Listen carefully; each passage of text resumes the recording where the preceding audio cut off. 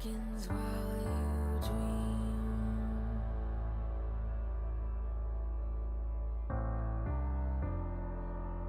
A life never lives in peace.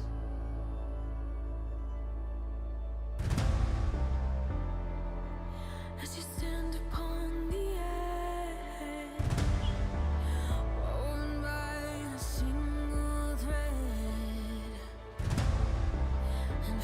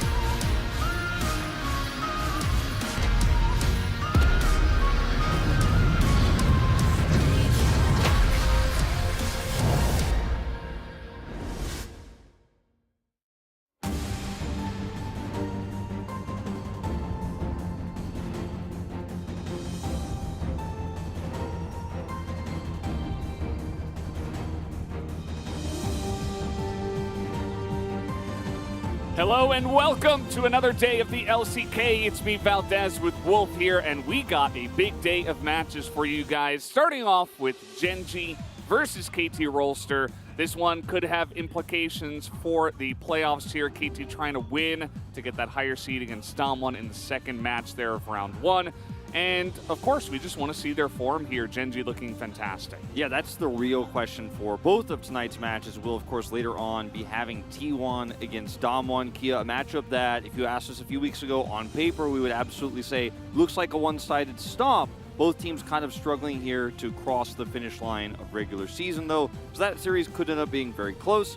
I am very much looking forward to how this playoffs is going to go, as we are going to pop standings up here. Now, I want to really zoom in on the fact that there's a tiny gap between T1 and Live Sandbox in the standings. So, I mean, with Live Sandbox beating T1 as well as T1 looking a little bit off form right now, that top three is not as clear as it used to be. Then, of course, we have our 10, 7, and 9, 8 teams there rounding things out at the end. And as you mentioned, tonight is really important for that final seeding. And determining who will have side selection and stuff like that going into playoffs. We already know that Live Sandbox will face off against DRX. That is 100% fixed for the first match of playoffs. The second match, though, will be KT versus Damwon Kia, but we don't know who's going to have side selection, and that has been, it's been blue for everybody who gets it. So you want that side selection for that best of 5. So for Gen.G tonight, they are at plus 29. So they currently have tied the SK Telecom T1 2015 plus 29 game score, Damwon Gaming's from 2020 summer. So they will either break the record tonight or they will actually not tie it because they are currently at 29. So, 2022 spring as well, T1, I should mention. That's very recent. Yeah.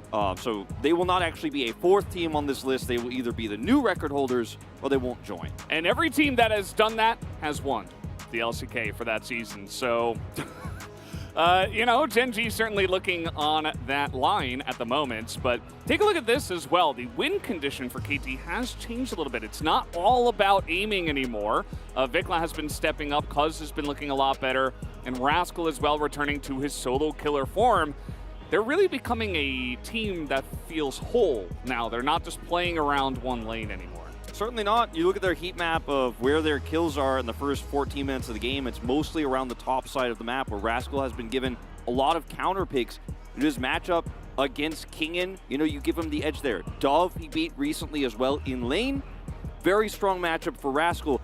Doran, also somewhat of a weaker laner. If you look at the comparison between him and the rest of Gen.G, still an incredible player in his own right, but could be another angle of attack here once again for KT Rolster in this important series. Life declares war. Has he got Ruler downloaded? Just wash your neck clean and wait, Ruler, because I'll kill you and put you in your place. I fed you and sheltered you, but you dare kill me, I will kill you instead. Very harsh words. These two guys, obviously friends, playing together for a very long time. But they're not friends when they hit the rift, that is for sure. Just want to take a screenshot of this. Someone should create a new social media account called Out of Context Esports, and this will be the first banger tweet. Get your social media going. There you go. Just take this out of context and put it on the internet. Very big fighting words for former teammates, as you mentioned. Now, Gen.G obviously are our most dominant team by a large margin. They are in their own section of the standings. Yeah, first and third for team difference. Goal difference at 30 is... The difference between those two is about 4,000 gold, or 5,000 gold rather. It's massive. But KT have played around a strong early game, usually on the top side, even before 12-14. And as we're going to be talking a lot about tonight, and of course heading into playoffs, the early game is the most important part of this patch, controlling prio and objectives. And KT has been very good at doing that, as we will welcome Gen.G to the stage. A record to be broken tonight upon winning with any score will be either plus 30 or plus 31, the new record, if they are able to win. And they will, of course, be a team that has only had one scar on their record this entire season, otherwise a perfect regular season for this squad. Yeah, they have 4 game losses. 2 of them were against DK in their 2 series, which they won 2-1. And 2 of them were when they lost to T1, 1-2. So that's it. They've only lost 4 games. And just like that, you can potentially get a really intensely high game score here, and that's what they're looking for tonight. Certainly are, and I think there's a lot of implications here for what would happen in the potential matchup against KT Rolster in the second round of playoffs if they choose them, because they will, of course, have that first opponent selection advantage with the first seed. So we'll see how they perform against them tonight. If they crush them completely, may actually make it more likely we'll see that rematch in the second round. That fan sign there said she was really happy to be Genji's fan this season, and congrats and basically good. Thank you for your hard work. As here is KT, they do not look scared. They are ready to go into this match. A team that, as I said, is becoming more well-rounded by the day, and certainly a surprise to see them be this strong towards the end of summer. Yeah, a really big surprise because this team also had different plans for its roster. We've talked about it a lot. They couldn't get the players they wanted in the offseason, and in the beginning of spring, it didn't look great. There were some high points for KT Rolster, but on the average, it was really about the Rascal Stripe on the top lane, and we weren't seeing bottom side dominance until the durability patch came through here in summer. But now they've shaped up being able to play around both the top and the bottom. They've solidified their mid laner. They've chosen Vikla. His laning phase is looking stronger by the week. And his team fighting in the mid game is amazing regardless of picks. We have a lot of priority picks in the mid lane we will be talking about when we get into draft. But first, let's talk about the bottom side here of the map. In terms of the laning phase, no one is really standing up to this guy right now. Gold difference at 15, 630. And look at his damage per gold. Number one in the LCK, damage percent number one. Passing players like Aiming, players like Prince, who have all been the carry players for their team. And this is even with Chovy in the mid lane, who's had just such a fantastic performance on damage carry all season long. It's very important you mention that, especially with the percentage stats that we have here, because, I mean, the entire team is just kind of busted. They're all insanely overpowered. Like, everybody's really good on this lineup. So the fact that he can stand out in this manner certainly makes him a potential favorite for season MVP as well. I know a lot of people are talking about Ruler as the guy that they will vote for. It's not a big surprise.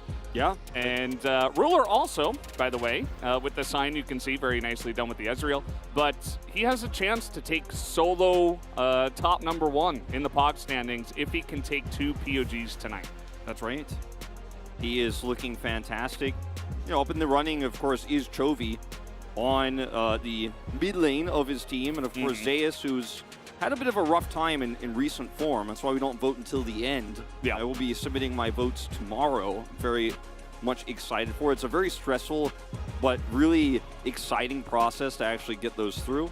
Very glad they are, of course, all shared publicly, so you guys will be able to see each and every vote Yeah. I make. The All-Pro and stuff. Get your keyboards ready. So, heading into this one, mid-prio, I think, is going to be massive for these two teams. We are looking at two players who are phenomenal on Ahri, Sylas, and Azir, the 3 most common picks in the mid lane, not only, towards the second half of this season, but on this patch in particular, where we've seen a big resurgence of Azir. Chovy is lossless on the champ, and he's only dropped, or 1 game of Azir he's dropped, lossless on Ahri, lossless on Sylas. Team's only dropped 4 games, so, Yeah. There's a lot going on here, but for Vikla, he shares the same large champion pool and has high win rates on all 3 champions as well. His Azir only 2-2, but he's only played the 4 games of it. So I think that is going to be a big prio point, since we are kind of handshaking the bottom lane a little bit more these days. Genji will have blue side here, so expectation is if Wukong is taken away, that Azir first pick, maybe even, because it's Chovy, an Ahri first pick is not out of the question here. Yeah, I would actually really like it. I think Ahri's prio has gone up a lot. I think the Azir prio is up there as well, just because of his lane dominance. Champions like that get picked nowadays just because they win lane. And champions like Zeri, who fall a little bit behind, they are now in a much worse spot compared to things like Sivir, whereas in the past, that was kind of the handshake that you had in the bottom lane. So things have definitely changed here on this patch. I'm very curious to see how these two teams will figure it out. Notice both of these champion bans here too, right off the bat, are kind of prio-focused bans. The Renata gives you a lot of wave clear. This is why we're seeing Karma banned so much as well right now in the LCK, even though her team fighting isn't strong. It's just the ability to control bot prio for early elemental drakes that is very highly valued, especially on blue side. Wukong now off the cards. No Sivir for that wave clear we were just talking about. No Callista for Ruler, so you can dominate the bottom 2v2 and get prio that way. And we're probably going down into a bit of an Aphelios angle until it's banned away now as well. Yeah. Feels like a trade of mids here for the Ahri Azir for prio so far. Maybe they ban the Azir as well. Could be an angle you go for, but no, it will be another jungle ban, so the Poppy is not available. Let's see what they go for. Gone are the days of first pick Gnar. And gone are the days of first pick Zeri, really, as well. Yuumi is available and would be a strong flex pick here for Lehends, his best Yuumi player in the LCK. So that would be one other way Gen.G could approach this, because both the Ahri and the Azir are open. You can kind of handshake that one and say, well, you could take the Azir if you want it. We'll take the Ahri on the other side. So I think the Yuumi first pick here is very flexible, weakens the Zeri pick, and also empowers a potential Lucian follow-up here for Ruler. Yeah, this is really rough for KT's bottom lane now, because you can try, if you pick Zeri as well, and then Gen.G go for something like Twitch, or really anything that has any kind of lane presence, you're going to have a fun time as Gen.G. So Zeri will be picked for her power, just stand alone in the game, in the team fights, but that lane can begin to look very rough, especially against Ruler and Lehends. Yeah. I think that we will see the mid lane locked up here for Vikla now. Sylas is also open, but much weaker right now to pick this early in a draft with so many other champions that can poke him out. The Azir and the Ahri both being very strong into that matchup. We'll take the Vi away. This is very strong with Ahri in particular. So it looks like KT is leaning towards that more dive style composition to set up for the Zeri. I think Gen.G here, it's a strong option for Twitch for the Lucian that has fallen a little bit down in priority recently, but it's Ruler we're talking about. He was the only one winning on it in late game. Looking for the Twitch though here instead. Yep. And that's really the issue, because Twitch Yuumi, the submarine kind of Yuumi, the submarine cat, you're also giving away first pick to Chovy. He can take the Ahri or the Azir. As you mentioned, Ahri Vi is incredibly strong, so maybe you just take away the Ahri. Certainly a consideration on Chovy's mind before he locks in the Azir. Yeah, I was leaning towards the Ahri myself, considering that the games of 12-14 are so decided by the early game that the Azir angle for Azir plus Zeri, if KT also wanted to go down that route, the scaling argument there isn't as strong necessarily. You will have to win early skirmishes, so what KT have put together here with this Vi Ahri is very strong at that. So KT will get that kind of coveted mid-jungle duo. And in terms of bans now going to the second phase, obviously no supports here for KT locked in, so we could see Gen.G sort of target that here on the bottom side. And for KT, it's a little bit more difficult here, as you will have the counter pick for the top side of the map. I wonder if Gen.G bans away Lee Sin. Do you think they show that respect to Rascal? Because, I mean, the guy is really good at it, and of course you would have to expend a top ban of Lee Sin instead of like a support or something more meta. I think that going for support bans here is definitely the better play, considering the Lee Sin top is kind of a Gnar-specific counter, at least from what we have seen here in the LCK. Only really Rascal in the world is doing this to any consistent degree, but making sure Rascal doesn't have an extremely strong counter pick, I think, is a solid idea. Especially considering that there are so many options available for him. Potentially if Gen.G is locking a standard tank pick like the Gragas that we normally see on blue side, which is usually pretty safe. It's KT, in fact, however, who banned the Renekton away, so kind of leaning towards they want to have that weak side top here and play around the dive the Ahri Vi will provide. Yeah, pretty interesting. The Renekton certainly rising in priority. He got a very minor buff to his Dominus, and he's just really good in lane. So on this patch, it's just fantastic. The There's hover. the Lee Sin. This would be blind Lee Sin into the top lane, but they're not going to do that. And the Sejuani will be coming out here. I was just, aiming, giving you a shout out in the draft. Thanks, aiming. Appreciate it. So don't worry, you're on the right track, fellas. Don't want to be playing it this game around, but definitely a possibility for future drafts. As Morgana jungle we saw this into Poppy. Could be an option again here. They will lock it in. Very strong against melee engage, and also very strong against Ahri. You hit her with the binding as she's trying to Spirit Rush through. That's it. She's dead. She's blown up. They already lock in the Sejuani, so you feel pretty good now about just instantly going into Gnar because you have a little bit more range in this matchup. You can poke out the Sejuani. You know the Lee Sin is now gone and no longer an option. Whereas Pantheon support being hovered here. It is life, okay? It's probably the one support that would do it outside of Keria when he's feeling a little bit frisky.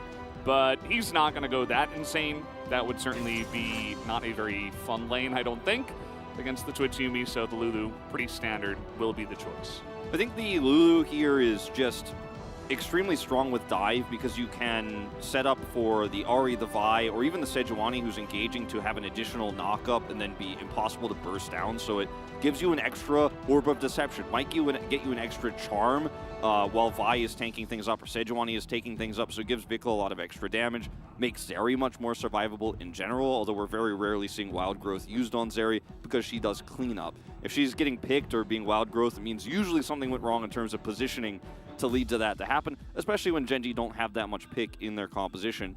Gen G put together a comp that is both meta, but also feels like a very reactionary draft to what KT were looking for here. They made the call to go down the Azir path, and from that moment on, they were like, all right, take away some supports that can actually pile on with this composition, like the Nautilus, then we'll just play defensively, scale up with this Azir, and get ahead towards the mid to late game.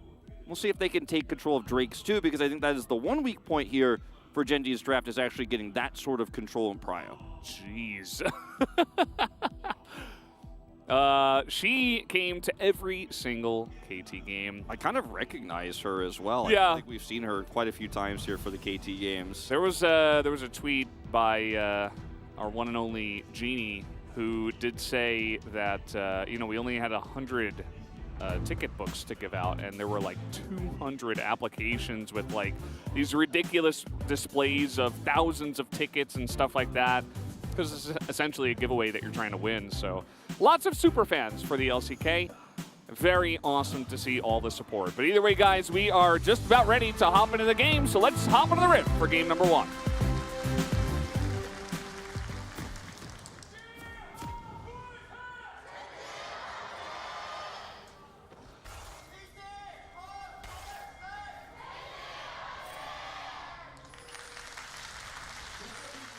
Here we go, KT starting off with a stack in the bottom side, but it is not going to amount to much. They're not going to make a 5-point start. They're going to try to make a 5-point start inside of a bush. And we'll be slowly recalling out here. Getting a lead early with a 5-man push setup bottom side against Twitch would have been amazing, but it will not happen. It'll just be a reset here and no invade really on the cards versus Morgana. Not going to be something you're looking for. So not going to lose anything out of this. Was a low risk play, and only a control ward really expended there on the bottom side, which will still be valuable, in fact, as the lane goes on. So this Morgana pick is really interesting because you mentioned its power into melee junglers. You just sometimes don't even have to interact with them. If they try to dive you, just bind them, and then you have Black Shield, so you kind of just laugh at them and walk away. But even the power in team fights as well, not just to lock down members, but also to just give a Black Shield to Ruler and say, go off, because he did take Cleanse, which is pretty obvious into this composition, but if you also have Black Shield, this is a huge carry angle for Ruler. As here we go, this is the setup. There is a control ward in that brush, so they're not going to get caught out. Yep. And that's the value I was talking about. That's going to give you a little bit of extra control. You group up like that, you don't get a kill. You could have if someone made a egregious overextension or mistake, but you guarantee that you get that control ward up against the Twitch, which is going to be able to reveal him while he tries to cloak himself. And so it's actually a really cool play here from KT to get that little bit of extra safety. It's almost like a detector in StarCraft you set up to make sure that no Dark Templars get the observer. Yeah, no DTs in this lane. It just needs to fly and also be invisible for it to be the same as an observer. It's a spore colony. Yeah. Can't shoot the ground. It's perfect. Okay, Chovy. What's going on here? because there was potential for him to flash in and maybe force a trade of flashes, but instead he's like, no, I'm just going to win this lane hard anyway. So if he flash traded there, it might have cost him a CS. So he was like, true. Yes. Very important. just going to, back off and take the farm. He's got the wave actually in a really nice spot here away from Vikla. And trades like that can be so detrimental to a lane that can go both ways. We've seen, both the Ahri played into the Azir and played by Chovy into the Ahri with the Azir. He's played both sides of this matchup and won both sides actually incredibly one-sidedly. And getting a lead like this just puts Vikla in such a bad spot, guarantees you basically a free back here, and just going to continue to try to get extra prio in this lane. Peanut, we talked about the Morgana anti-melee angle, anti-Ahri angle. Also, Morgana farms really quickly and will, of course, obviously she's nerfed. She used to farm really quick, if you guys remember last year on the Psy, where that was just like permanently a thing. She still farms pretty quickly, and so we'll be able to keep up and gank repeatedly in this early game and try to get these laners ahead, because Gen.G do not have hard prio in all of their lanes. So it's going to be a lot reliant on Peanut kind of putting things together here, being the glue of mostly the bottom and top sides of the map. Yeah, it's a good point, because even yesterday we see teams like Live Sandbox, they just come out and they're like, yeah, we're just going to draft Azir, Renekton, and only prio bottom lanes with Kalista, and we're just going to try to bop you over the head with a hammer. And it works, in this meta especially, but Gen.G didn't necessarily take that path, even with the blue side power of, getting first pick and just playing on the side of the map. They just decided to go for essentially handshakes mostly across the board outside of getting Chovy the prio on the Azir. I think it's a really big, hold on, Peanut's over here. I don't want to get into Hold on. Hold the phone, Vikla. Oh no. He's just poking him down. I mean, I think Vikla's just going to die to a pool. Yeah, he has to flash that, and the flash Q comes in. Peanut will collect underneath this turret. We've been seeing this mid gank happen so often, but that is the second time Vikla gets low in this lane against Chovy. Yeah, Chovy's just using his Sand Soldier so incredibly well. Went Conqueror as well, so we can have these better extended trades. And I think in this style of composition he's going for, might even see that Nashor's Tooth build because he's up against the Sejuani. He has the ability also to side lane extremely well in this composition if they have a lead. So, depending on the game state, I think that's a pretty good option for him, like the Conqueror choice here. And he's just trading extremely well repeatedly to set up for these potential ganks. And Peanut is playing Morgana, so like you mentioned, Blackpool is just a long-range ability that you could use to secure a kill between turrets. Forces a flash, instantly expects the location, waits, and then hits him there with a binding to get the kill. This should, though, with the timing of the back here for Chovy, allow KT to get that first Elemental Drake. So gold lead right now and a huge amount of prio in mid for Chovy is we're not watching the actual death part, we're just watching Vikla try to CS and get totally zoned. He opts into a trade and he gets chunked from 60% health to basically 5% health. And it's, he was going to be in danger even if he didn't get chunked like that, but he's not putting himself in a very good position. And this is why we were kind of excited for this patch for guys like Chovy, because there's just not as much sustain. You are just going to get dominated much harder by guys who are that good at playing the lane. Exactly. It's so funny, too. Peanut had his black shield until the last moment and used it there, because Charm doesn't even save Vikla there either. It's just such a doomed situation. And speaking of doomed, Rascal trying to get this plant might have been baited a little bit as the team of his is coming in. The Charm onto Chovy. Do they have the damage? Shield from life onto Rascal will save him. Chovy in a lot of trouble now. Is going to eat the plant, but that's just going to feed a kill over to Aiming as a 5-man rotation by KT up from the bottom side of the map. A bit of greed here from Gen.G. Now, obviously, they will be able to get a cross-map plate for this, maybe even more potentially. So KT, with the timing of this rotation, will be able to save Rascal there and grab a kill. However, it is going to cost him a lot of control here on the bottom side. And even though Aiming picked up a kill here, it's still early days for the Zeri, and she will lose a little bit of farm. As we're going to watch this one more time. Doran trying to get some hyper procs here onto the Sejuani. He's just trying to bait. Knows the rotation up of life and Aiming, though. And even though Chovy has a decent Emperor's Divide here to try to disengage, just not good enough, unfortunately. Aiming flashes for the kill. And that's all there is to say about this one. Really just big overextension for Genji, not without a cost, of course, for KT. And if the timing of this was on Rift Herald spawn, you'd feel amazing about this. Yeah. But they still have to awkwardly reset the bottom, which does give Ruler the priority to choose between going bottom side here and now rotating up for Rift Herald fight. He's going to split away from Lehens and go bottom side alone. Yeah. Pushing power of the Zeri in the bottom side has been working out pretty well. Doesn't look like Ruler and Lehens have really been playing an aggressive lane at all, so it's part of the reason why Aiming and Life were able to rotate up from the bottom side. They had pushed that lane in and were rotating up when the fight broke out, and that's why they did go up. And we do have this fight over the Rift Herald now. Looks like Rascal is trying to get frisky here. Now notice that Aiming is coming down to lane here. He's not here at all. And they're just not going to be able to contest for this. Looks like Peanut picked up 150 gold. Yep. Looking pretty good for him. Big money. Probably Morgana. split the other 100 with someone else. I think Chovy got some of it just with the angle he was on there. I'm not 100% sure. Well, that's scary for for Vikla. Yeah, it's not been a great start Yeah. here. Look at his itemization. He instantly been magic resistance. He got no magic mantle. He's just done with the abuse he's been taking here.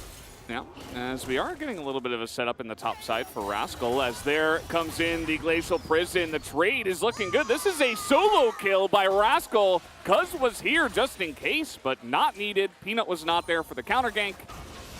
And it was just a straight up one-on-one. As here in the mid lane, it is also a straight up one-on-one. Spirit Rush not used by Vikla just yet. He will get over the wall. And Charm into the play there as the Vi is nearby, comes over the wall. And it is enough to get this kill onto Chovy.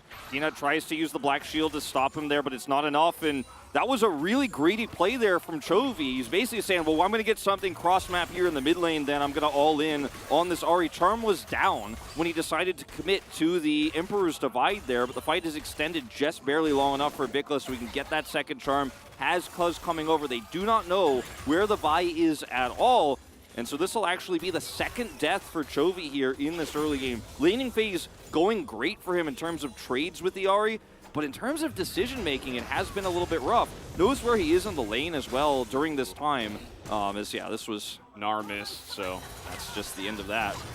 But knows where he is in the lane in the mid while this is happening. Vikla's looking for some extra trades, has that extra magic resistance. And when the Emperor's Divide goes off, he doesn't have that Charm, but we'll be able to get over the wall. Look at where Cuz is. And the second he gets over, he has Charm up, just buys enough time there. And Chovy's like, oh man, this is rough. And Cuz just flashes over the wall to kill him. Peanut will get away, of course, but still. Extra money into the pockets of KT Rolster here. Ahri picking up another assist. That's 2. yeah. And it's suddenly, fairly even there in the mid lane. Playing that aggressively when you don't have vision in the river against Ahri Vi, I mean, yeah, you got your jungler a kill onto the mid lane, but it's not like you're miles ahead, right? So definitely straight up just a mistake there from Chovy. Getting a bit too aggressive, and Cuz has been everywhere. He's really playing specifically around the middle side of the map. He's been using that Vi ability to take down dragons really quickly, very well. He took the first dragon of the Cloud Drake, and now he's here for the Mountain Drake, which seems to be free. Yeah, I mean, Ruler was just pushed away, had to flash down in the bottom lane, and is catching a wave. He can't come over here. Chovy also behind the curve here, and Doran doesn't have teleport where he's not unleashed anyways, but there's just no way for him to make an impact on the bottom side of the map to try to win out. So he's just pushing there. So KT will get second Drake here for free. And what looked like a dominant start for Genji, these advantages are really fading away quite significantly. And it's really, like you said, about Cuz making these impacts across the lanes. And with the, Merc Treads done here for Vikla, he's going to be able to take some more aggressive trades. Oh, Rascal. Oh, man, he sets it up perfectly, and that is a free kill now for Vikla, who will collect once again. Rascal making plays on the map yet again, and here against Genji. Casually just dodges the Emperor's Divide, knows it's coming as well, doesn't have to flash. Spirit rushes up, and Okay, we're getting in onto Ruler here. This is a huge commitment, and it is enough. Cuz will pick up yet another kill as the Wild Growth is used onto Cuz here. Peanut trying to follow up on Cuz, but he has not been able to do anything after that first mid gank. Yeah, only has a Leandris here. It's a Morgana. He comes over, but his job is to help burn through health bars in a longer fight, or to help set one up, of course, with his binding. If he comes over late like this, there's just nothing he could do. Wild Growth really just deterring the turret damage there, and things are looking very good for KT. And we've talked about how this meta is really about the early game of winning skirmishes nonstop, looking for early ganks. As Rascal comes from top lane here, sets up the ult, Charm goes through, Emperor's Divide, not even really dodged. So watching on the second time, it's just not even in range with it. And bottom side, Cuz is making impact right afterwards onto a Twitch, pushes the Yuumi away, no attach, has to ult alone. Does, of course, get the escape here, which is pretty massive for Lehens. If he dies there, too, it's even worse. But, I mean, it's just not much you could do in this position as a lone Twitch, flashless. Yeah.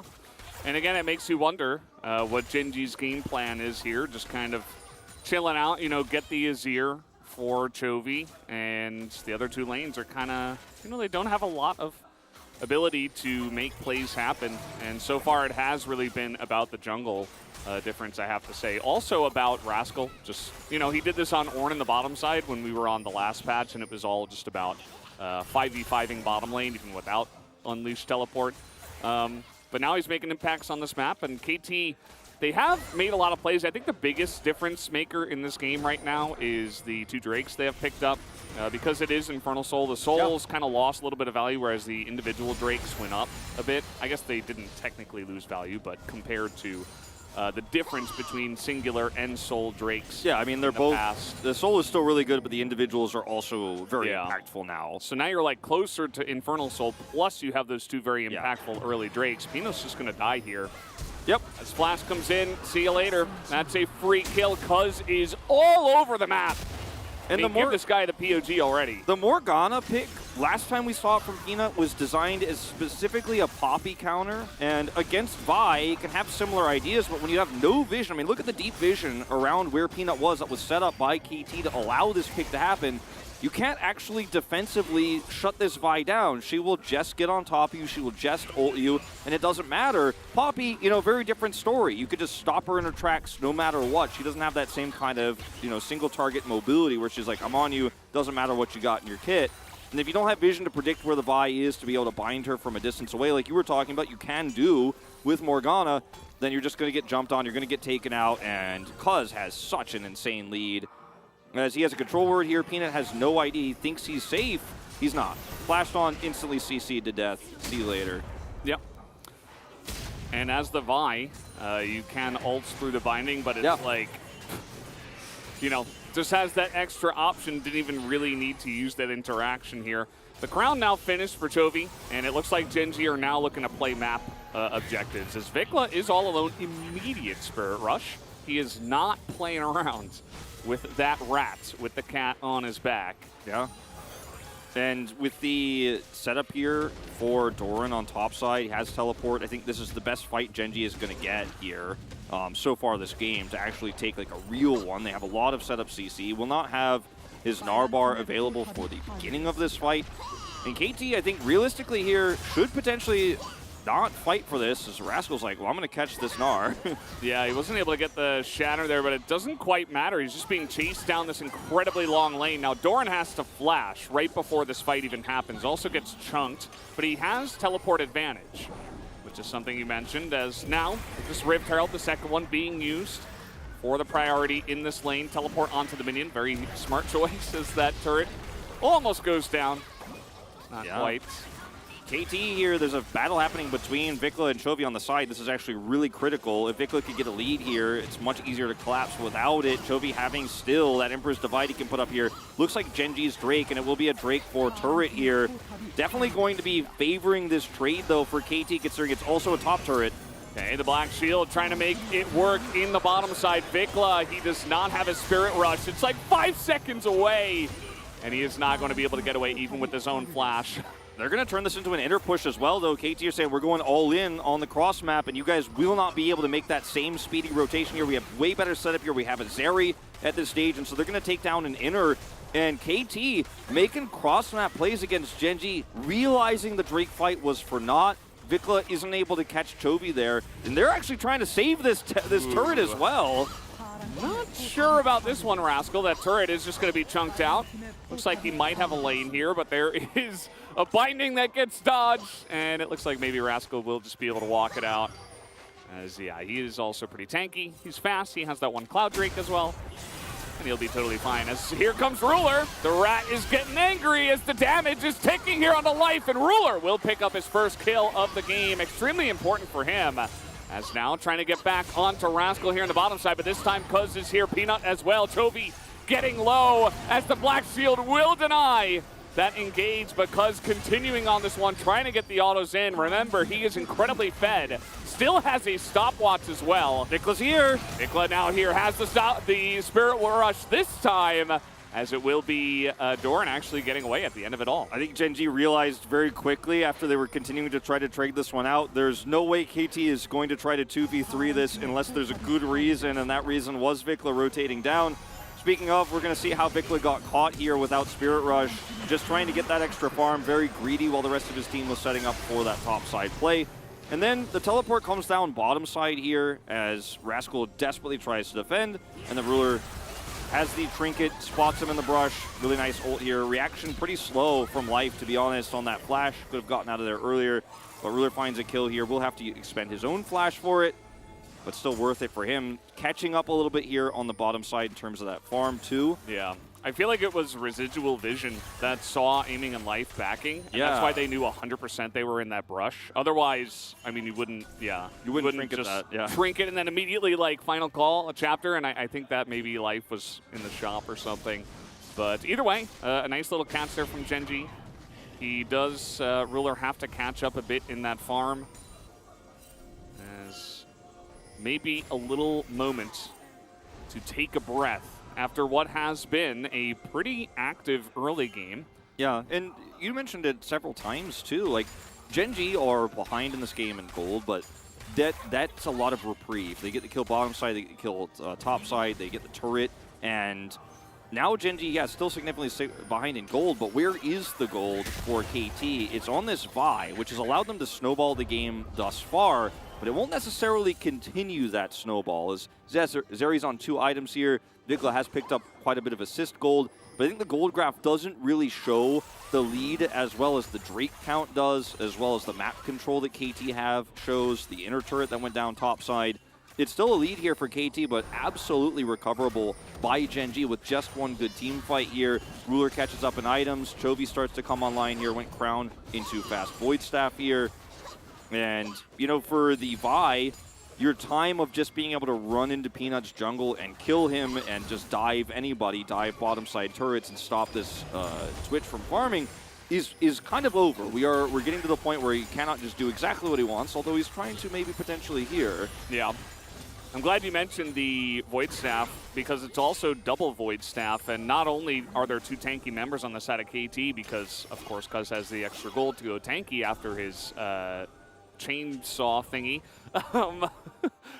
the Game Punk chainsword, but also the Mountain Drake, right? It offers that extra 9% bonus armor and magic resist. It is pretty huge, so Void Staff seems to be the very necessary purchase for both of these AP users. And yeah, I mean, the Infernal Drake as well is going to be pretty massive when you consider the amount of damage that Gen G have in their composition. Yeah, even, you know, the percentage solo elemental is quite significant for them at this stage, and they've denied KT that one, so KT have a lot of extra utility in the first 2 elementals, but not the same sort of damage, which will become required in these later fights, especially as Doran becomes more and more tanky. As KT have the way better setup here on Drake. They've had vision control this part of the map for so long. And Peanut will Black Shield that, doesn't connect anyways. But look at the prio they have mid. Rascal's controlling the bottom wave. Gen G bought enough times where this is not a soul fight, it's just a soul point fight. But the setup here is very awkward. Chovy's going to have to teleport in. This is probably going to be our first big 5v5 because Gen G desperately want to fight over this one.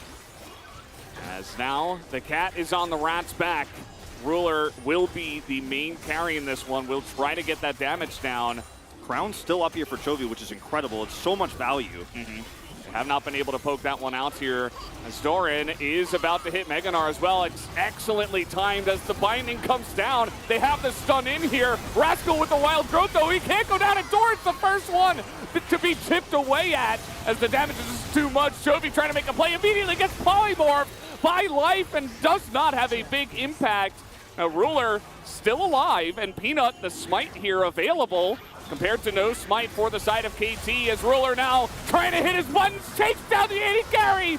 Is the Ruler ending happening as Peanut is the one to smite away the Drake? Not sure why they were hitting that one with no smite, as Ruler now looking for a bit more, but he's gonna get charmed up. They don't quite have the damage, or do they? Ruler is going to be taken down as Peanut trying to trade it back, but he's not quite able to. Yes, he is with the Leandries. Oh, Leandries damage just barely enough. And Valdez, that was a crazy back and forth fight. We might be just going straight into the middle of it.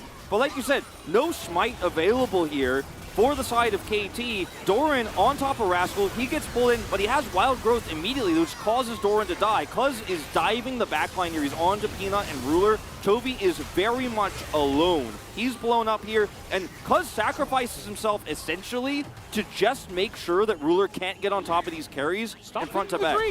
Yeah, there should attacking it. Should not be attacking that. And then Vikla also does not get the charm he's looking for, and there's so little health left on the KT members that it's just not a fight they can win anymore against this Twitch that has 2 items. And this is just a really nice charm through the choke point. And yeah, I mean, they trade back, they take Ruler out, bit of an overextension here for Gen G, but getting that break is massive. Yeah. Black Shield getting huge value onto Peanut right now. Chovy was already on the run in live, and they're not going to be baited into that one, will Chovy and Peanut. But KT still trying to get aggressive, and really what that's about is trying to set up vision here for the Baron. They're trying to get aggressive in the enemy jungle. Exactly, and the Baron vision they have is quite good for the moment. There's no vision really for them on the bottom side of the map, but Rascal's just hugging a turret here, and they are going to be able to... Nice. Yeah. So they are going to be able to, of course, not care about that bottom side lack of vision because there's no objective up. We just obviously had that Drake fight. You know, we watched it twice, and everybody knows where we're at in terms of that. But Gen G with 2 elementals stacked up already here. We could even have the 4 infernal angle with this composition with the Leandries. And Roller's only on 2 items right now, so he's going to go a Zeal item, and then eventually we'll have to see if he goes into an IE, but he is absolutely going to be Omega stacked. Yeah, he's going to be doing insane damage. Might just go for Phantom Dancer here and do longer damage in these fights. And I mean, the IE, once he hits that eventually, is going to be huge, but he already has Kraken Slayer, right? And this is a huge spike for the Twitch, you know, built here at a stage of the game where the composition of KT is pretty squishy outside of this Sejuani pick. And so if you can isolate the Sejuani, blow her up, Twitch is like, I'm running at them, and I'm killing all of them, as we saw in that last fight, as long as he doesn't get charmed. Yeah. Sunfire build, by the way, here for the Vi. Certainly going to help against this Twitch damage a bit as they are trying to get into that backline. Another charm on a Doran, who's just not tanky enough to deal with that right now. As in they go, they're going to isolate the Morgana as kiting back his Ruler. He's like, you dare step into my domain. I will take you down. As he's only able to get 1, he will pick up a double kill here as Life gets isolated. But yep, that's the power of Twitch Yuumi. Yeah, and also the... you know, the reason why you probably don't want to try to isolate and kill the Morgana in the back line is it's just so difficult to kill her. They've been able to do it, or at least push her away in a few of these fights where Peanut is forced out, goes super low, can't make an impact anymore. But you have to remember the distance the Twitch has between himself and the KT composition is very short when you go in like that, and he's just going to be getting insane amounts of value if you can't turn on him because you've used your CC and your engage elsewhere. Peanut is the furthest forward here, so the idea is, okay, potentially we'll blow him up, and look at where he is. But Rascal's got the flank angle. Ruler is like, I can peel for this. I have Lehens on my back. Cuz is basically instantly deleted with some of that extra damage from Doran, and Chovy catches Life, and they almost get Vikla as well. I mean, this is a very one-sided fight. 너무 힐은 너무 졌다. 인정. I think he said the Yumi ult was good. I actually couldn't catch what he said was really good there. Oh, but great shield. Okay, we got another fight here as that is Ruler on the backside. This time he cannot be kiting as everybody's going to be just shredded in the front line. KT, they find and engage. We need to see how that happens. Yeah, no idea. I mean, I definitely could imagine it's about vision control here was what that fight started off looking like here, but still low health bars for KT. And they're getting chased back towards this Baron. And a trade for third Inferno for Baron. Not the worst potential trade here for Gen G, but I don't know if there's enough damage to take it down. These health bars are buffed on this patch. Jovi's just going to push mid instead. And so KT will get the Baron and should be able to reset for that third Drake. And we got to go back to how this started because it is such a pivotal moment this game after Gen G. They're just going to give it away. Right? Oh, okay. Jovi's not going to go for it. I don't think he has the damage. He doesn't have Leandri's. Obviously went for the crown. He could try to control this choke. Yeah, looks like this that's is so what risky. he's trying to do.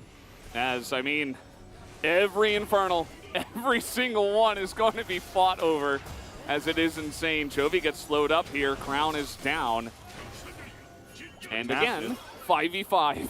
Rascal did not have his ult while Peanut was slowed there. Does have it up now. And like you say, 5v5 here. This time we're watching it from start to finish.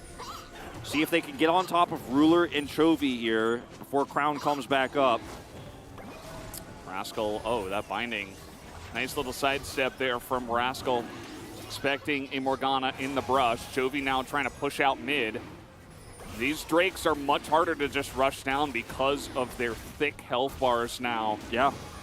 Doran is trying to hit Meganar, but instead he gets charmed and killed.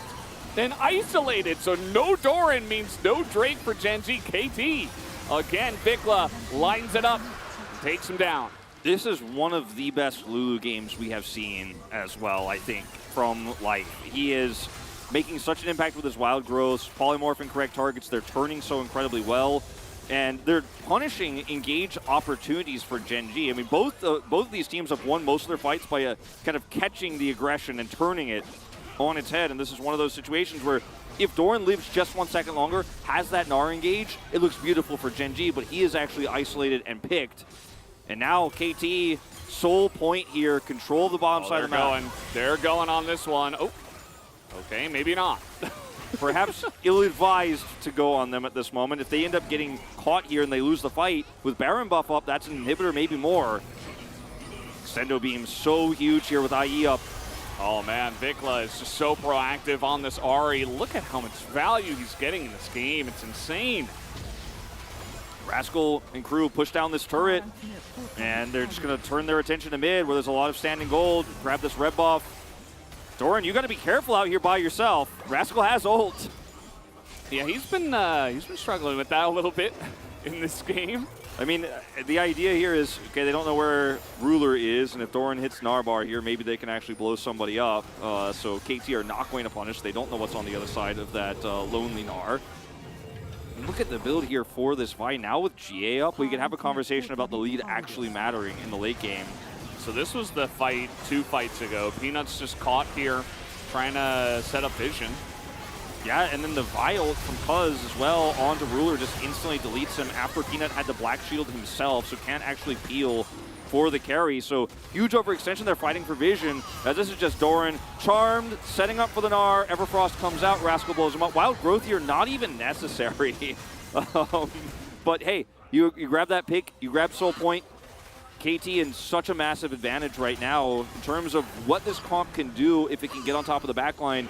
We got to be watching that crown cooldown every time. Got to be watching Black Shield. If it's not up, KT have a huge angle to just delete one of these 2 carries. That's enough. Or delete the Gnar. The front line doesn't exist. You win the front to back as a 3-item Zeri, soon to be 4, has the QSS. There's just not a lot of ways to punish her. Yeah, means that no binding, no final chapter potentially. No Gnar stun if, you know, Doran gets a huge play. Hemmington can just get out of that one. No Mikhails for the Lulu, so seems like a nice purchase going Ghost with his own summoners. As now, once again, trying to set up here. This is 2 minutes until the Infernal Drake, mind you, so. Yeah, it's a little bit early to be fighting for this one. But with no interrupt for KT, since they killed that one so early on in the game. Peanut, or rather, Ruler needs gold. They need to give him IE here. He needs it so badly, and they are going to let him have this. But with no inner turret topside here, and it's Sejuani for Rascal he's on, like, there isn't really much side laning KT could do this game that would be impactful. You know, Vikla is going to be putting himself at risk if he tries to push. He can't threaten turrets, even with Death Cap. So the angle for KT is just to push in and take oppressive vision control, and if Genji don't contest, you're going to have that set up for Drake. And if they do, then maybe you get another pick onto Peanut and the backline. They're even going to give him this. It's just a mad dash to the IE, and he has enough now. We saw before he was on 1100, so with those two items should be very close. And went Runins for extra damage, split across the board. Now has the IE. Pretty common for the Twitch. Yeah. To go for that, spread the poison. I think, you know, given the setup here for KT in this composition, can be very good if you're given that opportunity to pop off, but he has to survive long enough to get value out of it. Not going to get any extra mobility like you would have from a Phantom Dancer, for example. I think, unfortunately for Peanut, you know, he got caught that last time. Now the entire game is sit back, black shield the Twitch, and look for bindings. And that's it. If you find an angle to engage yourself, that's fine. But you're zone-using. You're not shielding yourself. I wouldn't even shield Chovy.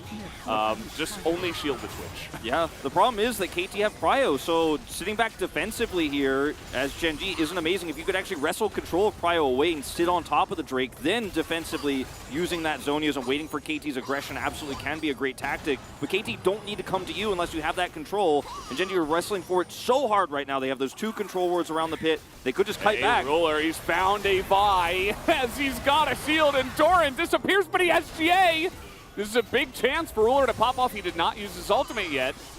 As they push away both Cuz and Rascal. And they chunk the health bars here. Ruler's going to be fine. Don't worry about him. He's going to go onto that Infernal. It looks like KT now, they're trying to fight for this one with teleport available. Rascal also has TP. They're going to come back over. This is so dangerous, though. The Twitch ult is popped as everybody is just scrambling away from Ruler, which is definitely the right choice. Cuz now trying to find the angle as they get that ult into the backline, and Ruler is isolated, but he has Cleanse, and he's got some room here to fight them as Rascal and Cuz are in the pit, but they're so low. As the Emperor's Divide was a very nice wall to keep everybody else out. Doran now on the chase, but the chase does not matter, just trying to stop a Baron as they take this Infernal Drake down. And Genji, they looking for another pick here. Yeah, Doran still on the chase here, just trying to slow them down as much as possible. This is really clutching at straws, just really trying to zone them away from this Baron, I would imagine, as Genji want to turn this game around here. And they want to stop the back so they can delay the resets here so they can actually just burst this Baron down. Getting that extra damage here onto the KT members slows back, so it means they can't just turn around and contest. So Genji should be able to just easily secure the Baron at this stage of the game. They have enough damage, they will just take it down. And that GA from Doran got such insane amount of value because, yeah, he lost it and they didn't get a pick, but they got control of this choke point. They got control of the Drake. They had to really force it, but once you have this amount of control, it's very difficult for KT to front to back. Cuz has GA, but doesn't have enough health to actually do the damage he needs to here onto Ruler. The GA is instantly popped. Ruler has Cleanse, flashes away. Emperor's Divide, perfect for zoning here. They cannot collapse on the Genji members, and Vikla does very little this fight. No real damage output. And Ruler, yeah, he goes down to about 10% health, but if you don't get 100 out of 100 on that health bar, he is going to carry the fight. He's got a stopwatch now for the next fight. He will have Cleanse, you would have to imagine, especially because there's no big objective here, unless they get engaged on this push. But also, just stopwatch into GA is going to be really fantastic for him. As Ruler, looking for the angle, he does incredible amounts of damage now. Maybe even more impactful than the Zeri, especially because he has the Yuumi. And that's what we were talking about in the drafts. I mean, we're getting to this point in the game now where the Yuumi Twitch might just be, you know, just might be unbeatable. We'll have to wait and see if KT can collapse onto Ruler and actually make it work. GA still down here for Doran. Might be the best target if you want to front to back here as KT. Well, you'll have to catch him first. He's been playing so respectfully since he lost that, and they got that critical objective. 6 Drakes here this game across the board, but if you're Genji, you're happy to take 3 stacking single Infernals. And, you know, KT only have 1. They have 3 separate Drakes, the Earthwind and fire is Oh, Doran. scary times. He has had a scary game, let me tell you. He has been in and out of the death chamber. Just sieging carefully here, not forcing anything, just baiting with Doran and then saying, all right, you thought you could catch the Gnar. He's playing too respectfully. That's an inhibitor. Yeah. 2 down now, and any fight onto KT might just be game losing. They have a pretty large range advantage, and with Baron and with Twitch Yumi and Azir, you're not really finding an engage angle either. Just escort waves. They have super minions coming through now. This might just be checkmate. Just slowly poke it down should be the win con here from Genji. No Mega Gnar right now. KT gotta go. They gotta go, but Rascal is gonna be chunked, and Aiming is not really finding his angle. Cuz can't engage alone. And he's just trying to heal Rascal. Once he has it, they have one more miracle fight. The turrets are down. The Nexus is open. Ruler's got the angle, and he spreads his toxins onto the entire team. He takes out 3, and that should be enough. Down goes the entire team of KT, and Genji have done it just like that in 38 minutes. And if that is what this best of 3 is going to look like, and if that is what one of our semifinals for our playoffs could potentially look like, I'm all in. Sign me up for more. Very incredible performance from Ruler this game. With Lehenza's support, he had so many angles to he was dove on, he was threatened, but he always just barely squeezed through the gap, got away, did that damage. He was aggressive when he needed to be. He was able to, with the help of Doran, get control of that choke point, fight that Baron fight there with Chovy, who was also basically playing to empower him with Emperor's Divide.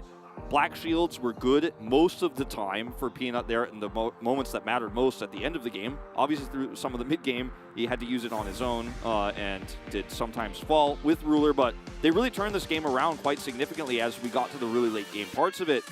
But KT made them work for it. They had such an incredible early game, had an early objective control, and despite Chovy forcing 2 early backs from Vikla, who was ganked and killed by Peanut, he turned that matchup around. They baited a lot of fights. Cuz had the game of his life, and right now, there could not be a bigger mismatch in terms of performances of individual players this season, but Peanut and Cuz. And Cuz showed up and dunked on Peanut for a majority of that game.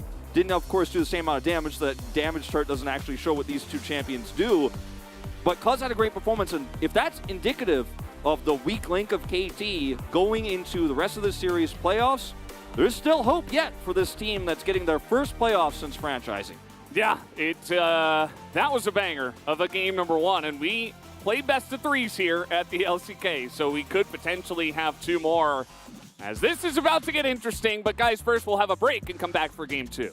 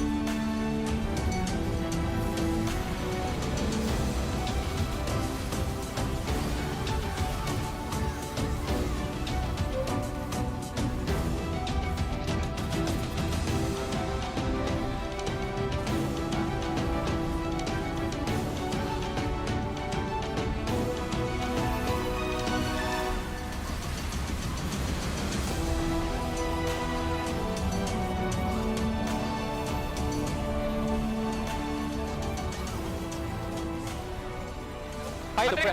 불실 있어, 나 불실 있어. 줄게. 바이 들어갔고. 난 보자. 야, 펜다. 배역이. 나이스! 제가 너무 잘했다.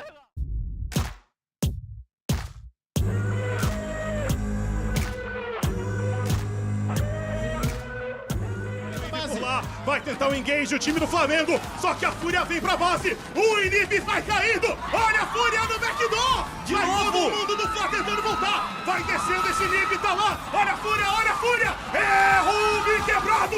É Nexus no chão. E é no back. Dano pra NTZ, eles vão observando, o Redan pode ser eliminado, entra no Drigo de novo, vai segurando o máximo possível. Nocero se aproxima pra tentar a eliminação, Micão pelo lateral, entrada do Weiser, já cai um, cai dois, pode cair o terceiro, jogado pra longe, vai garantir o abate, é triple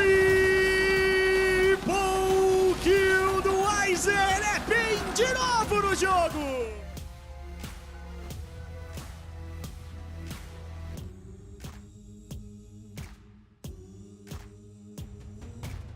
Loud to lane. Faker took that last game absolutely personally. Yeah, did not enjoy it at all. Okay, BDD's just gonna get flashed on. He didn't have flash for it this time around, and Faker's just gonna solo kill him. Doran goes into the stasis as here we go. They try to get onto Showmaker, but a huge Requiem hits the entire backline. Toby does not much at all as he will get taken down. Ruler is still alive. He's still cutting it out. He's trying to do the damage, but he cannot, at the end of it, kill everybody as Showmaker flashes in and takes out the Nami.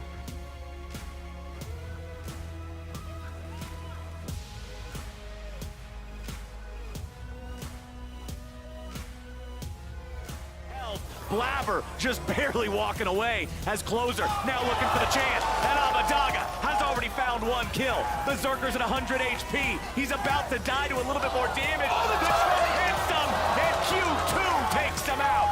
Jensen looks to get anybody back, but he won't find a dead Abadaga jumps in, and FBI knocks him down. 5-1 game for 100D. Palafox has the follow-up. Luger with a little bit of poison over the wall. Won't be able to find enough damage to grab anybody just yet. Looks for more, and he finds it. The Emperor picks up the 4th kill of the game. Make it the 5th as well. Faker, the demon, will chase you to the ends of the earth.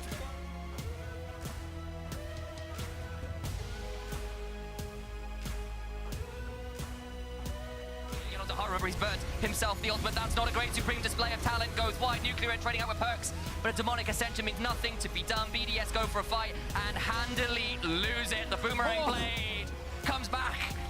Gotta learn that one from any Australian friends of yours, and it's a 2nd kill over. Team, 24.5 minutes on the clock, and Fnatic are done waiting. They want this game right now. They want it right here, and SK, the playoff stream is looking like a bit of a wish and nothing more as Fnatic prove why.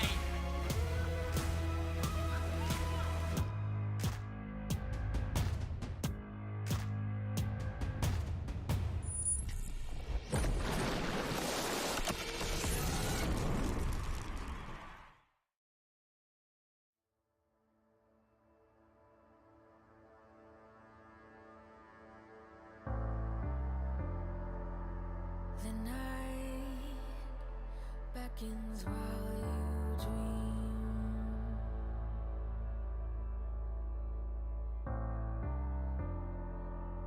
A life never lives in peace.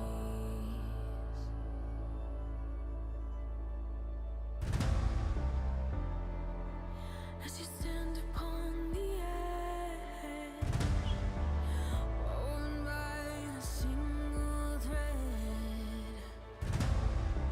and fate may fall down upon you, while the devil is knocking right at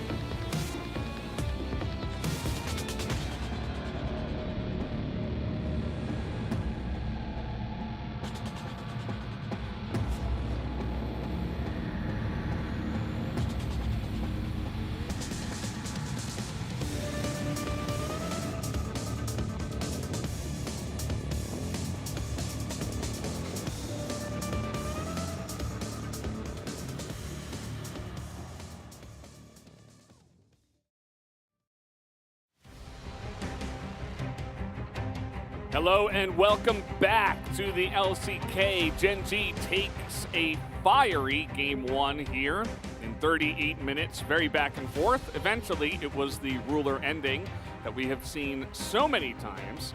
And he just did an excellent job around with his team as well, not going too hard in the paint, able to wait until ruler was online.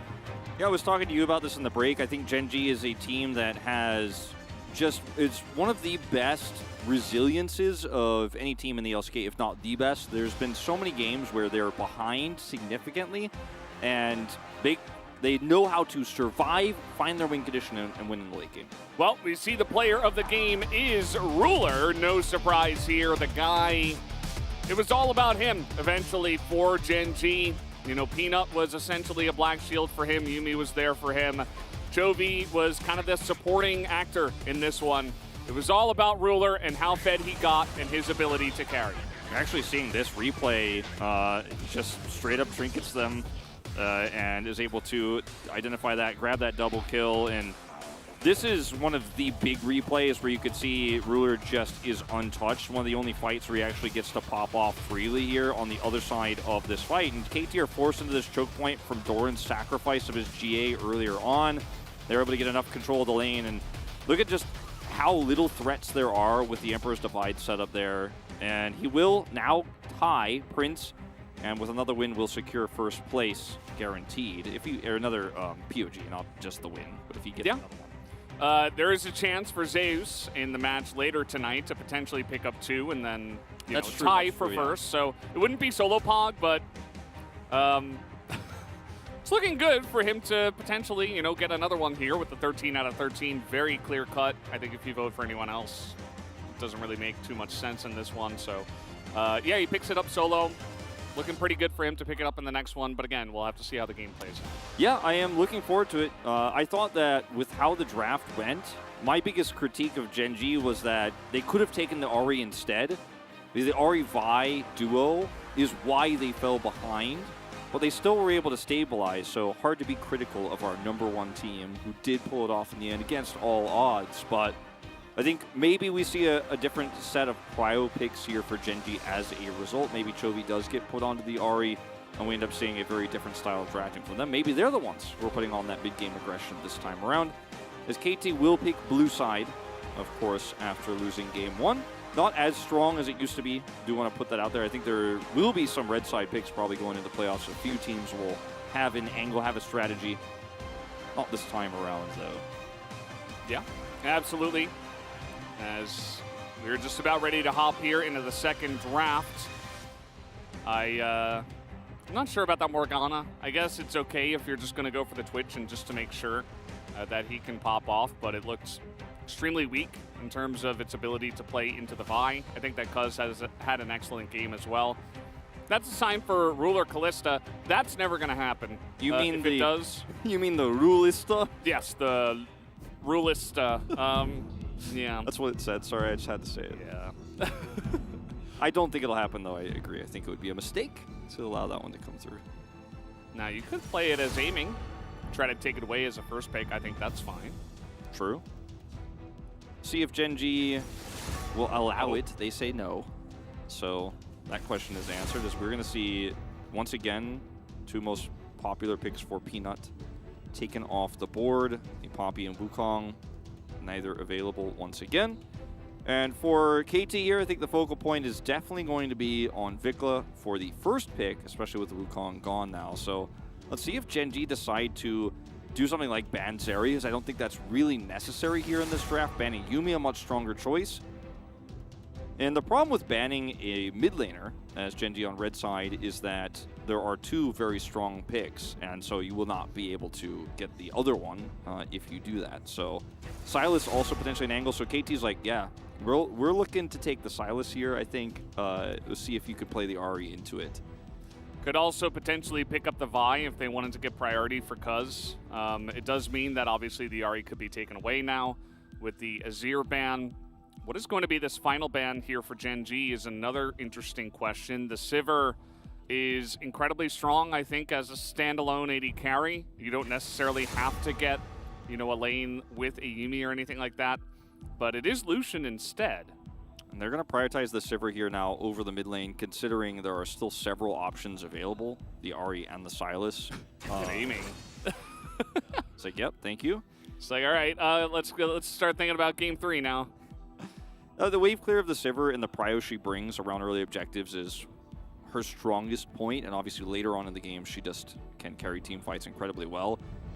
And with her spell shield, obviously, she's very difficult to pick. She has a safety that a lot of AD carries do not have, and it's a non-situational safety that Zeri does not have, because she obviously can have a ton of mobility and can get over walls. Very difficult to pick, but Sivir can always spell shield. Zeri will be the lock-in, so we are having that sort of AD carry handshake. The question is, what comes with this? Will we see the Vi pick up here for Peanut? Will it be Trundle? They want to try to control the bottom side here. I think it's rough to pick either of those here. I think as Genji would rather react and pick a mid lane champ instead. And Chovy will get the Sylas here.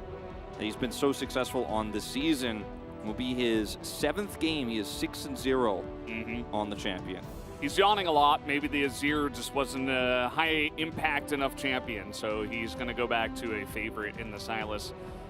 This does mean it's Vi Ahri, of course, here for KT Rolster. The only alternative would be grabbing a support for the Sivir here early and, seeing what Genji bans. You don't have to run Vi. You can run Viego with this. There's a few other options. You can grab Lulu and then run Xin Zhao. Like, there's a lot of options for KT in terms of the jungle pool. We like the Ahri Vi right now here in the LCK, and it is considered to be one of the strongest duos, but it's not a must lock by any means. Could even go for something like a Karma if you wanted to right now to really control prio on the bottom side of the map. Oh, Renekton just blind. Who cares? I love it, actually. This is a composition that we have seen. Well, you can't really call it a full comp just yet, but just pick champions that dominate lane. And I think that's going to be the angle they go for. They're going to try to win earlier, even harder than game 1. Yeah, the Alistar just a spell shield interaction type counter pick here for the Sivir. We've talked about this a lot. Will be picked up before it's banned. Now as Genji here, you can't lock down all the supports, but I think stopping the Karma in particular with the prio that you're going to probably have bottom side here, the power the Sivir wave clear has already just in nature of this kit, is going to be really frustrating to deal with. That is a choice you can make. That is probably some scrims bleeding through that we do not quite fully understand. Yeah, I mean, even the cask for the Sylas is feeling pretty good. It's obvious that they're thinking about Gragas' support here, right? Because mid and top already picked. I mean, it's life, so not a shocking decision, I guess. But, I mean, both solo laners already locked in. This is not a flex pick Renekton or anything like that. We know where these champions are going. So, kind of a puzzling one. I think we could try to rationalize it out. But when you consider all of the other strong picks, like the Vi you now have to ban, Viego's still open, the Karma we talked about. There are so many really strong picks here for KT in terms of their prio lanes right now that this Gragas really just doesn't fit the bill for me in terms of what's powerful right now they could have taken away. Certainly a little bit out there. KT considering their last ban will be the Trundle. Yeah. So Peanut once again kind of pushed into a smaller pool of jungles here. You could take the Viego away from KT, and I think their composition would do well to have that sort of snowbally style with the Sylas frontline. We don't know what that final pick is going to be just yet for the top lane. Sejuani, one of the least risky of the remaining options available into Renekton, still can be one that the Renekton absolutely dominates if played correctly. Renekton Italy. I mean, I was calling for it yesterday. This is another AP jungler that can work really well with Renekton, with Ahri. It's the modern version of the Renekton Italy. No Elise. Not yet. Not yet. Fingers crossed somebody pulls that out in playoffs. Skarner. We haven't been the hugest fans of Kaz's Skarner here in the LCK. It's been very up and down, and Impale value here can be huge. Obviously onto the Zeri, onto Sejuani, potentially if she's going to be the target you're going to try to chain CC. I think that there were some other stronger options like the Viego that we've seen that can dominate with the extra CC is going to give Renekton and Ahri the damage output he has early, could have given a lot more ganking power because now KT have way less gank potential in the early parts of the game, and you've chosen the Skarner blind here into Peanut's counter pick. Not a huge fan of this one in isolation. We'll see how it works out in practice. Expecting some kind of melee to go with the Sejuani, but could just pop off on one of the picks we just saw hovered if he really wanted to, because the world is his oyster. But it's going to be Jarvan, actually, who did receive some buffs on this patch and is melee, so certainly some high-level ganking potential with that pick, some very nice isolation to go along with what they already have. Skarner will not be able to make a big impact in terms of lane ganks like Jarvan will until level 6. And, you know, he can set up a slow, he can help defend a gank, but he won't be able to win the fight straight up. Unless he has a Spire, you know, he's not going to make a huge impact in terms of invading. Jarvan, what he can do is lock down one target here. Even if he gets on top of Renata and she ults him, she's still kind of trapped, and there's a lot of follow-up there. And the ways in which KT's comp recovers from a Cataclysm is very difficult, actually, with the composition they have built together here.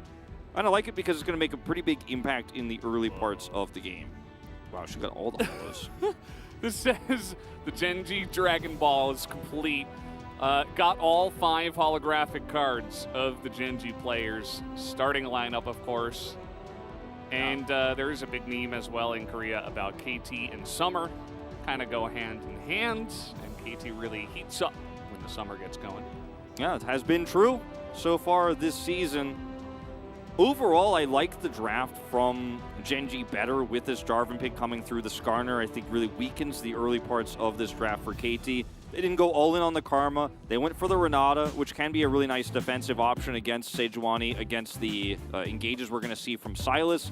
And the front to back here is good. I think for me, a lot of this game is going to depend on the performance of these solo laners. Will Rascal be able to dominate this Sejuani matchup, and how does Vickle lane against Chovy Sylas? Those two advantages you have to get as KT. We'll have to wait and see. Let's hop on the Rift here for Game 2.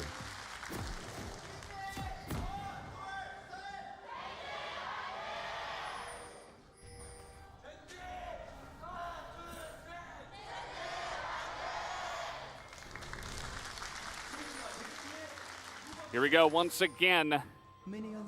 And you know what this Jarvan means to me more than anything else is I think Peanut felt a bit bad about the way Game 1 went.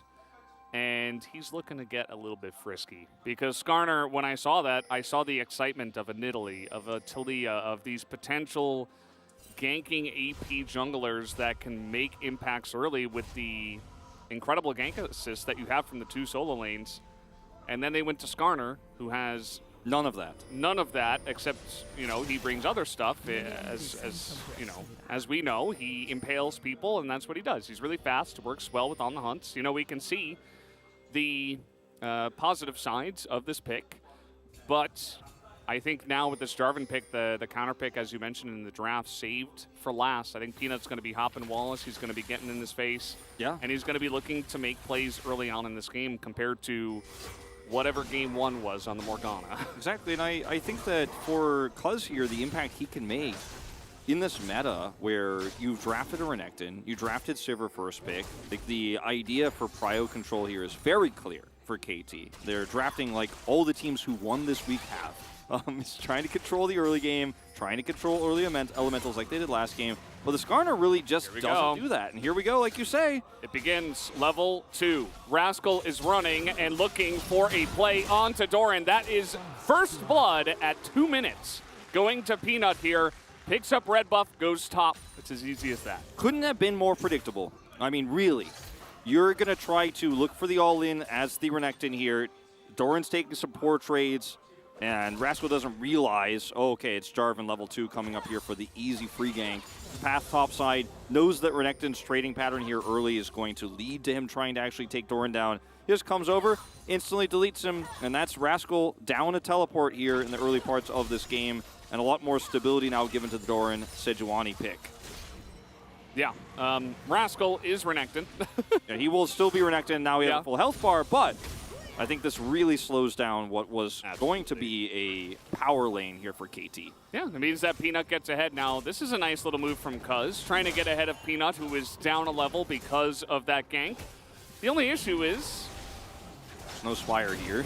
Yeah, there is no Spire here, but they do have Prio from the bottom side, which is very important here for KT, actually. So you see that Ruler doesn't even come up here. It's like, well, good luck on the Smite. Doesn't even have it. Does Peanut use it on the Gromp?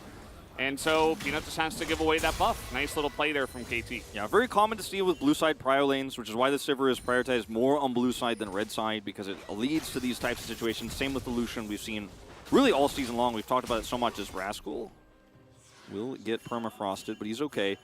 And handshake going down. I'm like, I just want to say things, but people are getting into dangerous situations.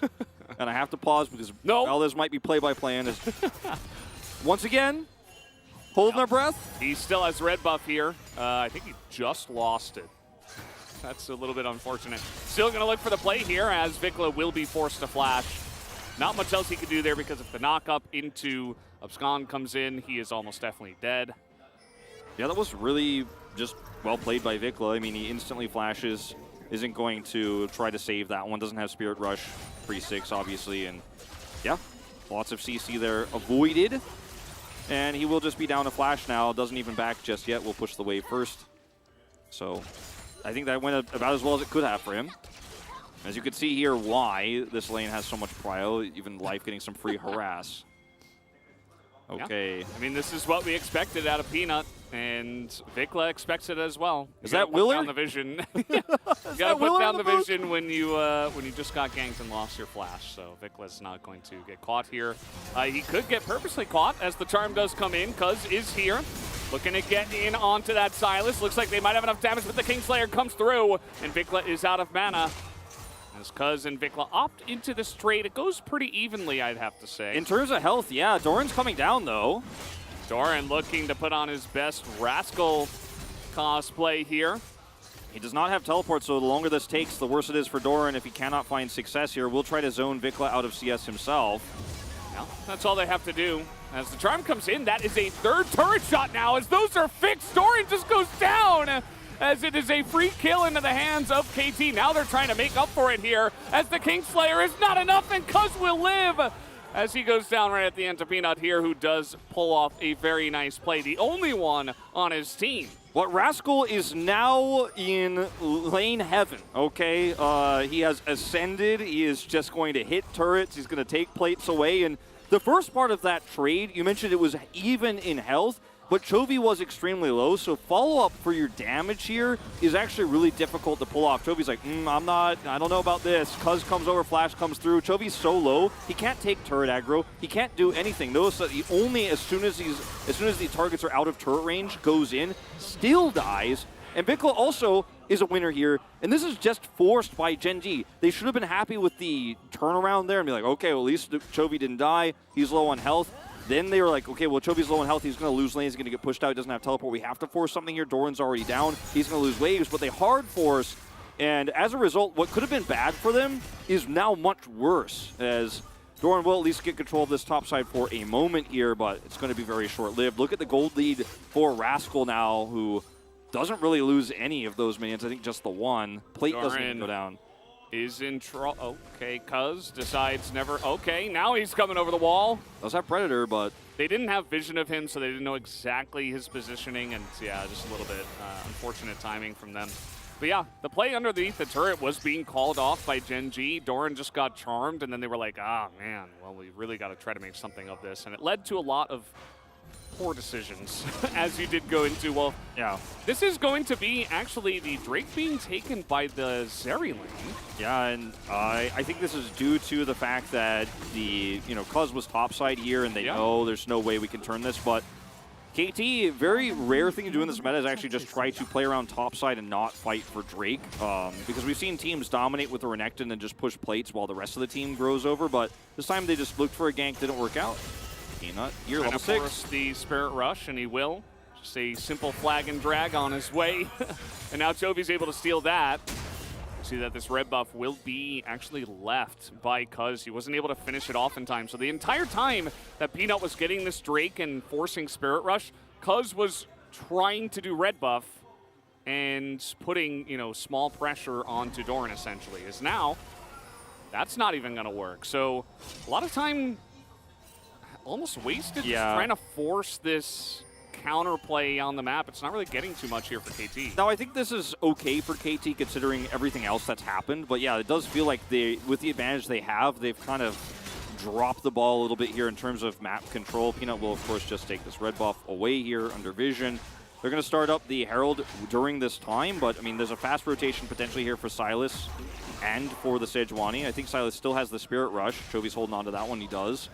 Rascal is pretty huge. He already has Merc Treads into these three, especially the Sylas and the Sejuani, but even the CC from that one as Peanut just comes in. He is not denied on the Cataclysm, of course. He picks up the eye and says, thank you very much. I will absolutely trade my life for that. I just got 200 extra gold. Now, a Rift Herald feels good, man. We are on the edge, though, of how much are these types of plays worth it when you're starting to fall this far behind? Now, Peanut has a massive lead this game. He has 2 kills, does, of course, steal this one away. Vicla's Charm, a little bit wide there, doesn't matter. They get the Impale. But look at the gold lead here between Rascal's plate takes, Doran's lost time, and the additional kills they got mid with a massively fed Ahri here. The questions are starting to become, will this small 1 Drake lead here and the Herald drop plus the extra local gold that Peanut picked up there, he's going to pick up, you know, basically a kill's worth of money there. Will it actually be worth it? Because it's a fed Jarvan, there's no other money on the map. I think this could backfire big time for Gen.G because the next Drake fight, the next Herald fight with this extremely accelerated KT should be kind of unlosable. So you get a short-term success here in these early objectives, but at the cost of so much. I mean, Gen.G got the Drake for free. They didn't, like, trade money for the Drake. That one they just got for free. But is it enough of an advantage here? I'm not really sold on it at this point in time. I think KT will still have so much power when this next Drake spawns in 2.5 minutes and 5 minutes later when this Herald spawns. Especially because the Sivir is going to have Kraken Slayer. The Zeri will have an Immortal Shield Bow, which isn't the same sort of spike. They don't have the same sort of front-to-back team fighting at this stage. Sylas significantly behind. Not, you know, the end of the world or anything here for Chovy, but Vicla is far ahead. So I'm worried for Gen.G here in terms of what they've prioritized this game. Some of it just desperation, of course, because they don't want to give that Herald over. Peanut denying that is massive, but it comes at a very expensive price. Yeah, I think we're going to have to see how this Rift Herald is used. As Doran, he's trying to look as silly as possible. We've seen this before, and once again, Rascal going to be punished. It's 2 seconds until Dominus. He gets it back, but it's not quite enough to keep him alive, unfortunately, and he will be forced to use that as well. Man, Vicla nearly solo kills Chovy meanwhile here. Chovy 2 plates for free. Yeah, grab that delayed back here. 2 plates, as you mentioned. So again, every time Gen.G finds success somewhere, seems like KT is still finding an angle. This is definitely a way better trade-up for Gen.G. Doran will also stick up here, pick up some plates, delete some CS. This game is definitely very exciting. 6 kills here in the early parts as Rascal, he just can't help it, okay? He's the solo kill machine. It's what he does. Gen.G have identified this. Yeah. And Doran, like you said, he sells this really well. He's like, oh no, I accidentally right-clicked on the floor while you're hitting me. And then Peanut comes over. Oh no, I got blocked. Oh no. The Dominus is just salt in the wound here for Rascal. Yeah, we'll not have that one available when he returns either because of that, as you say, no teleport. So still, you know, it's still Renekton, but getting better all the time. Ganked Renekton. Maybe hoping to fight that 0-2 power spike. And Lehens is just going to go into that Unbreakable Will, because not really electing to go in on that one, as yes, aiming is going to just take out the kill anyway, because there was a lot of dilly-dallying trying to get away from this one. So the level 1 Alistar ult, not enough. Yeah, the handshake puts him into position. He kind of ult the Impale, but okay. Uh-oh. Oh, that's going to be a miss of Sconce here. Life gets a big Berserk off, and there's the Impale, but where's the damage? There is none, but here comes Vicla and aiming. That's going to force the flashes out. They get a kill. Another one onto aiming, and that means this Drake will be KT's. Handshake pulls the Alistar in. They push Lehens back. They have control of this choke point. The missed up Scond is massive, and they have a Renata ult in a choke here. And this is what I'm talking about. This is the scary part for Gen.G in these fights. I think this was more positional than anything else, but still, you have to respect the damage output of this composition. Kraken Slayer's up for Sivir. She grabs the kill on the Lehens. That's a 2nd kill now that she's got in her rucksack, and We just always say in the pocket. I want to say something different. Nice. In the backpack, you know. In the basket. In the fanny pack, whatever Siver's got. Maybe on like a tool belt type thing. She's got the gold in her purse. But yeah, the lead that Siver has now is pretty significant. You know, you can 400 gold. 400 gold. But the item spike for her is the real part of this, right? Like, that extra kill is nice. Is Vikla? Hey, trying to force this. No Spirit Rush available. That is just a free and dead Ahri. Peanut once again active, this time at a very opportune moment. Yeah, we'll deny that plate as well. So pretty massive for him. He's made such a huge impact this game. Even his one death denied Herald. This is very annoying. Yeah, not going to chase that one. It's very tanky boy on that Alistair. So this is just the catch onto Lehen's. Handshake is good. Lehen's just against this wall here. Can't go unbreakable, so there's no Impale follow-up from Cuz, who wants to use that in the subsequent fight, which ends up getting insane value when we do see the Renata ultimate come through. Choke point control here. I think even with the Abscond hitting, this is a pretty rough fight to take. Life's in the perfect spot to actually lock Chovy down. We got a fight here in live. We do have the Alistair taking a bunch of damage, but Unbreakable Will up here. Ruler trying to poke back some extra damage, but he can't do it alone. He doesn't quite have the itemization here on only the shield bow, as in comes Vikla. And Ruler is Zeri, so he says no, but yeah. Another gank in the bottom lane. Yeah, and I want to zoom out and go back to that replay and see how that one started off, because yet again, this is a fight that KT absolutely would love to take. These gank setups here, punishing the Alistair. I felt like we were just going back in time to the replay. We just exited, watching Lehens get picked again there, going around the edge of the river. He's picked off here, another kill for the Sivir. And it's starting to feel like a Prince Sivir game here, where the kills just keep filtering through the funnel right into his gold pouch, whatever it's going to be. I hate saying gold in the pocket. I'm tired of it. Gold in the basket. Gold in the basket, yeah. There you go. Gold in his inventory, you know. And this time, Rascal is like, all right, I'm not falling for this a third time, right? Right? Doran is playing a little bit like a donkey on purpose, though. You know? Not meant as an insult. You know, he's really trying to bait this one out. He's really trying to sell it. He's playing like he's playing a wireless mouse, and it's kind of got a bad connection. He keeps losing the control. Oh, oops! I stood still for no reason. Cuz is gonna come in here. He's like, yeah, let me take this one now. And he is going to get it, actually. Early smite there as Pina not able to hit the eye, and now he is in a precarious position. But Lehens, rather, hits a big knockup. Do they have the damage? Chovy takes out Vikla, and somehow they are ahead for now. Life will go down as well as Chovy is just living forever. Doran might be the sacrifice, or no, will it be Lehens? I guess it will be Lehens at the end of the day, or will it? Another knockup, but Rascal has flash. Will he have to use it? He has flash too. Lehens gets away. Nobody on Genji died in that exchange. That was so beautifully played by them. Now, Cuz will pick up the eye here, and some of that local gold is going into, I want to say pockets, going into KT's gold graph, let's say. And the setup here for, okay, we're going to watch this one more time. So this is what happened, I guess. He ignites aiming here to stop the back, and then the rest of everybody comes over, and yeah, he just gets chilling smoked and is picked off here. Handshake, stunned to the wall. Okay, not much to see here. Unfortunately, Lehens just with a really greedy back deny attempt. We'll watch Peanut in this fight. They try to focus down the Jarvan, who's accelerated, extremely fed this game. Yeah. He missed the eye. So look at the setup here for Peanut. He goes into Cataclysm, flashes out while also trapping Rascal in here. Chovy can use the Ahri stolen ultimate to buy tons of time. Gets the permafrost here from Doran so he can get out. Doran then also escapes, and then Rascal doesn't commit to the flash because Lehens also has it. That knockup is what saves him. Just straight up. Flash out. Casually escapes after two disasters bottom side, let's say. Yeah. I wonder if that flash was actually worth it, you know, because at the end of the day, you're giving a kill to Skarner. Of course, assist to Rascal and stuff like this, but I guess the gold deny might be better than your flash for this next fight. The next fight is going to be big. You know, these individual Cloud Drakes going to be pretty huge for both sides. You'd have to imagine that movement speed is going to be,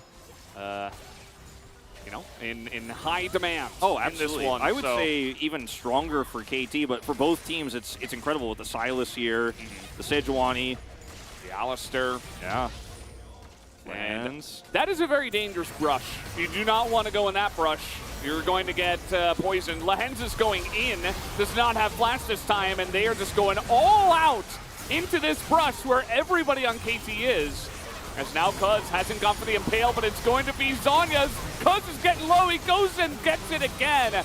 As down will go the Jarvan finally, but Ruler, will we have the Ruler ending once again? He's over the wall, aiming, trying to make it his game, and the charm is huge from Vikla, and a handshake comes in from Banana Glass to secure a quadra kill, and legendary for aiming in this game. Aiming is just popping off, and Genji, they were so close. They were so close. The stopwatch from Chovy was beautiful, and you could see the idea. Lens is just trying to buy enough time there to actually set up for a knockup. Chovy has the follow-up CC, also has stopwatch. If they do enough damage, Ruler pops off, and despite Lehens basically just getting picked here for free, as Rascal blocks the door, he plays this so well. Look at the knock-up onto the Renekton. Not perfect here, but you can see the idea. Peanut gets out, and then Renekton just goes in.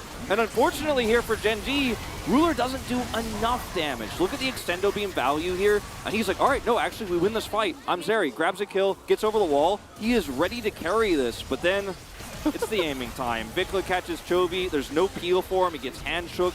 Doesn't have enough damage. If, we're looking at a additional item for this Zeri, maybe he actually ends up being the one who gets the quadra kill himself, but just a little bit off. He has the Phantom Dancer, but it's not enough. No IE just yet, even with that extendo beam damage. And now, the lead in terms of gold here for this Sivir is massive. KT have complete control over the map. Yeah. Surely KT can't lose from here. We saw in game 1 they were able to get a nice gold lead. It wasn't quite like this, though. They didn't have an 8-0 Sivir. So surely KT should go on to win this one, right? I mean, Genji, they have been tenacious. They have been resilient. They have not gone down to multiple games that they were behind in and stuff like that, but I don't know, this one looks good for KT. That's going to be Peanut in a very awkward spot here as he's looking to engage onto the Ahri, but my good friend, you have to leave. Renata ult is great. You have to get out of here. I mean, that's just 2 kills that KT are like, okay, we'll collect them then, thank you very much. Genji seem to be falling apart like a house of cards here in this game. I mean, they had such good angles in the early parts of the game. Peanut was so ahead. They denied the first Herald, but it's Lehens who just repeatedly gets picked here. Jarvan caught this time around, and this is greedy from KT. I mean, 3v5 from Genji. In goes Doran trying to provide the front line. The extendo beam is huge damage, but Toby's just being focused down. The Sivir is so huge in this one, and even Ruler can't get near this fountain laser. He's going to get away alive, but Rascal's just like, I'm holding the Baron. I don't care if we kill Ruler or not. I'm taking Baron. They used extendo beam. There's no way they can steal it. Doran is on the wrong side of the rift. Oh, okay. He lives. Yeah. Well, KT having some problems hitting the last hit on the champions. They're doing about 95% of the damage each time.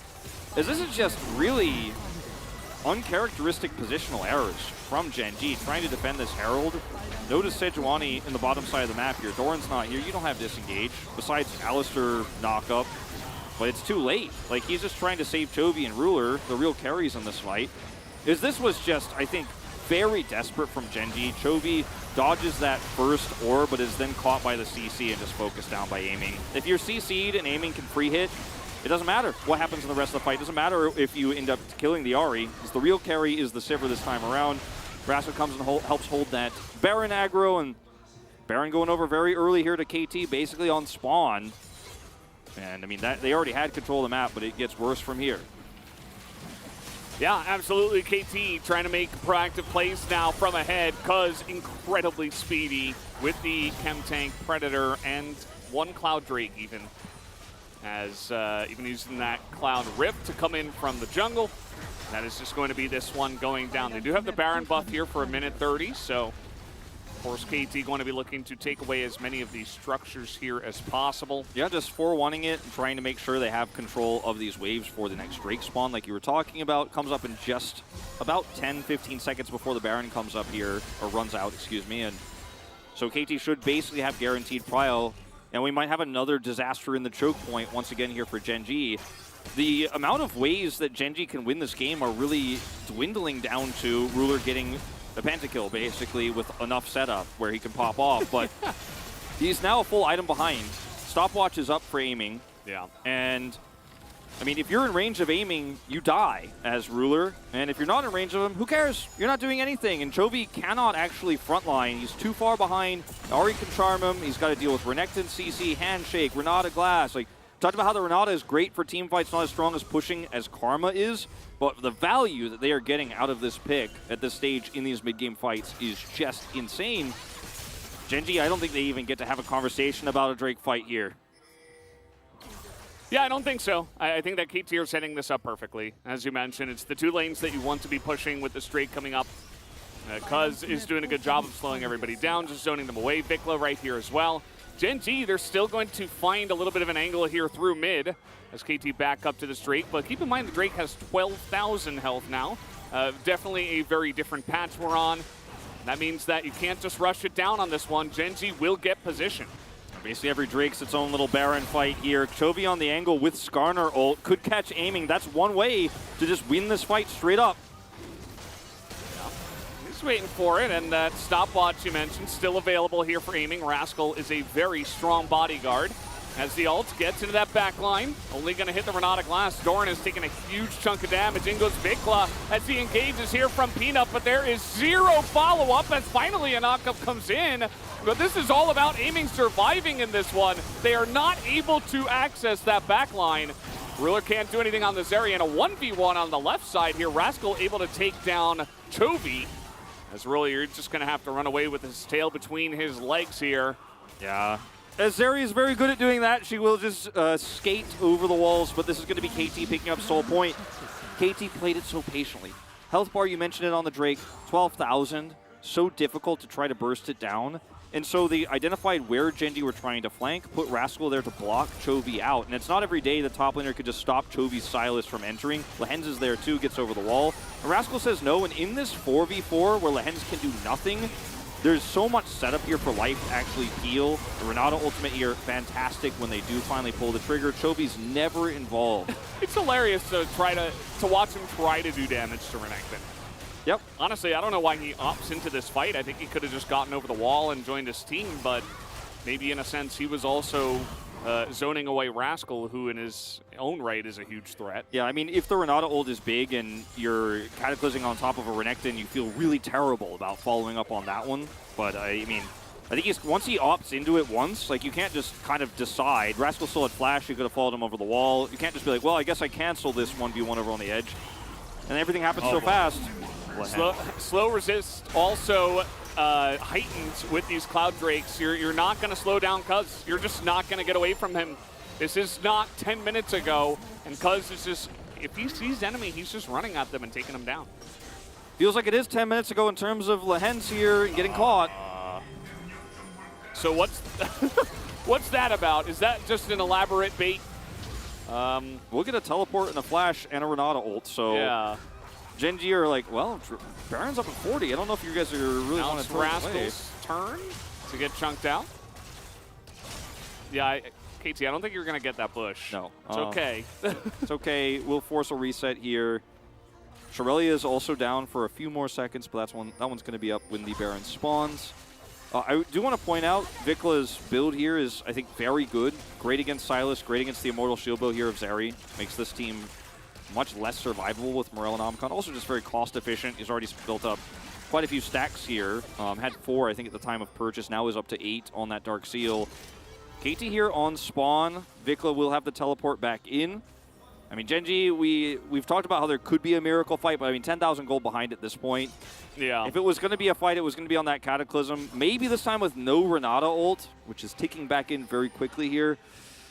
I think the only angle is you have to kill the Sivir 100-0 pretty cleanly, because even though the rest of the comp doesn't have that much damage, you're also 10,000, 11,000 gold behind, so they're just going to have the items to do the damage. You know, even the Ahri, not necessarily a high damage build for him, but he's got 8 stacks on the Dark Seal. You know, there's ways for them to chip away at this. Renekton is almost unkillable, so even if you do burst down the Sivir, you might have to go through hell getting there and take a bunch of damage from aiming as well. So that's why it's got to be clean. That's basically, I think, the only way for Genji to win a team fight. Yeah. I mean, Hostile Takeover's back up Now, KT are starting this one up. Peanut gonna have to go into that one. The hostile takeover doesn't get much, but it's a dead jungler on the side of Gen Z. So KT take that free victory, and now we'll go to the Baron. Yeah, it's not a great hostile takeover in terms of the actual berserks, but Gen G can't approach during that time, and that's enough to secure the kill onto the jungler. They're about to throw down. They're going in on this one. They do not have a smite, and they do not care. KT, they have a front line and so much gold here to protect Aiming, who is just front to backing so easily. That's going to be the entire front line melting, and KT, they're going to dominate Gen G here in game 2. Lehen's really having a rough game here, constantly picked in the early mid, even in the late, and it's an Alistar here that doesn't have a lot of strong agency against the composition that KT is running. We've talked about the Alistar as a soft counter to the Sivir in lane, but what he offers in the rest of the game, very limited. Okay, Peanut trying to make some room for your Zeri. Oh wait, what Zeri? That's gonna be the end of him. No ruler ending this time. All about the 13-0 Sivir Aiming and the rest of his team able to pop off in a huge way. And we have a series on our hands as it is 1-1. And we will have one more game to decide who will take it. KT really figuring out how to play these mid games so much stronger. Every loss we've seen from KT in the second round robin has been an evolution, a growth, a learning process. We saw them lose against Live Sandbox, where they arguably won all 3 games. It's kind of been a running gag here on the global team of how Sandbox had the miraculous comeback, played very well, but KT also threw some advantages trying to be too aggressive. But in this game, it's Gen G who's forcing these fights while behind in the second game of this series, where KT have then further solidified their lead. Remember, Rascal got ganked twice on the top side, fell for 2 of the traps door and set. Bottom side control wasn't going KT's way. They lost the first Drake. Peanut denied that Herald. And there were definitely some angles here for Gen G to come back. But KT were able to identify, okay, it's an Alistar we can pick. We can just keep killing the support. We can stop this melee Sylas. We can stop this melee Jarvan in team fights. Rascal is so fed, despite dying twice, that he can block out any of these melee carries from setting up a flank angle. And then Aiming was just fed so many kills. The game here for Lehen's was, again, not individually that bad. I mean, there were definitely some questionable moments for him, but he was the scapegoat. I mean, he was the one who fed KT Rolster in the mid game. Scape cow, even. Space cow, yeah. I do agree. I think that, especially when you get behind, even as Alistar, you're just not going to have much fun in that one. And it was a dominant victory here from KT in game number 2. Let's see how game 3 goes after this break.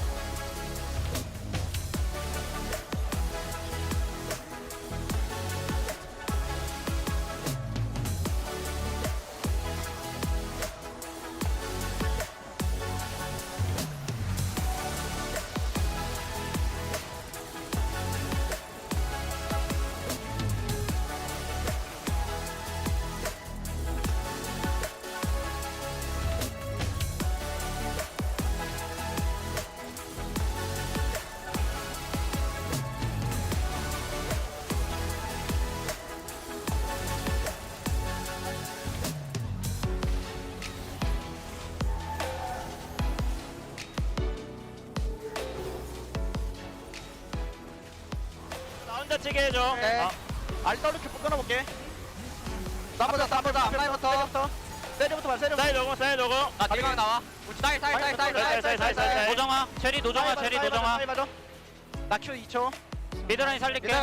끝내자. 세리 노플이라. 세리 오면 죽이면 돼. 그래. 마지막 3라운드 저희가 야심차게 준비를 했습니다. 그렇습니다. 대표 코너 박퀴즈를 과감하게 버렸습니다. 너무 재미가 없다는 얘기가 많아서 그래서 새롭게 시도하는 코너입니다. 그려 그림으로 말해요.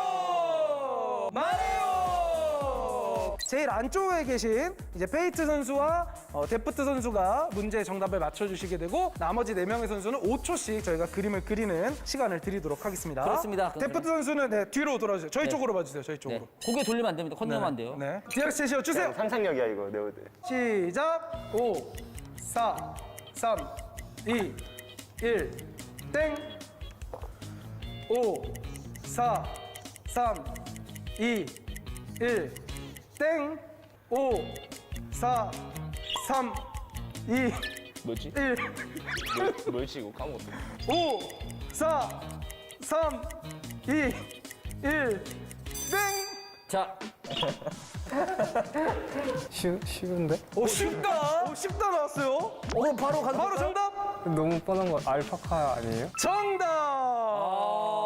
표현력이 좋아. 어디서 제일 결정적이었어요? 이번 얼굴 없었어도 맞췄을 거예요. 얼굴이 없었어도 맞췄다. 이거 DRX 뭔가. 예. 처음에 몸통 요 표현이 좋았어요. 자, 광동 제시어 갑니다. 왔죠? 너무 어려운데? 시작해주세요. 5, 4, 3, 2, 1 넘겨주세요. 5, 4, 3, 2, 1 자, 주시고요. 5, 4, 3, 2, 1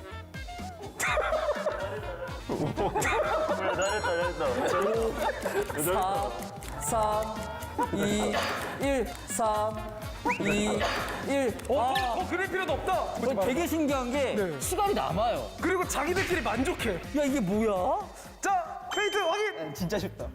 진짜 핵심은 다 있어. 이제 그냥 뭔가 상대팀이 그려주는 그림 같은데. 핵심은 다 있어. 진짜. 그럼 뭔지 알겠어요, 대충? 정답은? 테디? 정답! 잠깐만요, 좀. 근데 누가 뭘 그리니까 옆에서 잘했다 이랬거든? 뭘 잘했다는 거야, 뭘? 저는 이제 기인이가 이제 얼굴 눈동자랑 입 여기가 좀 약간 눈을 안 그려줬어? 눈은 안 그려줬어. DRX 두 번째 문제 제시어 주세요. 시작. 1, 4, 3, 2, 1, 땡, 땡. 5, 4, 3, 2, 1, 땡, 땡. 넘겨주시고요. 5, 4, 3, 2, 1, 땡. 5, 4, 3, 2, 1, 땡. 자, 이제 정답 그림이 인정이다, 이거. 완성이 됐습니다. 어떤 거 같나, 이게? 포르쉐. 포르쉐요? 포르쉐일 것 같아요? 뭔가 차가 좀 좋아 보여요. 아, 뒤에 불 나고 이러니까. 차가 좋아 보인다. 정답! 잘 그렸지 이거. 이것 때문에 알았어? 그냥 자동차만 있으면. 이것 때문에 알았어. 이것 때문에. 자, 광동 제시어 주세요. 핵심을 잘 그려야 돼. 시작. 5, 4, 3, 2, 1, 5, 4, 3, 2, 1. 넘기시고요. 자, 갑니다. 5, 4, 3, 2, 1. 모르겠다. 넘겨주시고요. 전 모르겠어요. 5, 4, 3, 2, 1. 넘겨주시고. 이거 어떻게 맞지? 이게 뭐야? 저는 정답을 아는데도 모르겠네. 자, 페이트 선수 정답은? 모르겠어요. 모르겠다. 모르겠습니다. 뭘 표현하신 거예요? 그라스 이제 배에 상처가 있어가지고 상처랑 이제 배꼽을 그렸는데 상처가 어디 있고 배꼽이 어디 있고 그라스가 어디 있어? 자, 이건 뭐예요, 그럼? 이거 뭐, 원통은 뭐예요? 풀통으로 그리려고 했는데 아, 잘못 그렸구나. 아, 휘를 두루마리처럼 그려가지고. DRX에서 그려줘도 이렇게 안 그릴 것 같아요. 자, 아무튼 고생하셨고, 자, 현재 2대1 상황입니다. 자, DRX의 마지막 문제. 마지막 문제 가보도록 하겠습니다. 준비하시고 제가 시간 드릴게요. 이거 힘들다. 시작. 5, 4, 3, 2, 1, 땡. 다음. 5, 4, 3, 2, 1, 땡. 5, 4, 3, 2, 1, 땡. 디테일. 5, 4, 3, 2, 1. 좋았다. 땡! 자, 데프 선수 앞으로 돌아서 스케치북 확인해 주시기 바랍니다. 뭐야 이게? 진짜 스타트를 너무 못 끊었나? 사람 뭐 이거 동그라미. 셋, 둘, 하나.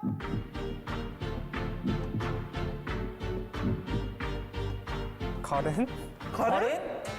이게 가렌이라고요? 이게 가렌이라고요? 칼 들고 빙글빙글 도는 거. 옆에는 뭐예요 그러면 하얀색은? 궁? 궁인가? 이걸 맞춰요? 아니 잠깐만 데프트 그럼 뭐가 제일 결정적이었었죠? 아이 칼이랑 빙글빙글 도는 거? 자 그러면 광도 여기 안 바꾸고 그대로 갑니까? 자리 바꿔. 너무 못해. 잘좀 바꿔봐. 아니 그러니까 너 나와. 잘 바꿔줘. 나한테 말하는 거야? 아, 나 안 된다니까. 나 근데 진짜 안 돼. 진짜 안 돼. 진짜 안 된다. 아니, 나안 된다. 하나씩 땡겨, 하나씩. 아니, 땡겨. 아니, 나 믿어? 자 테디부터 자 바꿨어요. 바꿨어요. 자 모함이 마칩니다. 모함이 정답 맞히는 걸로. 가자. 이대로 가는 게 맞아? 맞아. 몰라. 어차피 다 못해. 자 마지막 제시어 보여주세요. 시작. 5, 4, 3, 2, 1 넘겨주세요. 뭐 어떻게 그래? 입니다. 5, 4, 3, 2, 1 넘겨주세요. 5, 4, 3, 2, 1 넘겨주세요. 이거 뭔데? 5, 4, 3, 2, 1 넘겨주세요. 재능이 없다. 이거 못 맞추게만 해. 너무 가혹한 거 아닌가요? 오늘 나온 작품 중에는 제가 보기에는 광동의 거의 걸작입니다. 이거. 그러니까. 이거 뭐야? 이거 모르면 난 모르겠는데? 예, 예. 정답은? 럭스? 럭스! 어떤 것 때문에? 아, 이거 큐 맞은 표시 아니에요, 이거? 그 맞은 표시다. 검은 거 뭐예요? 이 검은 거는? 뽑은 거 모르겠어요. 그걸 모르겠다. 정답은 세나였어요. 내가 영어 열심히 세나. 배워왔잖아. 네. 이렇게 해서 DRX가 승리를 가져갔습니다. 축하합니다.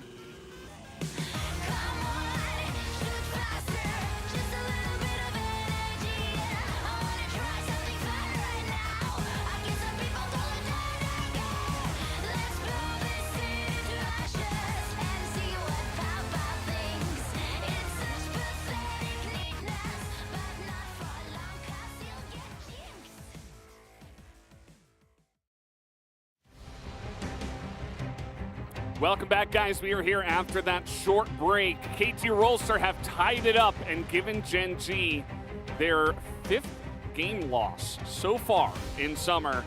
And the POG is ready. You can see it behind me. It is Aiming who will pick up the 14-0 and 7 POG.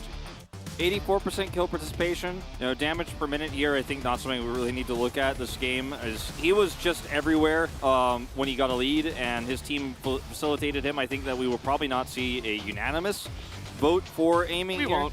Well, okay. I know you didn't vote for him. I know we will see at least one more besides you, I want to say, going into this one. But, I mean, he was just given so much space by the Fed Renekton, got so many kills on the Alistair in the early game. It was really just a great showing from him, and it's another vote that you always feel good about voting for Aiming when he has a deathless game and pops off and is a hyper carry. Goes up to solo 4th for this point in time behind Zeus, Prince, and Ruler. It was me only that did go for life, and then we did have one vote for Cuz. I just felt like it was a bit of a bot diff. I thought the Renata class was really good.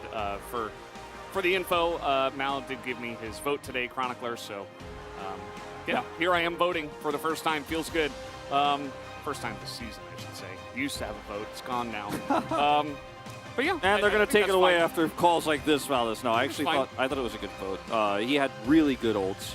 Plus, some of his handshake setups for those kills in the mid game were also massive. I think it's a good shout out. I thought his plays, on the bottom side with Cuz as well, just the two of them did a really good job. I don't even mind the Cuz vote, even though he did kind of he didn't have as much influence in the early game, but that's also expected because he's Skarner. So did have some really nice plays himself with the ganks, but Aiming did a lot of boom boom, and he did it well. So he is the obvious POG for this one. Yeah.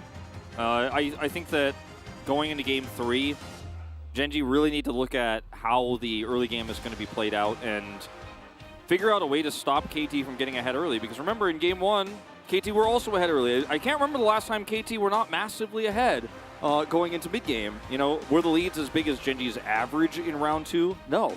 But against Gen.G themselves right now, 2 games in a row, they have had a lead at the halfway point. And this is becoming a problem in this series, and Gen.G might end up losing it here. Remember, now the top score Gen.G can have is just 1 above the plus 29 at 30 if they win this third and final game. If they lose it, they will not be in the conversation with those other 3 records. So really interested to see what this final draft is going to look like here. And KT have just really utilized their players' abilities so incredibly well. And I think the one weak point we had in the early laning phase in terms of Prio was Vicla's ability to play out laning. That's not an issue anymore. Cuz is having such a resurgence. Yeah. It's crazy. Has been really nice to watch. It's one of the big reasons why KT are back at the top. And let's see what this draft has in store for us. Gen.G on blue side once again. Will we just see the blue side dominance in this series? Could absolutely come true. Renata Glass will not be given to life. Nope, not this time around. We will once again see that Kalista ban on red side. Lulu is banned here, which I do find quite interesting. This might tilt KT into potentially a Sivir ban here, saying, okay, I see what you guys are trying to put down here. There it is.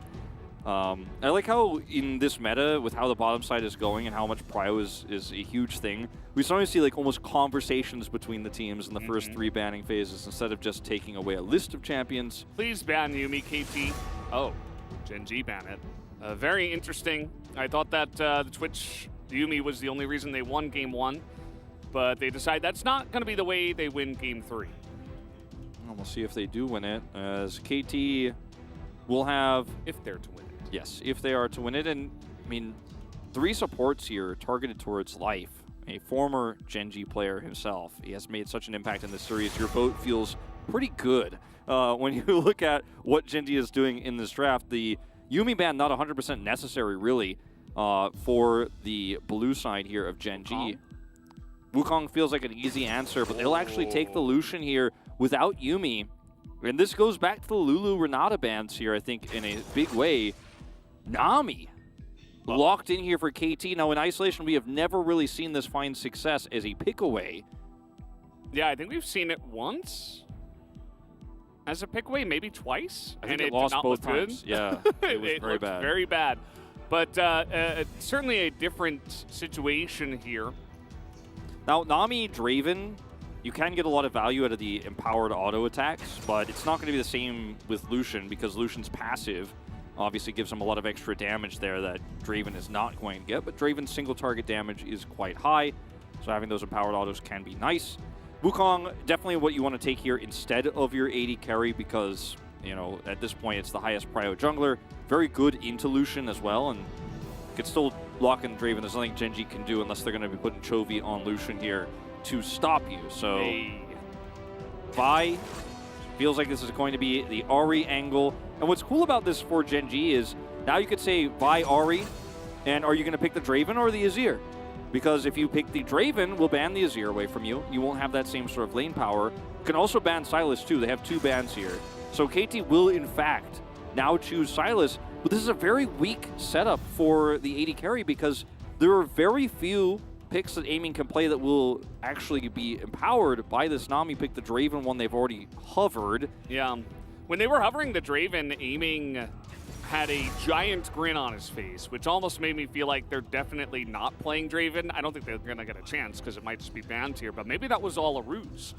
Maybe they have something totally different for this time, but it's got to be something really good because, you know, you're up against Ahri Vi. That's an incredible amount of threat already into your back line. Zeri is not going to be the choice. Nope. To see the Nautilus ban, I think, kind of leads Gen G into feeling like, okay, that might be where they're going with this because Nautilus is so strong into Zeri. We could just see a Karma ban here. Leona also very strong in terms of lockdown against the squishy Nami, so I like this ban here too. And we'll see if a Draven goes into that final spot here. I mean, this is really kind of unexplored territory right now in terms of Nami synergy in lanes we haven't seen for years because Nami has been a Lucian exclusive pick, except with the times we've seen her picked with other champions, and as we mentioned earlier, did not go well.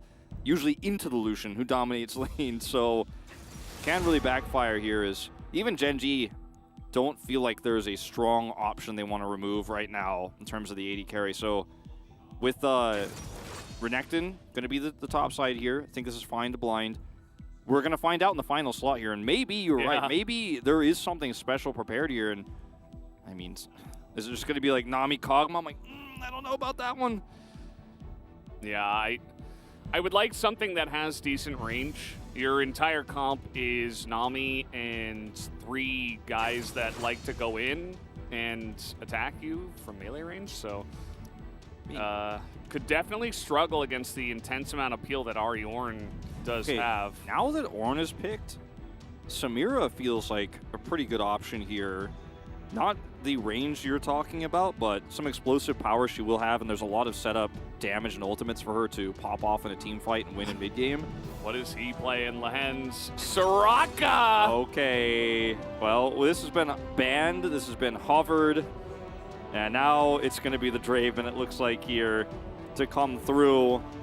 And, you know, the Draven into Soraka Lucian, there's no tankiness in this comp. They banned away the Nautilus, they banned away the Leona, so Soraka can set up obviously some silences. Okay. All right, Neela. I was right. I want to take it back. I don't want to be right. I'm sorry. I didn't mean it. Oh no. Valdo's of course saying that Game 3 against Gen G and you pick Nyla. Okay. Well, I mean, if you do this, we're going to learn a lot. And remember, this series matters significantly for KT in terms of seeding for their first playoff match to see whether they'll be the higher seed. We'll have that advantage going into Game 1. But on the other side here, you know, Gen G also don't want to reveal too much going into playoffs. And this is a match that matters, but I think this is somewhat experimental here, what we're seeing from KT, because I don't think they would want to show this if they think this is incredibly strong going into playoffs, because now everybody knows about it. And I don't think this is strong.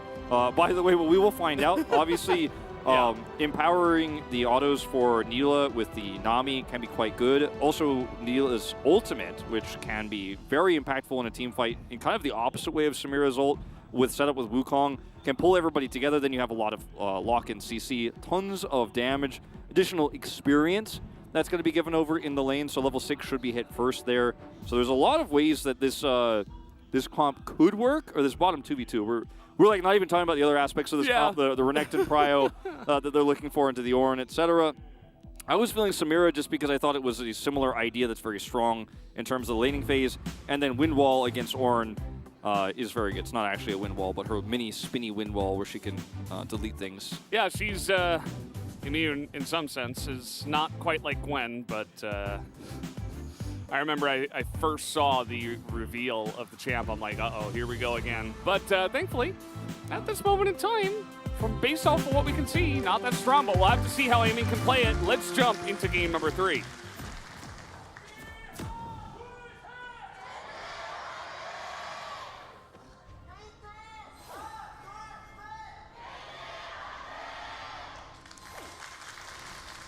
And off we go onto the Rift. This had been jokingly hovered multiple times, but now it's actually picked. And it's here at the LCK. Yeah, it's a pick that has, I mean, there's a lot to break down about it, and I don't want to act like I am the greatest Neela expert to ever live, because it's the first time we've seen it here in this region. I haven't seen it in any other regions.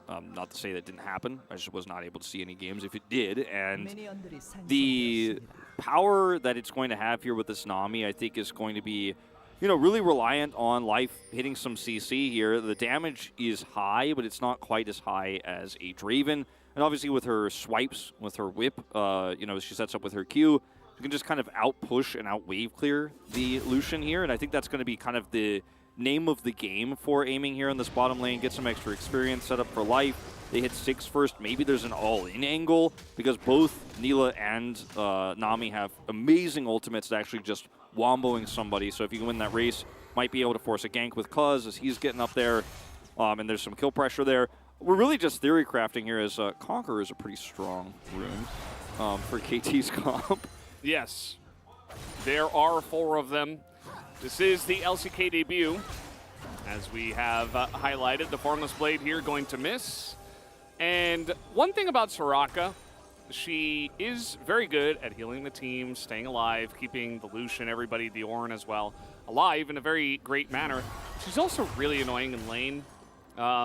Has a heavy amount of harass that can make this very annoying. You don't have to level up your heal. You don't have to prioritize it. You can go into more levels into your harassing abilities, your silence and stuff like that if you feel like you're really putting on the pressure. And this feels like it's just going to be kind of a free lane for Ruler and Lehens. Yeah. So wouldn't be surprised to see that. Yeah, and so far they have the push power as Doran gets a nice trade here.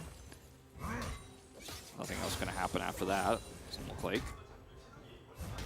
Don't know what he used to get that trade because we came up here very late, but looks like now the abilities come back on cooldown, not going to be able to hit a charge or knock up. And yeah, I mean, the Soraka's very annoying in lane, can harass and can put on a lot of pressure. They are in these early levels just because of Lucian's passive. The stronger 2v2, even with some of that wave clear that Aiming can try to push forward with her Q, with Neela's Q, but not going to be the case in this early stage. Once they hit level 3, it can be more aggressive as you see here. Yeah, here comes Cuz. They just saw him in mid, just a little bit of a harass gank more than anything else, not expecting to get any kills down here at this moment in time. Lucian has not been having too much luck. Even Ruler lost on the pick, Nami as well, because we've only seen Lucian Nami lanes for the last 6 games at least in this lost streak. So now they are tied together. They have a bond. It's broken this time. There we go, getting on in there, but the exhaust is immediate, and now Aiming is able to dash back, but you know, at the end of the day, you're just chunking a Soraka, and now Ruler's full health. Yeah, and the exhaust choice here is beautiful. Hold that thought. Okay, miss on the knock-up, and that is going to be a second dash here from the Renekton. Rascal just going to hop into the brush. They didn't know 100% if Cuz was there or not, so don't want to over-chase on that one. No, he'll be fine. But yeah, the exhaust here is such a beautiful choice in the bottom 2v2 because all you really want to do as Ruler here is keep some additional distance between you and the Neela so you can consistently trade with your autos. And if you have enough distance, you'll be able to just out-damage her there. If she gets on top of you with her dash, Nami gets a bubble, like that's where you lose out. You know, pre-6, of course. That's another conversation we'll be having in 2 levels time here. But I like the exhaust choice because you don't really need Ignite. You're not actually going to be putting that same sort of kill pressure on. And he keeps the heal here with Lehens picking that one up. I just like the lane setup here. It's really smartly played here from really, they know that we get what they're getting themselves into. You can see the value of it already. See that Cuz trying to be proactive once again. Toby going to be played into this one, and he has to flash away. Slow landed as well, so he's just kind of going to have to use that. Not really too much hope for him to get out of that one. Expecting Cuz to come in. Rascal putting the pressure on Doran, who will have to teleport back now. And this game has been very high energy, very exciting so far, despite no kills. And see Lehens is putting out some additional pressure here. Will not lead to a plate. A lot of lost CS. Q already. Yeah. Getting on in there. Is he going to get that plate? Wow. No. 4001. 1 damage. Always get, he's calculated he's going to come pick it up later. Wow. The lead that Ruler has picked up in this lane so far is immense. A 6-hit first for Rascal. Yeah, just trying to get a really just oppressive trade more than anything else. Could potentially dive under turret here, but doesn't have to push the issue. Yeah, especially with Doran now hitting 6 with that minion going down. I mean, I'm trying to really understand this Neela pick so far, and with the extra back here, he doesn't have a massive experience lead. It's only slight here, so they won't have that level 6 all-in. They have some prio here during this timing. Now that Cuz is going to come over here and take this Drake, but I don't think this is even by any means safe for KT to start up. Well, if there's no contest, then I suppose it will be. Peanut's Peanut in the area. is here, but they just stop damage immediately. He has to flash away. That's the second flash of a Gen G member that's kind of just used to stay alive and take a little bit less damage. That is going to be that early Ocean Drake here. I think that's going to be especially important in the bottom lane, but for every laner here, really going to be enjoying that extra bit of restoration. Okay, here we go. That was stolen from Cuz, or rather from Peanut. Yeah. But that didn't end up working out at all for him, unfortunately. Just a trade, you know? Yeah. A little traderino. Yeah, hijack on a pretty low cooldown. All right. Looked like it was actually going to lead to something impactful, but no. Okay, here's level 6. This is the timing I was talking about. You know, can they find something here? I mean, in pro play, you usually don't see the level 6 all in when that's hit in the 2v2, not like your solo queue games at home. And also, Lehens is about to get his 6 fairly soon here. I just don't think there's really an angle to actually go for the all-in before Life has 6. And I mean, doesn't have Ghost. I mean, they have Ignite for the Soraka, but it also means they don't have Heal, and they do not have Exhaust. So Riller will just basically do whatever he wants, as long as he can dodge some of the CC from the side of aiming and Life. Yeah. So I think it's really dangerous to try to get aggressive, but if they find their opening, you know, you land a bubble or something, maybe you can burst someone down. Yeah. As it stands, it is just aiming and Life behind 20 CS. Without the tidal wave, I just don't think there's an angle, and Ruler backs away as the wave crashes through. Life's very close to 6, but backs just before he gets it. His Lens is looking for some autos here on that turret. Plate did go down, of course, already. And you can see across the board here pretty significant leads for Genji, the bottom lead being the most significant. And so far, this Neela counter pick has not worked out. KT got first Drake, now going to put their focus on the top side of the map. Rascal having a little bit of extra power here. So early objective control is definitely in their favor. We'll see if it ends up leading to anything here, because in terms of drop for this Herald, maybe top side is your best option, not going to be the worst case scenario, but your carries are really finding themselves falling further and further behind at this stage. That flash that was taken away from Chovy is coming back up. Yeah. And as it stands, I mean, the objective's being taken here by Cuz, which has been really nice to see, especially even lacking prio in bot especially, but even so, able to pick that up. So far, Peanut has essentially just been farming it out, and they do steal the blue buff there, which is pretty nice. But other than that, I mean, the Vi has not amounted to too much as they're trying to bait them in now. The damage is huge from the side of aiming, but it is not nearly enough as they are surprised by the two of them in the brush. That was the all-in I was talking about, and, you know, this was not the timing, because like you said, there's somebody hiding in the bush. It's not actually a 2v2. And Ruler has a ton of damage. Even during the time you get CC'd there, Neela sitting on just a Dirk is not going to be able to actually blow Ruler up alone in the 2v2. Maybe you get a kill there, but it was not a 2v2. Well, that's a nice amount of damage already. Bikla is here. This is looking pretty good. Doran has to flash, but the damage, will it be enough is the question. He's surviving for so long, and he will be able to trade it back just barely. Here's Chovy, but he is just a level 8 Ahri against a Renekton. Kind of dangerous here. He is able to land the charm, but I don't think he has... okay, he's actually going in on this one. Pretty low on mana. He wants to bait him into Peanut, who is here and looking for the kill and should be able to secure it here for his team, as the double dash does come out from Rascal, and they hand that kill over to Chovy, who will very happily collect. This series has been so telling for Rascal here on the top side, especially games 2 and 3 now, as we're going to go back to this. Peanut, Lehens hiding in the brush. I mean, I guess you could even make the argument that they thought maybe the Soraka is roaming, but I mean, that was just a greedy call. They're super far behind. But going back to the Rascal point, I mean, he has just been hell-bent on pushing these advantages into solo kills. You could take your advantages, you could take your leads and feel pretty happy with how things are going. But in this case, he's not alone, but still, you stick around so long. Chovy procs the electrocute, gets that charm, which was a very difficult charm to hit. And now Rascal is just doomed up here. Peanut comes over.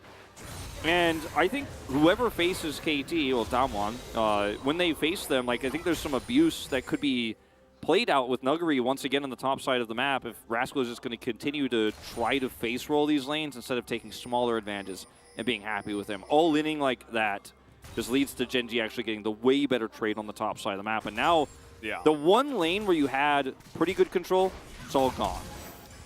Chovy, again, flashing away from Wukong. Second time this game. And yeah, I think it is a good point. Perhaps in the players' heads, you know, they rarely play against Soraka, so they're like, okay, we have it calculated, we should have the damage, and then Soraka ults, and you're like, oh. And it's Ornn. Well, we're in a bad spot. And they just try to make the best of it, but yeah, I mean, the point still stands.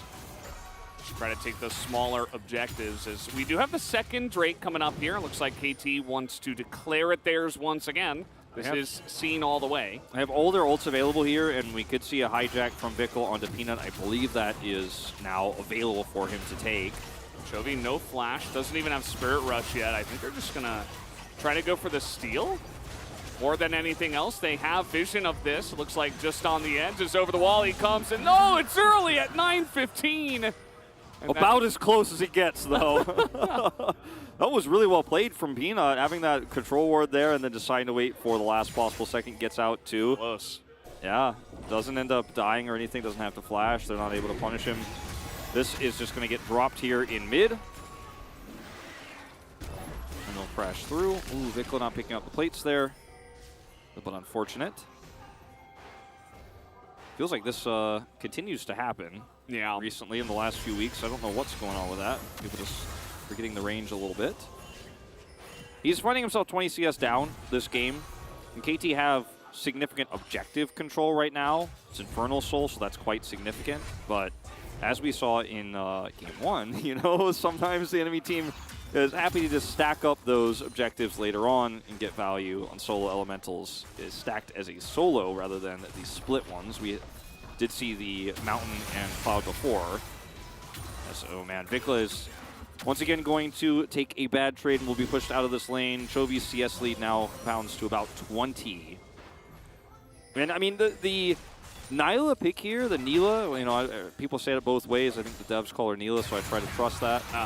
Well, we're going to have to hold that thought. Vickla's going in on this one, trying to use his own Spirit Rush. But at the end of the day, doesn't amount to much. Yeah. Will be, you know, Spirit Rush not available for a long time as a hijack for Vickla. No flash either. Ward is going to spot Cuz in mid, so Chovy just going to back. Definitely a good timing to go for it, even though he did just teleport into lane. The Neela build here with lethality is not going to scale up well later. She's extremely low range, is kind of reliant on a snowbally game state because you cannot dash into Gen.G's comp with her unless you're winning. Otherwise, you will just simply be charmed and you will be instantly deleted. You can't poke, you can't win in exchange there, so your comp is basically melee as KT now. Yep. You have a ranged champion who's kind of ranged, but not really in this Neela pick, and she's so far behind, now 40 CS, that KT's comp, despite the leads and objectives here, kind of just falls flat on its face unless they can have an amazing setup with the Wukong ultimate. Rascal's lead isn't as big as it was before, but he's still very powerful in these mid-game fights. But I just don't trust that KT can pull this one off. I mean, there is some wombo angles here. There's a lot of circles, as Atlas likes to call it, but basically Gen.G can just avoid fights here, group up, push turrets, and say, yeah, you guys are getting second hero. We're just going to get this turret the old-fashioned way. Aiming is, he's got some guts sticking under this turret. He is going to use his ghost to get away, but yeah, I don't think you're saving that even 1v2. So he is going to get away. And yeah, I mean, that's what I was saying in the draft. I'm like, you already have Renekton, Wukong, Sylas. You need something with range, otherwise you're just not going to have range, and everybody's running straight into Charm. So what do? And we're seeing it play out in real time.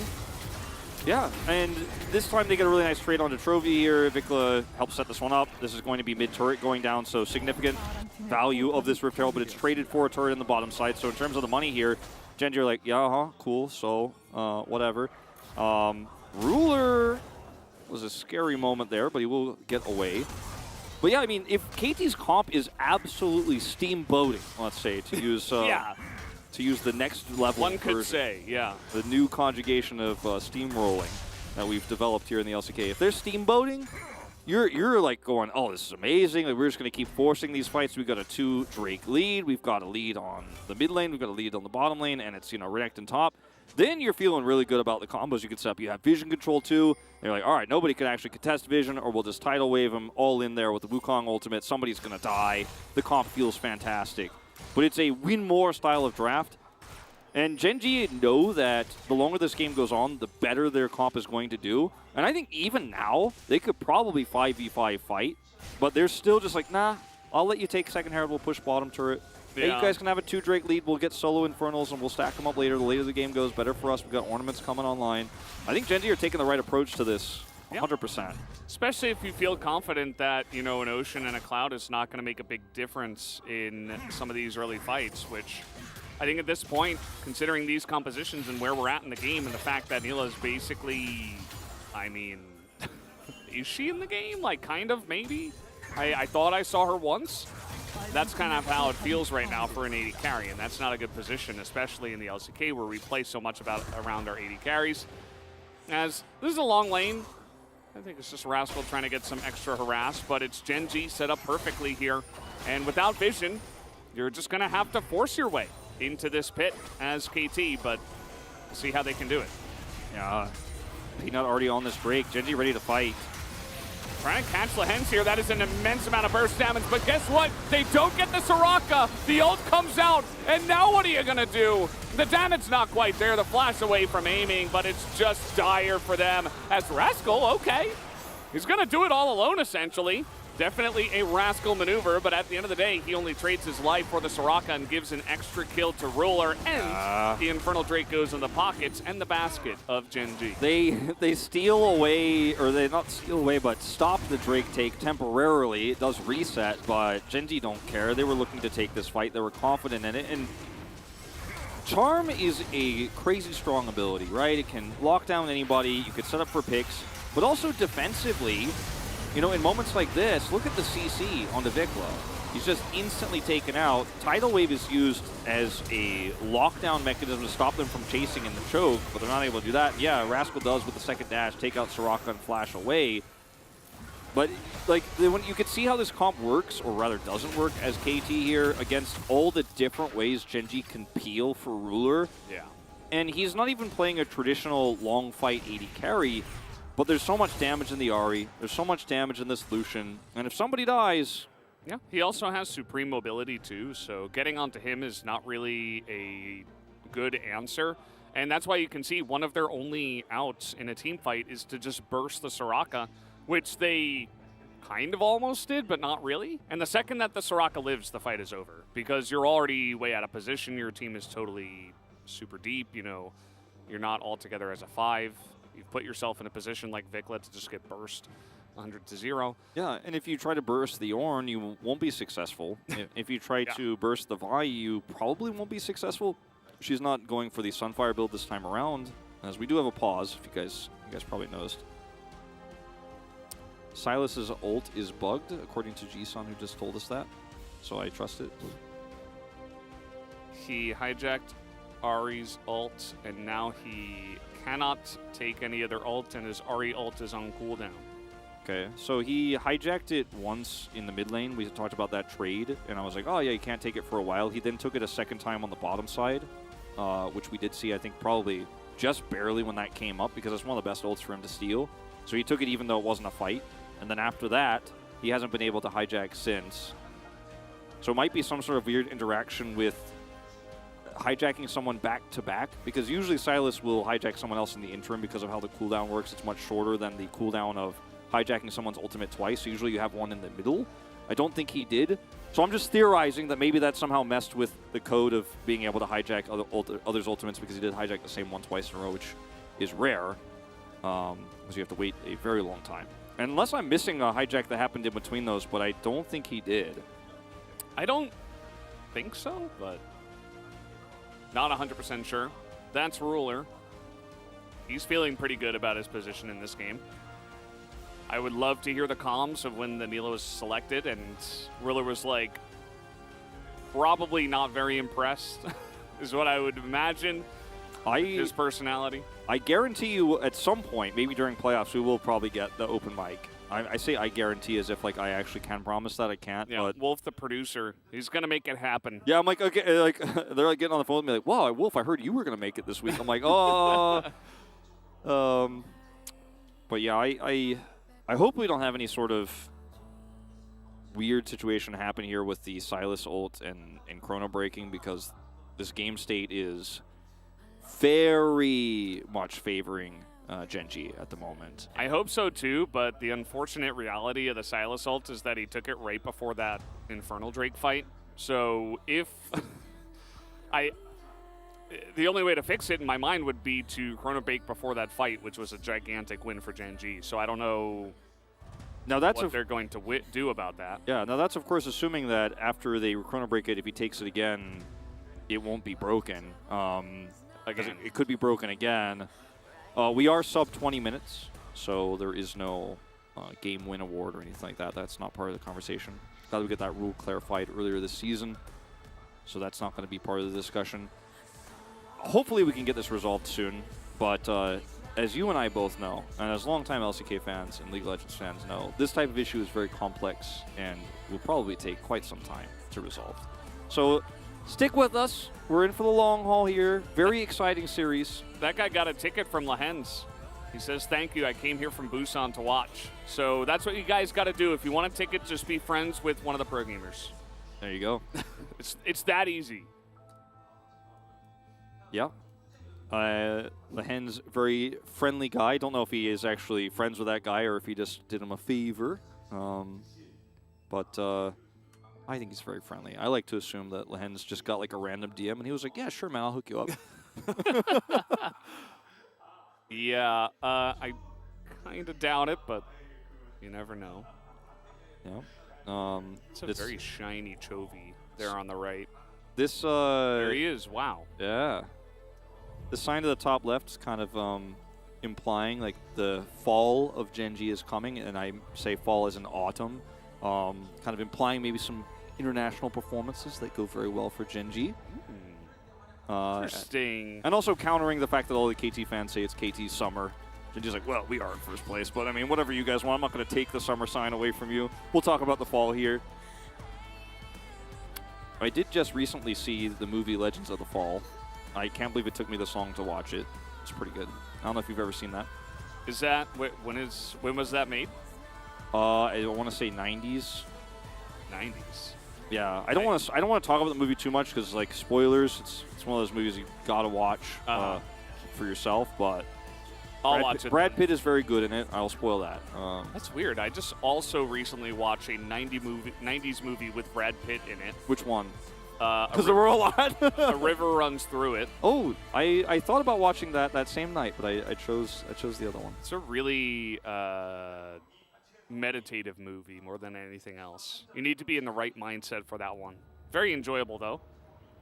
And we're still in the referee ruling phase. Obviously, this is as we described, a pretty difficult situation. With if they do chrono break, it would have to be before the fight that Genji just won very one-sidedly. Yeah. So the referees are in the process of deciding what these best steps to take will be. And then, of course, once that is decided, which is the hardest part, of course, the teams will be told about the decision. And then we will go into the somewhat long period of resuming the game. Everything has to be fixed before that happens. And we'll go to step 1, 2, and 3, and then if it's broken again, we go back to step 1. I don't think that will happen, but I definitely hope it does not. This says spring, KT, fall, winter. There you go. It's KT the 4 equals seasons. Summer, yeah. I learned about that in school as well. Spring, KT, Rolster, fall, and winter. My favorite season is winter. Not actually, I just didn't want to say KT. I was born in KT Rolster. That's the season I was born. Wow, that's very interesting. I was born in the fall. Your birthday's coming up. It is, yeah. September 14th.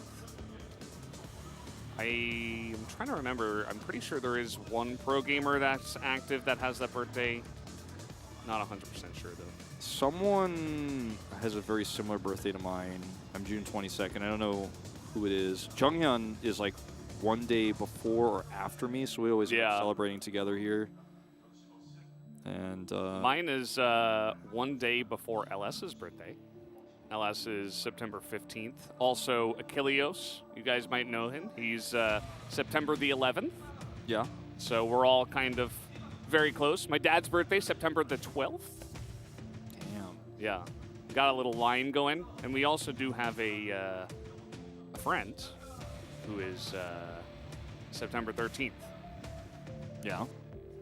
Stacking it up. A secret friend. You guys don't. A secret friend. You guys don't get to know Not who a it is. public friend. No. No. This is. Yeah, I wasn't really paying attention, but now I am. There's a lot of gesturing. Yeah.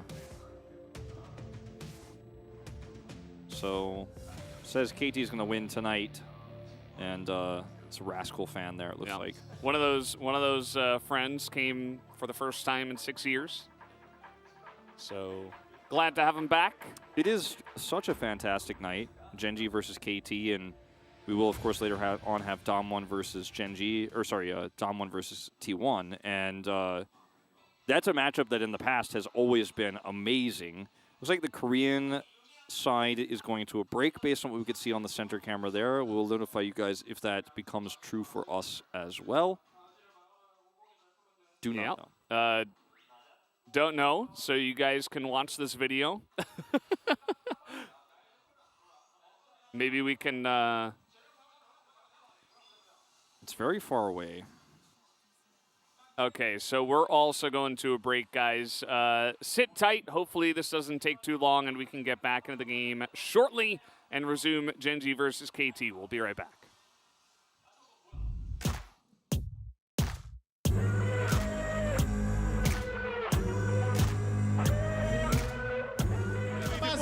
Vai tentar o engage, o time do Flamengo. Só que a Fúria vem pra base. O Inib vai caindo. Olha a Fúria no backdoor. Vai todo mundo do Fla tentando voltar. Vai descendo esse Inib, tá lá. Olha a Fúria, olha a Fúria. É Ruby quebrado. É Nexus no chão. E é no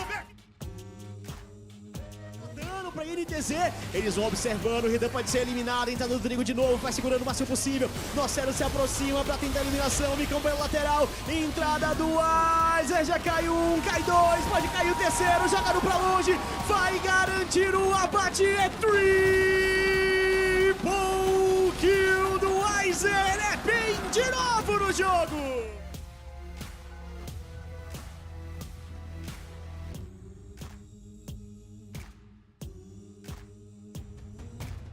Loud to lane. Faker took that last game absolutely personally. Yeah, did not enjoy it at all. Okay, BDD's just gonna get flashed on. He didn't have flash for it this time around, and Faker's just gonna solo kill him. Doran goes into the stasis as here we go. They try to get onto Showmaker, but a huge Requiem hits the entire backline. Toby does not much at all as he will get taken down. Ruler is still alive. He's still kiting it out. He's trying to do the damage, but he cannot. At the end of it, kill everybody as Showmaker flashes in and takes out the Nami.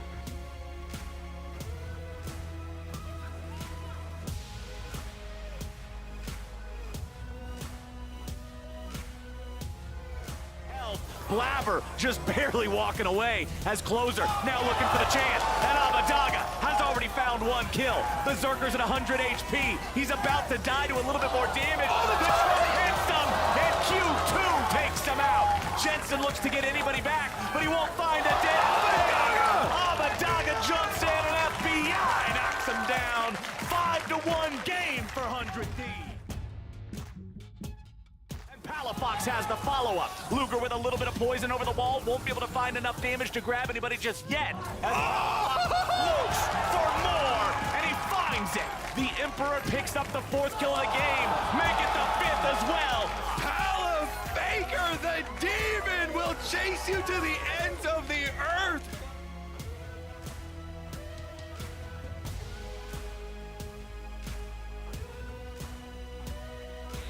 he's burnt himself the ultimate. That's not a great supreme display of talent. Goes wide. Nuclear trading out with Perks, but a demonic ascension means nothing to be done. BDS go for a fight and handily lose it. The boomerang blade comes back. Gotta learn that one from any Australian friends of yours, and it's a second kill over. Team, 24.5 minutes on the clock, and Fnatic are done waiting. They want this game right now. They want it right here, and SK, the playoff stream is looking like a bit of a wish and nothing more as Fnatic prove why.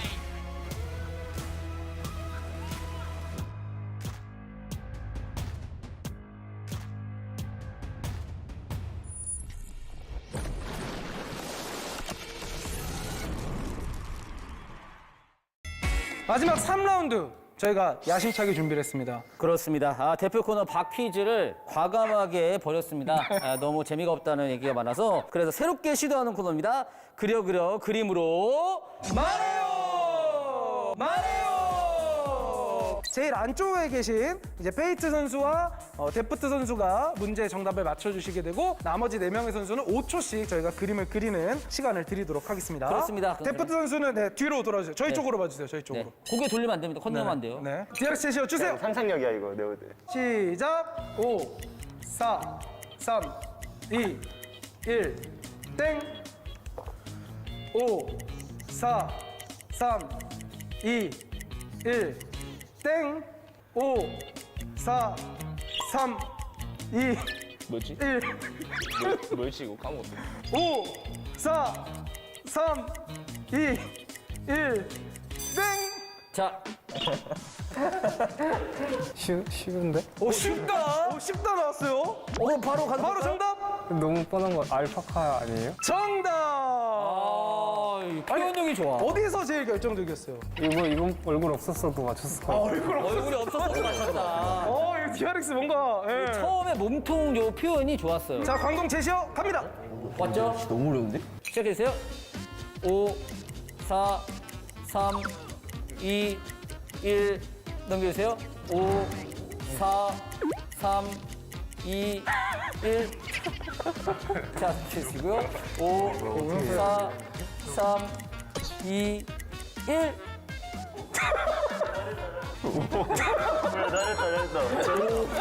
4, 3, 2, 1 3, 2, 1 그릴 필요도 없다. 되게 신기한 게 시간이 남아요. 그리고 자기들끼리 만족해. 야, 이게 뭐야? 자, 페이트 확인. 진짜 쉽다. 진짜 핵심은 다 있어. 이제 그냥 뭔가 상대팀이 그려주는 그림 같은데. 핵심은 다 있어. 진짜. 그럼 뭔지 알겠어요, 대충? 정답은? 테디? 정답! 잠깐만, 좀. 근데 누가 뭘 그리니까 옆에서 잘했다 이랬거든? 뭘 잘했다는 거야, 뭘? 저는 이제 기인이가 이제 얼굴 눈동자랑 입 여기가 좀 약간 눈을 안 그려줬어. 눈은 안 그려줬어. DRX 두 번째 문제 제시어 주세요.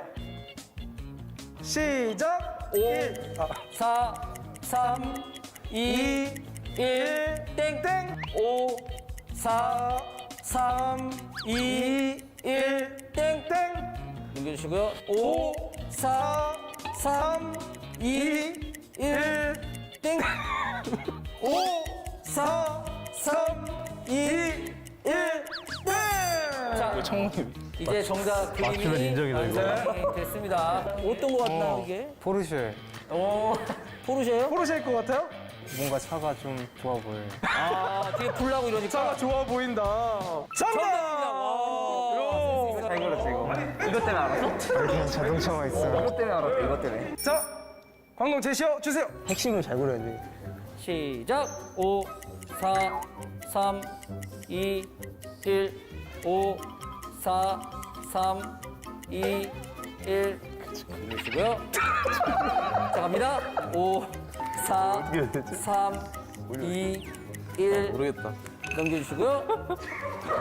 전 모르겠어요. 5, 4, 3, 2, 1 넘겨주시고요. 이거 어떻게 맞춰? 이게 뭐야? 저는 정답을 아는데도 모르겠는데. 자, 페이트 선수 정답은? 모르겠어. 모르겠어요. 모르겠다. 모르겠습니다. 뭘 표현하신 거예요? 그라가스 이제 배에 상처가 있어가지고 상처랑 이제 배꼽을 그렸는데 상처가 어디 있고 배꼽이 어디 있고 그라가스가 어디 있고. 자, 이건 뭐예요, 그럼? 이거 뭐, 원통은 뭐예요? 풀통으로 그리려고 했는데. 아, 잘못 그렸구나. 아, 휴지 두루마리 그려가지고. DRX에서 그려도 이렇게 안 그릴 것 같아요. 알겠습니다. 아무튼 고생하셨고, 자, 현재 2대1 상황입니다. 자, DRX의 마지막 문제. 마지막 문제 가보도록 하겠습니다. 준비하시고 제가 시간 드릴게요. 이거 힘들다, 이거 힘들다. 시작! 5, 4, 3, 2, 1, 땡!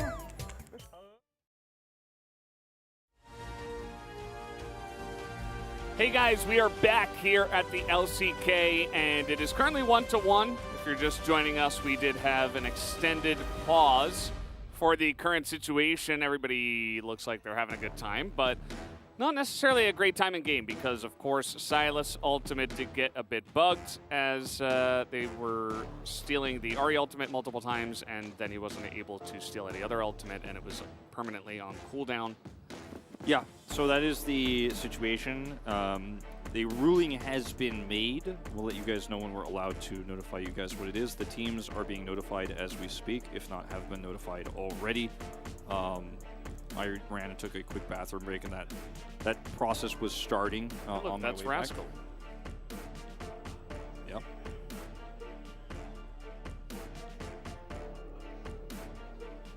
Yep. Let's beat the team that beat T1. Genji. Yeah. And the first 3 syllables of each line say AT.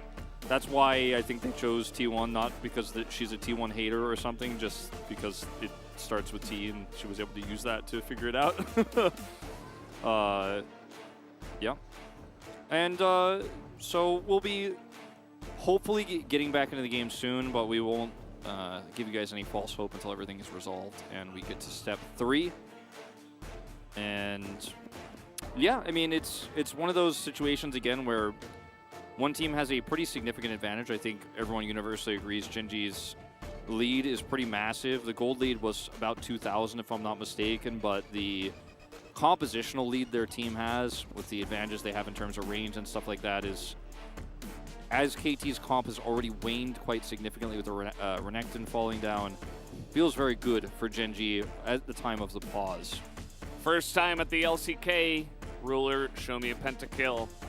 I think that's actually, there's a decent chance that happens on any given day, that Ruler picks up a pentakill. Has happened quite a lot so far. Yeah, he's not playing Zeri, but still, it is possible with other champions. Yeah. We saw a pentakill yesterday. Someone was saying there's like 33 pentakills of Zeri this year. Yeah. Which, I mean, considering how many professional games of League have been played across the year, like, it's high, but it's not, like, the craziest thing I've ever heard. She's just a champion that gets pentas really easily. Father and son here. So, LoL and StarCraft here. You can imagine which one was playing StarCraft of the two. It was the guy in front of them, right? Not any of these two.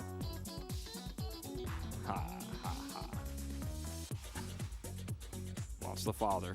Big Genji fans. Is that a hockey stick? I don't think on so. the right there. I think it's just like a dashing line. Like, look at the top it's a left. barrier. Is that a hockey stick? Is that an upside down hockey stick? Yeah, the hockey stick at the top left, or is that a scythe? Like they're saying, like the Reaper is coming for yeah, the I players. think it's an upside down hockey stick. That's my official take. She drew her own cards, so she couldn't get holographic ones. And yeah, this is another KT Summer kind of thing.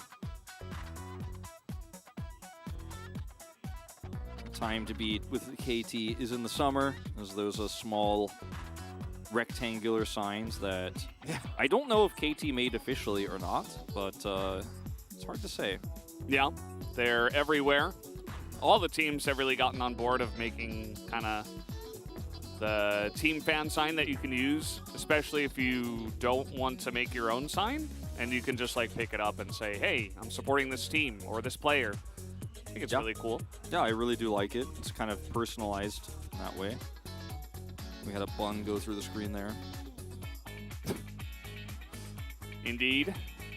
As long as I play the other action, you know, that's going on outside of the game. All right, we are preparing game resume. So that means that looks like a resolution has been hit. Still don't know if we can tell you guys the official ruling. Would like to know if that is the current case. I think they were probably just told we are going to resume the game, just based on that camera shot with our referee.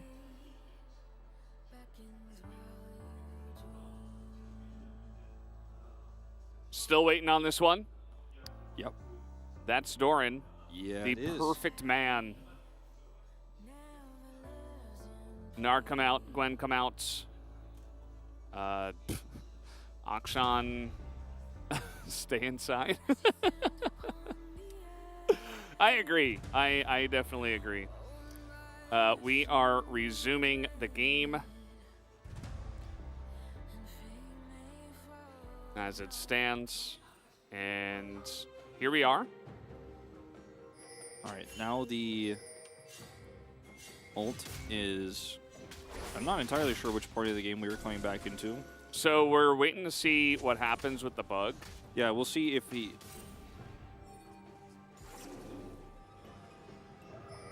We will see what happens with his ultimate now, as obviously, you know, if it bugs again, then we will have to pause again. Just how the game works, we're not going to allow a Silas to play with a bugged ultimate, so we're going back into the game, and we will see if it happens or not. Yeah, and essentially... hopefully not. Vikla can just, you know, walk up to someone, see if it happens. But for now, we're just going to leave it as it is, see what happens. Might require another pause. Yeah. So at the game state, for those of you guys who might have been tuning in late or missed the first part of the game or kind of forgot what happened, Gen G is starting to pull pretty significantly ahead here. 4,000 gold, in fact, now in the lead at 20 minutes as Baron spawns here. Ruler massively ahead, Chovy massively ahead. The composition of the Neela Nami has not worked out. Renekton was ahead but fell behind after being picked. Looking for a kill onto the Soraka of Lehends. So things are looking very good for Gen G because they have a composition that can front to back more easily. And this lethality Neela build isn't really going to hold water against the tankiness that's starting to come online here for Gen G. And hey, look at that. Looks like he has gotten the Spirit Rush again. Not 100% sure again, because I don't think he got near the Ahri, but okay, he just used it. We're getting closer to figuring out what's going to happen with that ultimate. As otherwise, you know, across the map here, 2.5 minutes to Drake.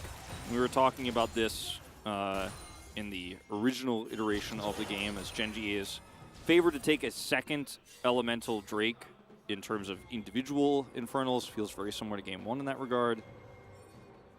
Seems like the issue is resolved, which is nice to see. So we can just resume this one from where we were at. Good to know. Peanuts. It's getting a little bit aggro here in the jungle, just trying to fight over vision as the team is pushing into mid. Yep. That is going to whip. Big time. Rascal's like, well, I guess I'll just go back to my side lane. Or just away from the mid lane. As certainly a strong piece of the puzzle here for KT. Not sure what the current scenario for split pushing and stuff like that is. Because, you know, the Ornn is strong, has a ton of armor, but at the same time, if it's a long enough trade, I would imagine the Renekton should eventually win out. But we haven't seen a lot of games decided based off of split pushing too much nowadays. Yeah, not really. We haven't seen a whole lot of even game states in general on this patch, as Doran is going to come over here to try to defend this turret. Will be unsuccessful, and it's okay, you can just catch the wave here. But split pushing Renekton versus this composition that can chase down and dive him so quickly is just, it's going to be hard to pull off, let's just say. I think that in 45 seconds here, KT are going to have to give this second breakup, and on one hand, it's not the end of the world if Gen G ties up Drake's 2-2, as yes, everyone knows it's working now. Well. Hey, I mean, it was a cool back animation. Why Yeah. not? To Jonah Strong, kind of, what do you call it? Zoom in. That, yeah. Classic. A classic Jonah Strong. Yeah, it's like his special trademark. Trademark. There you go. That's what I was looking for. Special Jonah Strong trademark. KT look like they're going to use the Ornhorn here to engage. It's very far away. You see that nobody's really able to lock down the hens afterwards. And now the real Ornhorn is coming out here. That's going to be a Zonya's, as well as a dash away from Cuz, as now the big knock up into this front line. Immediately, Cuz is just going to get 100-0'd. As you see that little hens, the bloodthirsty Soraka, able to pick that one up. And now, just like that, just the one push, just the one pick rather, and they can push into this turret and take a dragon. Yeah, and that is all it takes. KT, I think, hoping that they could try to kite back to Baron to force Gen G to react because they didn't want to trade a second Drake for Baron. And then while Gen G rotate over, this is a very desperate, hopeful ultimate at max range to get the slow onto Lehens, but there's no range. It's a melee comp. It's a Neela comp. So he's like, oh, you got me, I guess. And then the real Ornhorn, as you say, comes through here in the choke point, forces the Zonias. They have the follow-up charm instantly onto Vikla. And at this moment in time with a knockup, fight's over. Ruler completely untouched. And KT are pushed off of yet another critical objective here. And I mean, we tried to find an angle to describe what Neela can do in this competition, what she could have done maybe at a level 6 all-in that went, which they did attempt, which went very badly. Yeah. But now, I mean, all we can really say is KT, it's pretty fortunate for them they had 2 Drakes in the lead at the beginning. Otherwise, this situation could be even more disastrous. Absolutely. It just feels like, okay, well, we're going to go in on this one. Doran has his ultimate back, but it will be denied. And actually, the combo into Peanut is good enough. Life going to pick that one up, and now Doran all alone. Not all of Gen G around here, as Lehen's not even able to save them. And that is going to be the follow-up fight as the rest of Gen G come in. Ruler nearly 100-0. Vikla takes him out with the Gale Force, as now the rest of the team is coming in, but they took this 3v5. Gen G say, we gladly handshake that fight, and it was a terrible decision. KT will now take the Baron. It feels like there's a lot of disrespect for Gen G in this series, and some of these weird neutral fights or some jungle skirmishes like this where your composition is strong, but if KT are on top of you, you're not that far ahead. The range advantage doesn't matter if KT are just literally straight up in your door and calls out, I'm going to ult this, I'm going to look for the knockups, doesn't even hit 2 players. And KT are like, thank you very much for Baron here. They have a lot of choke point control themselves when the gap is closed. And I mean, Vikla does flash away here from Ruler, turn this one around. Man, the 2 of them both go in and then they just get Neela to death. Yeah. Oh, God. That is the worst thing that could have happened to them. I mean, every part of that for Gen G just felt painful to watch because you're still ahead in this game, but I mean, actually, are you? Like, you're even in gold. Not KT anymore. are going to take a gold lead, but still, even if KT take a gold lead, which they do, you can see that tiny little, I don't know, buds of a gold lead here for KT. Stub. We'll see if that grows and like blooms into a massive gold lead later on, but I'm not counting on it. But still, Gen G now have to deal with Baron. They now have map control against them, and the Baron timing works out super well for KT to take a 3rd Drake fight on their terms with choke points controlled, which was not really how the last one went, as we saw KT tried to force it away from the Drake and failed. So this is a huge momentum swing here. Now look at the items of Ruler, look at the items of aiming, and then, you know, we'll have to remember these things. Now look back up at me.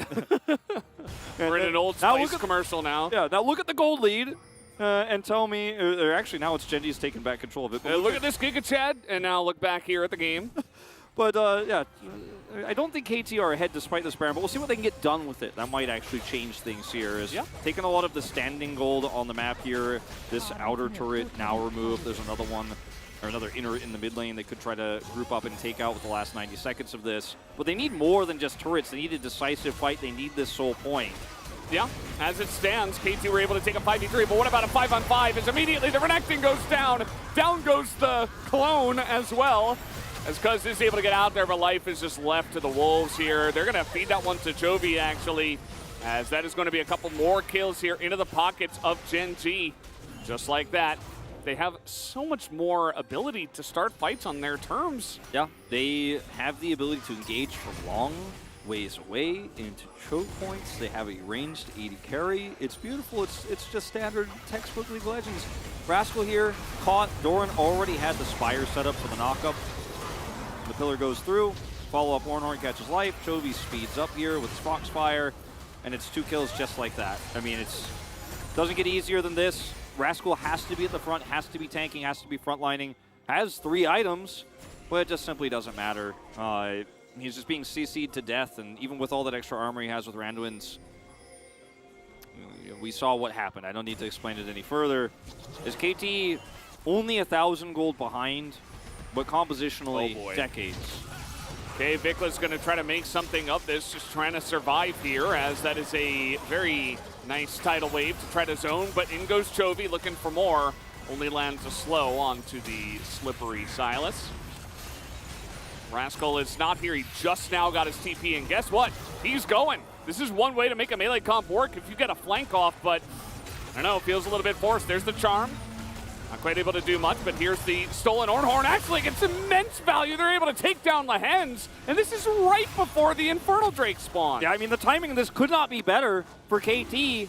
Now, Genji still have a functioning team comp here. They do have an Ornhorn and a Vi ultimate, so this is not just for free, but Genji will have to find an angle. Peanut certainly looking for that angle on the steal. The Drake comes in closer. As I don't know if they're really going to be able to zone out the Vi here. Peanut actually just walking away. And he's not going to go for the steal. They'll just give that one up. KT, they get more than just a fight when they take down the Infernal Drake. Now, this is KT just fighting tooth and nail and hanging on just by the skin of their teeth.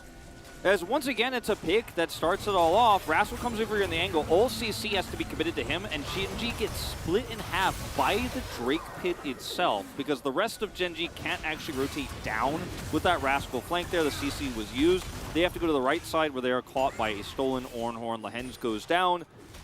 So great play there from Vikla, leads to another pick. Again, game state here, ever evolving. Okay, still fluid, still changeable. KT will need to win another fight like this, and I say fight, get another pick like this to lead to the annexation of an objective, essentially. And if Genji keep giving over picks, if they keep getting caught and keep overextending or not respecting teleports, then maybe there's a way in. As this game has not been about the AD carry at all, it's been about the solo laners. You mentioned, I remember in the draft you were talking about the Samira. This is like Samira, except obviously has really nice follow-up engage rather than a just hefty burst of damage once you kind of go, you know, Super Saiyan in the fights. And it's really what they're going to be hoping for. More flanks, more picks, more stuff like that. Fights that are not necessarily front-to-back 5v5s, which is what Genji will be looking for. And, you know, now KT, now that they're on even footing, it was looking really dire when they were behind. But the fact that Genji kind of just ran into them and gave them a chance to even things up means that this is anybody's game now. Yeah, it really is. I still favor Genji here, but if they make one more mistake, I don't know if we could say that anymore. And the Vi is fairly tanky. The Ornn is extremely tanky. Soraka, Lucian, and Ahri, however, they will be blown up by this collector build here from aiming if they are caught by anything. Cyclone, stun from Renekton, stolen Ornhorn, as we've seen already. And the mobility that Vikla can pick up by now being able to steal Spirit Rush, he's level 16. He can switch between these ultimates at will in a team fight with us Hijack fully evolved here. You know, I mean, there is a way. It is possible. And I didn't, you know, after that pause happened, I was like, I really just didn't think I'd ever be able to say that. And here we are. Here we are, KT playing like a unit. There's no split pushing going on in this game, that's for sure. Especially now that Rascal doesn't have his TP. Could look for it if they are able to, you know, work together some kind of flank wards, some kind of vision control. Both of these teams have insane choke point control, so if KT runs back like this, Genji have to go back to mid and push because they can't chase through the choke with an Ami ult. Vikla just culling, and Peanut was like ready to jump on that moment with the hijack cooldown, but it's about to come back find up. The angle. Yep. Yeah. He's level 16, 17 now. As Zonya is available, and KT just trying to push this wave in, force Genji to come to them, especially in a choke leading out of this river. I mean, that's the one angle. Look at them both controlling each other's waves. We've seen this kind of the development of the way teams play this now as stolen Ornhorn. They're going to try to get on top of Doran here, but a fantastic deny from him means that he will flash in. He gets the engage, but aiming lives for just a moment and only a short moment as that'll be the Vi going down. But look at Toby, look at Ruler. They have this front line and they are pushing forward, looking for life here on the side, but a knockup comes in. The Cyclone from Cuz, is it enough? No, it is not. And a triple knockup comes in from Doran. As Toby's not even here, by the way. He is trying to get into this one as that is going to be a follow-up kill there from Ruler. And they don't even need Toby to help clean this one up. Vikla just going to be on the run as Gen.G want to pick up this Baron. I believe Doran just blocks it with Bella's Breath. That's all it takes. That's the whole engage option for KT is going in on that. He turns around, flashes. Aiming survives for a very long time, as you pointed out, but the lack of range is really evident in these fights. Even with the turn attempt there from Rascal, where he comes over, they're trying to get the Wukong Cyclone engaged, and then there's no follow-up. There's no damage. Ruli gets knocked up, goes down to half, and he's like, all right, well, cool. Now what? Now what are you guys going to do? You can't kill me. Nobody can touch me. As we'll watch this once again from Doran here, just completely nullifies this with Bella's Breath, dashes away. And then the follow-up Nami ult comes through, but for what? He can't stop Doran from actually ulting on top of Neela here. She goes down. Peanut is traded, but look at the range problem now. Who kills Ruler ever, even with Cyclone coming through? We do have the group up, of course, in live. But look, flash forward here, Cyclone goes down. Ruler's like, yeah, just kite back, I don't care. And Chovy's like fighting a Nami on the bottom side of this map. It's like not even handled that well from him, but I mean, he did get the kill, so it counts for something. But now, it is the next big objective, which is the potential Infernal Soul here for KT. They, it looked pretty dire in that last fight, but you never know. A steal on the straight could mean a big difference maker in this game. Ruler has GA, so even if they wombo him, it's not going to be his first target. Trying to go onto the Vi. That's not going to work. Ruler is zoning everybody else away. The Ornhorn not fantastic. Vikla will get away, but that does mean that Rascal has to just run as well. And the rest of KT, everybody chunked down. Life doesn't really have that much sustain. Already 4,000 damage done by Chovy here. Though, they have the better ults here. One more wombo, one more chance. Ruler did so much damage in that last fight, but they used all of their ultimates outside of the Soraka ult here. And KT looking for the Nami ult into Neela. Cyclone. There is an angle, but Ruler, you'll have to kill him twice. Peanut's over the wall now. That's a big chunk already into Vikla. Looks like they are considering just giving it away. No teleport here as they all try to back on a control ward. That's embarrassing, but now they're going to be spotted. I don't think they're going to get away with this back here. Can they turn? Yeah, you guys know that. Yeah, okay, they're going to look for the turn here. They don't have Renekton right now, and that's not really a good option. Vikla has to flash away. The tidal wave gets good value, but the rest of the team not really going to have too much luck. I think Cuz might be left. Nope. Okay, flash comes in from Chovy. Going to be going for that one. It's a huge apotheosis in the backline. Aiming, though, immediately has to go into Zonya's. And he's not exactly tanky. Immediately gets taken down. A nice little try. Gets a cute engage. Okay, nice turnaround here from Chovy. Or rather from Vikla, but he immediately gets burst down as well. Big Cyclone, but it does not matter. The damage is there. And Ruler now is on the hunt. He wants more kills into his bucket. But can he pick it up? Yes, he will. One more for the man in the Lucian cape, and that should do it here for Gen.G. Yep, they've locked it down. 66.5 thousand gold, 0.6 now. It's the devilish ending of this game here. It all took one final fight to close it out. KT were trying to force so hard with the apotheosis. Chovy, just one final moment to take out Cuz here. And it goes to Ruler, who picks up 8 kills in the end. That's going to do it for this one, guys. GG, Gen.G pick up the 2-1 victory. It was not easy for them. KT put up a fantastic showing and a fantastic defense, but at the end of the day, Gen.G are able to punish them. Yeah, and the draft idea for KT, we got to see some of it there in the end in terms of the potential wombo combos it could set up. Apotheosis, stolen Ornhorn. It was not a bad draft by any means, but the lead that Gen.G had early, despite some objective takes for KT, was so huge that You know, even when we had that pause, it looked so doomed. It looked like there was no way back in. KT took 2 good fights that Gen.G kind of offered them by expecting their lead was going to be enough to win them. There wasn't enough in the end for KT to actually close the game out. They couldn't win a proper 5v5, as you said. Neela, I think we learned a little bit about what she can do, but we learned more about what she cannot do in a game state like that one, and I don't think we've seen the last of her this season. I think we'll probably see one team try to pull something off either tomorrow or in playoffs. However, I'm not advocating for it at this moment. Yeah, I don't know. I saw like some of the potential power. It's just that comp overall was pretty bad. As Ruler says, no, I'm holding on to everything. And he got the kill in the end onto his good old buddy Life. But yeah, I don't know. That kind of felt like the comp that Damwon pulled out against T1 in the spring finals, or maybe it was the summer finals. Summer 2021. Yeah, summer 2021, where it's like, we'll just play all melee with Kassadin. At least in that composition, they had a Kassadin that was a potential threat later on. But in this one, yeah, just felt like if you weren't catching mistakes or weren't getting the perfect flank, you just had no option. That all in there, I think in a different game state, if they play the lane out a little bit better, and there's not a jungler there and it's a true 2v2 or 2v1, as I think maybe they perhaps even thought was the case, maybe you get a lead there, but they were 20 CS or so behind at that moment because Ruler was just outdoing them.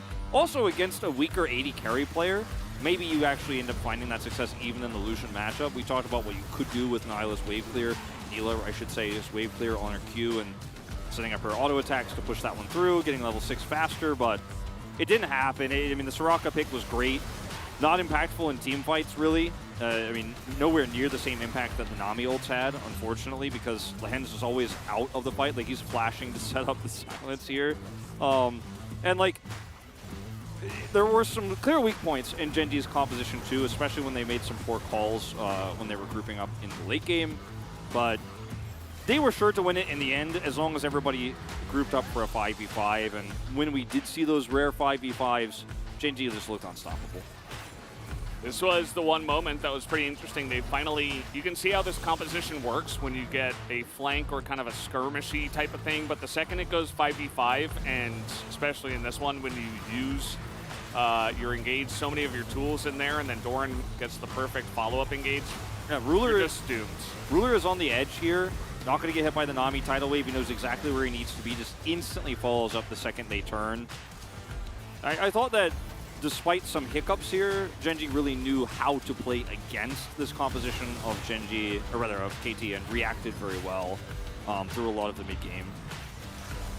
I hope we see more Soraka, just maybe under different circumstances as well.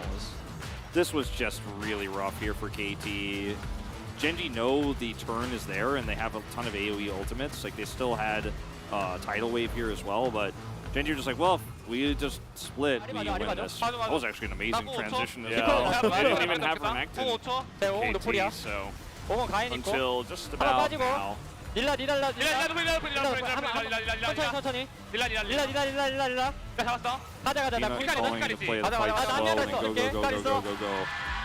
난 보자. 사이 노플이야. 이겼다. Pulling out all of the flashes here, of course. Pulling out Silas, no flash there at the 라인 end. 신경 안 쓰고 잡자. 50 노플이거든. 50 노플이야. 너 Wukong, no flash. 가자. 계속 가. Called for moments before kill him, let's end. And then there's all the mid calls. Ruler wanted to keep going. As at the end of the day, Chovy actually did more damage than Ruler. Those guys have been battling it out all night. Certainly was a bit of a battle of a goal difference as well, because there was a couple of moments where Gen.G, you know, getting a little bit, I don't even know what to call it. I feel like, you know, they could have definitely played it slower. They didn't have to be as aggressive as they were at some times, but they're a very extremely confident team.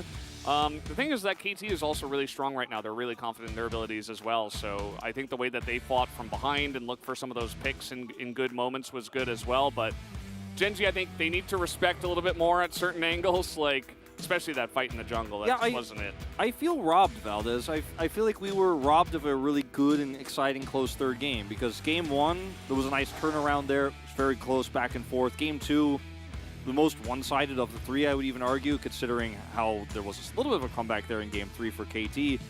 But we saw a composition that was vastly inferior for KT that needed so much to go right. They need to be so ahead in order to pull off their win conditions. And I would have rather just seen a straight-up game. Even with Draven, it's kind of a problem in that draft. Like we were talking about that. We talked about Samira. I think those picks would have had similar problems. Maybe not as much in the laning phase. Wouldn't have been 20 CS behind. But KT's drafting that third game means we kind of didn't get to see what would have happened in a third game here. But I do wonder if it means KT's drafting in a longer series could be a problem, considering this team hasn't played a best-of-5 in a very long time. Yeah, it's very true. I was just looking at the draft, and it's like, you go Wukong and then you go Sylas, and that's fine. But then they pick Renekton for the lane dominance, and that's when you get yourself into a hole where it's like, oh, look at this. We're doing a little caster carpet space right here. Yeah. It just feels like you can understand the idea, but then especially when they pick Vanilla, it's like, well, I mean, good luck, fighting on your terms unless you're ahead, because you just have to run at them. And I think it's Ruler. He had one of those losses in the Lucian loss streak. You pick Nami here away from Lehens, and this draft could have looked way different, way better if they were just like, we'll take Aphelios. What's up? Let's play a real game. Yeah. And I think that would have been, for me, like selfishly, I would have enjoyed that reality, that different aspect of these two teams' strengths and skills a lot better than a draft that was always warped and shaped by this Nami pick away, which doesn't have strong synergy, even with Anila, as we saw. Maybe at the level 6 all-in that never happened until it did and failed. Yeah, let's take a look at the standings now. Gen.G, by the way, this is a massive win for them.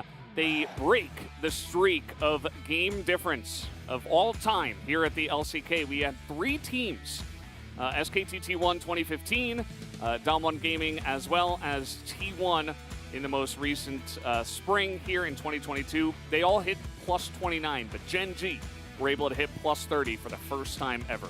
The first time it happened, plus 29, was a 17-1, so same score for SK Telecom T1.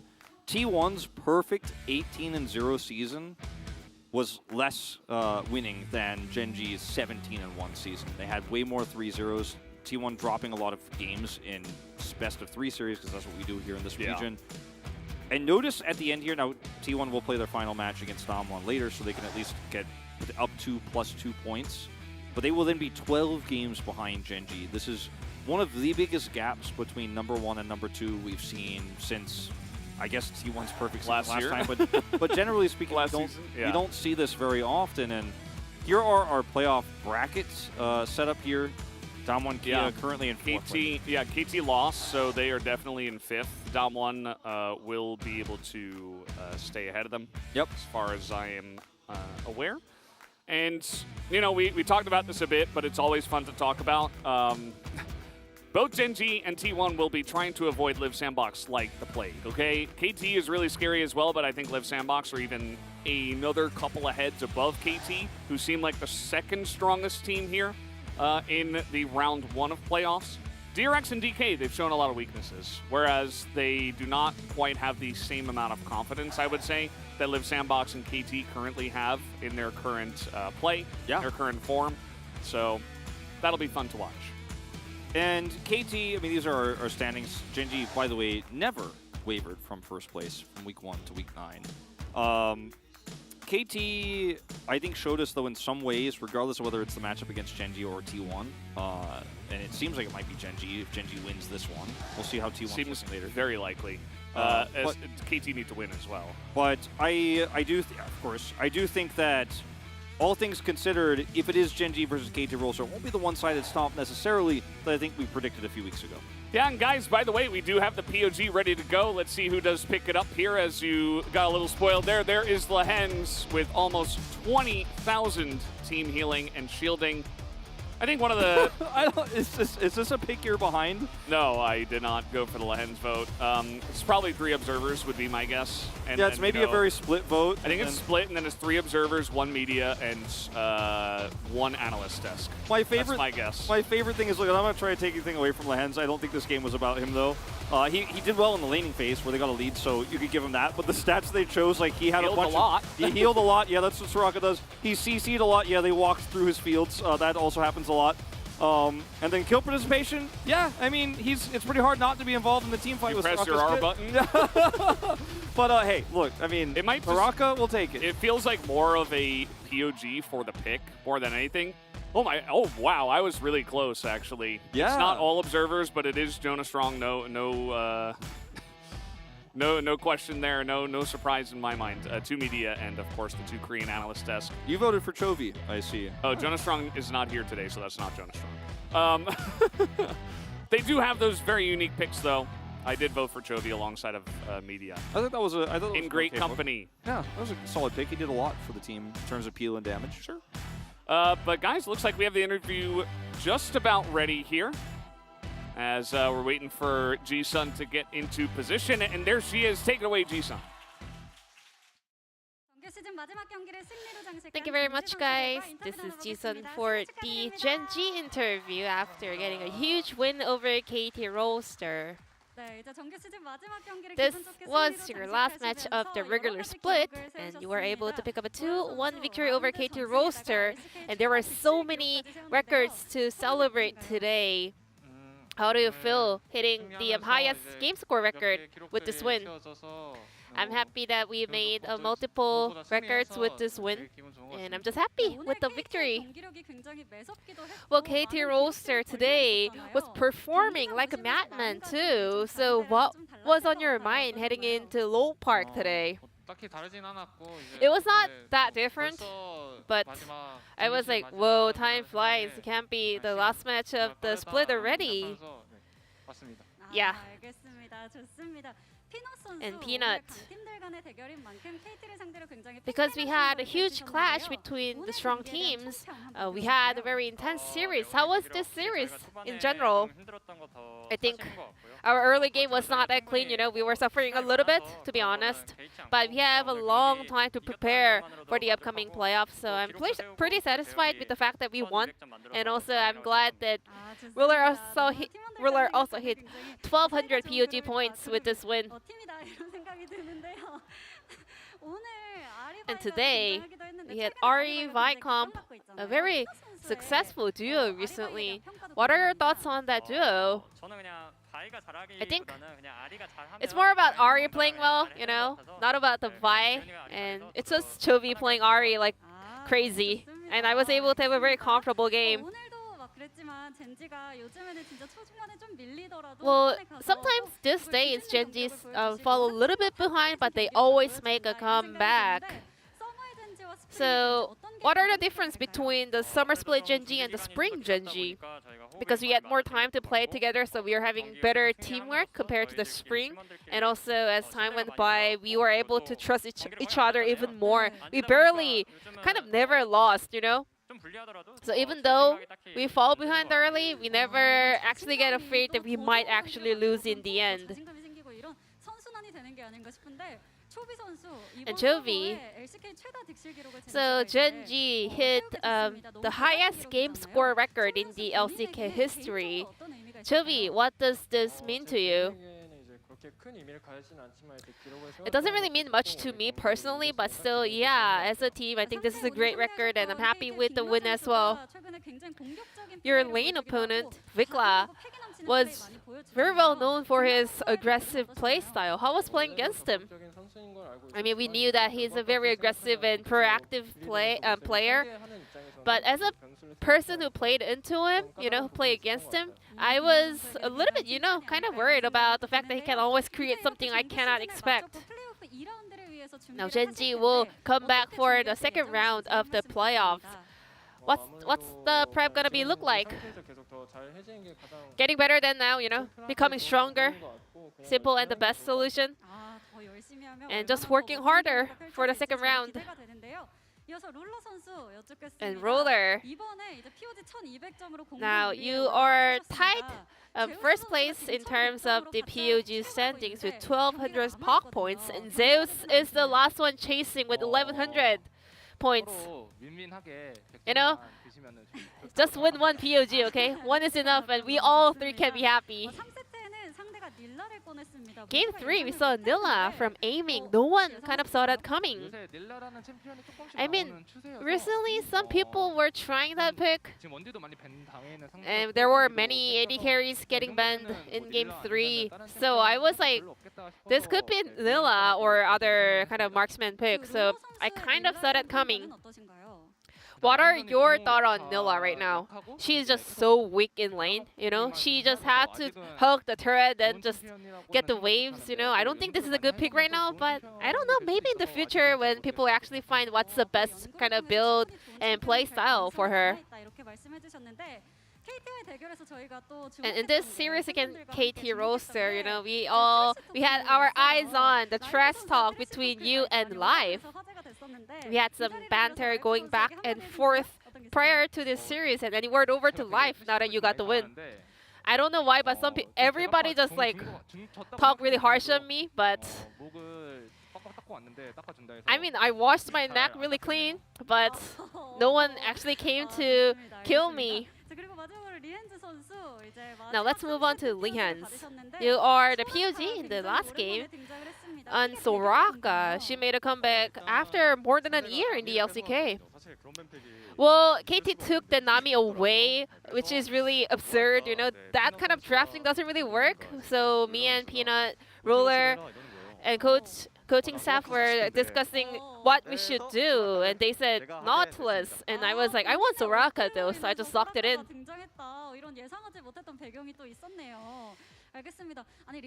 And Lihans. Well, Genji made a lot of new records today, but you personally also made a lot of records. As an individual player, 3,000 assists, you know, 400 games in the LCK. So how was this summer split for you? I think so far so good. I've been doing pretty well, and as long as I can do well up until the final, it's gonna be a great series season for me. Is there any specific team that you are afraid of the most? I think for now, up until now, T1, you know, I think they're really strong. And I think just like you saw today, every playoff teams are so strong right now. So I think we really have to, you know, keep our guards up. So to wrap up this interview, I'm pretty sure Genji is looking forward at LCK trophies. So Captain Roller, any last words to close out the interview? We finished the regular split on the first place, but this is not the end, you know. We have a long way to go. So I hope we can come back with even better performance for the second round of the playoffs, and looking forward to your support, and thank you for coming to support us. And this will be the end of the interview from the Genji players. Back to the casters. Thank you. Thank you, Ji-san, as always, for that awesome translation. We already took a look at took a look at the standings. You can see it again, the stuff we talked about there before we did go to the interview. But yeah, we do have a nice big matchup for the second one as well here, Wolf. Yeah, it's going to be T1, who's struggling in current form at the last moments here of regular season against an also struggling Damwon Kia. So could be a closer series, I think, than people expect. It's been such a classic over the last few seasons of LCK, and I hope this one delivers tonight. Yeah, absolutely. Would not be surprised. But guys, first we will take a break, and we'll be back with that second series.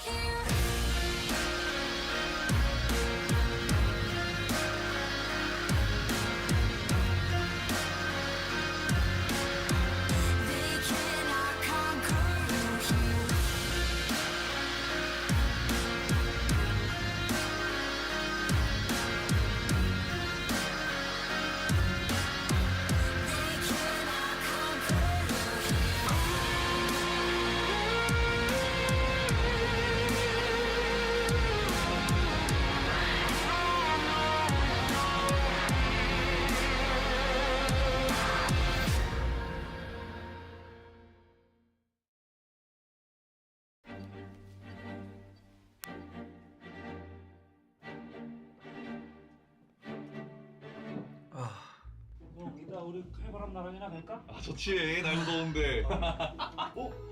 혜연이 너 이 자식 너 왜 그래? 부패 물약을 몇 병이나 처먹은 거야? 홍진아, 너 도대체 왜 이러는데?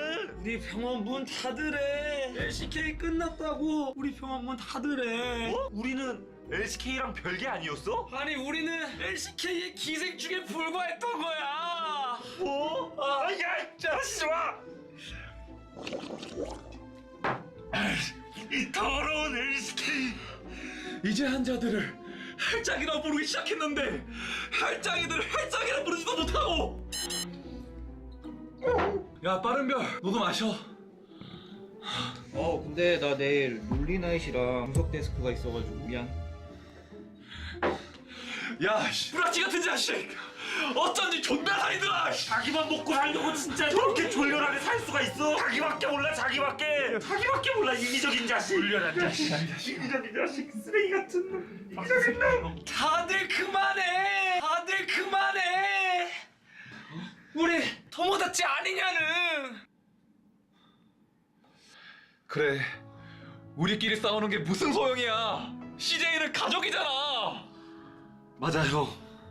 LCK는 까도 우리끼리는 까지 말자. 우리 전처럼 협곡에서 한번 합 좀 맞춰볼까?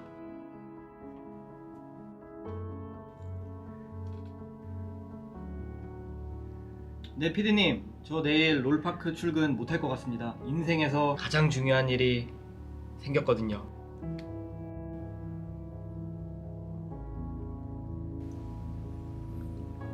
내가 늦은 건 아니지.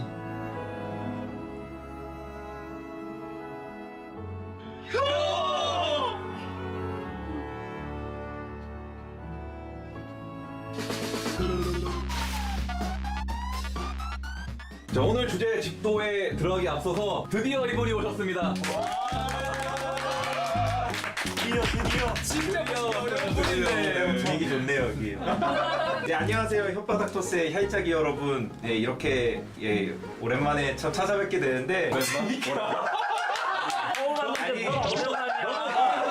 너무 형식적이야. 아니 근데 솔직히 나도 약간 이런 예능 프로그램이 오랜만이야. 원래 예능을 잘 안 나간 지가 오래돼가지고 진짜 오랜만인데 너무 재밌게 보고 있는 건 사실이고 최고의 프로그램이다. 현존하는 LCK 프로그램 중에 롤판 프로그램 중에. 없어. 이거 혓바닥 토스보다 더 좋은. 그러면 클템님이 방송 선배로 봤을 때 네 분 중에 누가 제일 잘하고 누가 제일 못하는 것 같아요? 그러니까 보통 보면은 이게 색깔이 좀 정해져 있는데 약간 그 패급 컨셉이 한 명 있잖아. 몰라 자기는. 원래 패급인 걸 몰라. 그러니까 동진이가 옛날 선수 때부터 좀 패급 같긴 했어. 실력이 패급이라는 게 아니라 색깔이. 실력도 패급이야. 벌써부터. 오늘 주제가 어떤 라인이 가장 중요한가? 다들 좀 어떻게 생각하는지. 일단 탑은 아니야. 탑은 나가 있어. 근데 나도 그 생각을 해. 나는 왜 그 생각을 하는 게 최근에 내 전적을 보여주면서 나는 그 말을 할 수 있어. 전적이 어떻길래? 한 10대 시켰어? 0-2-0 하고 이기고요. 이건 좀 심한데? 0-3-1 하고도 승리할 수 있는 게 탑이에요. 와, 네. 아니 놀라운 게 킬 관여 0%, 8%야. 뭐야 이게? 좀 심한데? 그럼 제일 중요한 데는 어디야? 시작할 때부터 지금까지 계속 그 녀석이 주인공이었어. 그 라인이. 그렇지? 팀게임 기준이에요? 뭐 솔랭 기준이에요? 다요. 다요? 네. 다는 아니지. 나는 팀게임이면은 미드가 맞다 보는데 솔랭은 미드 아니지. 바텀이라 생각해? 솔랭은 무조건 정글 아니면 바텀이지. 정글이 막 3킬, 4킬 이렇게 먹고 들어가면은 게임이 너무 편해. 당연한 얘기잖아. 너무 그냥 당연한 얘기라. 아니 4킬 먹어. 아니 미드가 4킬이어도 더 좋은 거 아니야? 물러다닐 수 있는데 한계가 있어. 한계가 어디 있어? 한계가 어디 있어? 너가 왜 한계를 둬? 반대로 정글도 똑같은 거 아니야? 너가 못 아니지, 해가지고 미드가 안 보이면. 미드가 있어. 미드가. 댓글 보면 여러분들이 그때 그 시절 CJ를 그리워하는 분들이 많더라고요. 오늘 주제가 어떤 라인이 중요한가 얘기도 하니까 오랜만에 롤 한 판 하시면서 더 얘기를 해보시는 게 어떨지. 아 근데 정글 2명인데요? 근데 저 형 정글 안 가 요새. 탑 많이 가. 간만에 붕대 좀 풀어봐야 되나? 그럼 일단 미드는 안 갈래. 나는 그냥 쟤랑 게임을 한다. 여기 한 명 어떻게 못 불러요 지금? 서포터 좀 정상적인 사람으로 와줘. 원딜도 이게 피해를 본다고. 서포터가 이상하면. 나 근데 서브 나쁘지 않아.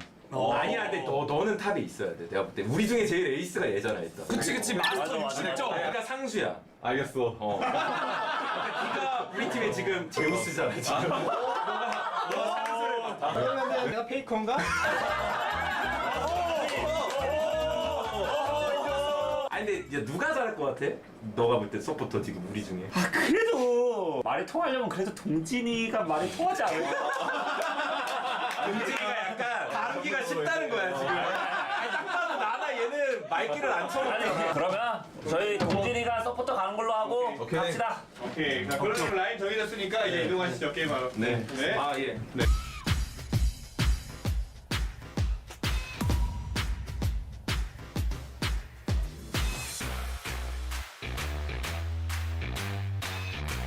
DC 샤이 보여드릴게요.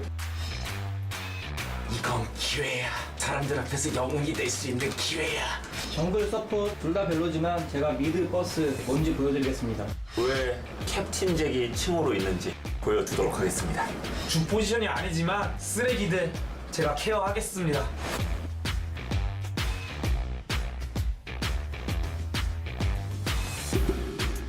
예, 각자 자리로.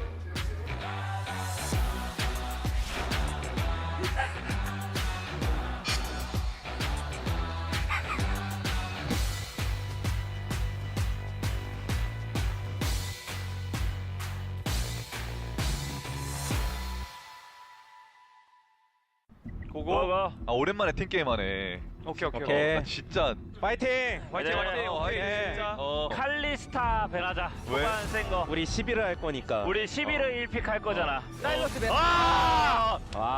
진짜 너무하다 이거. 아니야. 아니 나 딴 거 해. 딴 거 해. 게임 이미 망했어. 다리우스까지? 일단 여기서 아니 우리 뭐 잡아? 야. 동진이 유미할 줄 알아? 아니 이거 너가 할 줄 아는 게 뭐야? 나 라칸 이런 거 할 수 있어. 라칸. 야 빨리 뭐. 야 그럼 서포트 라칸 고르자. 아니면 뭐 카르마. 라칸. 아니 카르마보다 라칸이 나을 것 라칸 같아. 가져가. 지금 어차피 메타픽이 안 되잖아 지금. 어차피 조진 거 같으니까 그냥 가자고. 오 제리를 하겠다. 제리 룰루. 이거 많이 아야 괜찮아. 트위치 골라. 트위치 골라 일단. 나 여기서 시바나 골라줄 수 있어. 시바나? 시바나 골라줄 수 있어. 너 미드 AD 할 수 있냐? 세트 판테온 제드. 다 제끼고. 아니 그런 거는 그러니까 얘가 원하는 건 뭐 야스오 요네 이런 거 같은데 이렐리아나. 야수 요네 이래는 나 못해. 미드 챔피언 포기. 미드 챔피언 포기 스트레이잖아. 나 이번 시즌 아리밖에 못해. 아니 아리 벤당했는데 그럼 어떻게 이제? 빠랭이 그래도 리산드라 같은 거 하면 나 스윈 할 건데. 야 그럼 내가 AD 해야 되잖아, 그치? 내가 할 수 있는 AD 녹턴밖에 없어. 빨리 좀 해. 일단 너 골라, 니 픽 빨리 골라. 아무거나. 자신 있는 거 골라 그냥. 리산드라. 아 뭐야 빨리 가. 스웨인하고. 아니 이걸 1초에 말할 게 어딨냐고.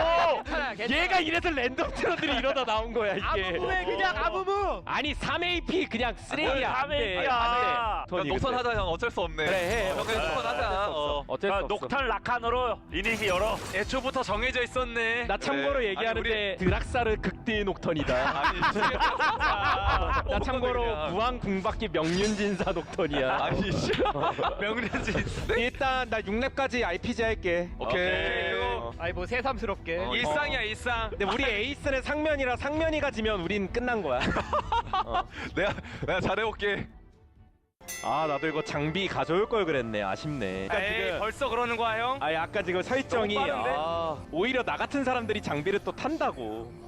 대포 지운다 빠르게. 아하. 쟤네 아직 블루 안 먹었어. 확인. 그럼 어디 찌를 수 있다는 거네? 우리다. 또 벌써부터 설마 벌써 죽으면 나 게임 안 한다. 안 죽어. 정글 차이가 벌써부터 나네요 아주. 리신일. 녹턴 형. 아니 근데 야 좀 진지하게 해라. 아니 형. 지금 장난해? 지금 뭐 좀 진지하게 해. 그치 상면아? 형 진지하게 해. 그러니까 큐로 먹어. 큐로 먹어. 큐로 먹어. 아니 뭐 갱킹을 해줘야 진지하게 하지. 상면. 뭐야 이거. 죽었네. 나 바텀 역으로 한번 찔러본다. 할 수 있어? 지금 무긴 가봐. 누구? 일단 제리 탈진 발음. 전멸 빼자. 아래. 오케이. 빠져. 여기까지. 이러면 좀 기분 나쁜데. 형 남아줘. 이거 다이브 당해. 보고 있어. 굿. 아니 잠깐만. 나 죽잖아. 죽어 그냥. 정화랑 전멸 다 있었는데 왜? 내가 아니 그거 호응 어떻게 해? 아니 리플 쳐보자 또 열받게 하네. 오 온다. 야 이거 룰루 가자. 보여줘. 룰루. 되나? 이거 나이스 캡틴. 나이스. 뺄게 나 뺄게. 나 전멸 3초인데 아 이거 아깝다. 아, 너무 아깝고. 아 이거 전멸이 딱 3초였는데. 여기 리신 있어. 싸우자. 여기 근데 싸움도 나쁘지 않아. 도와줄게 내가. 근데 와드가 다 있는 것 같은데? 나 그냥 이거 아, 이 깜냥이 좋은데? 쫓아가봐. 되나. 나이스. 정민성 오랜만에 나이스. 당연하지.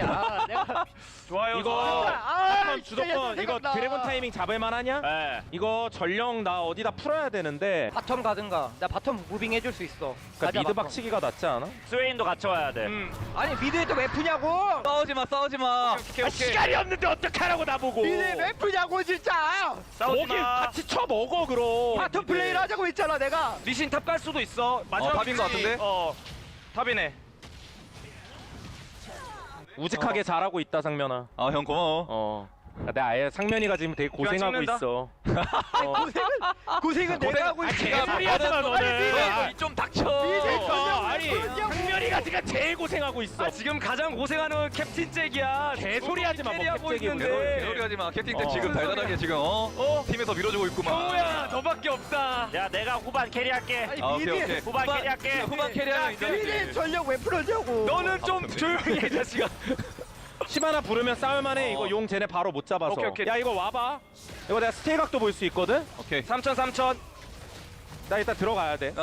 그래 시야가 없어. 시야가 없어졌어. 들어가. 뭐 어떻게 들어가? 일단 리신. 오케이. 리신 가자. 물었고. 리신 물었고. 룰루. 일단 담아. 일단 담아. 나 빼고 나 죽어. 오케이. 일단 담아. 좋아. 다 죽여. 다 죽여. 되나 요거? 쓰려 담아 그냥. 도와줄게. 접해. 마무리. 안 되나 이거? W 1초. 그래. 오. 그렇지. 쫙. 나이스. 잘했어. 장면이 형 좋았어. 아, 동현아 좋았다. 동현아 좀 방금 좀. 좀 센스 있었다, 동진아. 캐리야. 그래 갑자기 바론 치고 싶다. 아니 하네이브 더 민다. 오케이, 미드 커버와 이거는 이제. 여기. 일단 불은 꺼줬어 어머로. 나이스. 동현아. 아이고 그러니까 살기만 해, 동현아. 살기만 해봐. 오케이. 내가 뒤에서 갈게. 가볼래 한번? 아니, 쟤네가 더 안 들어. 쟤네도 다 와.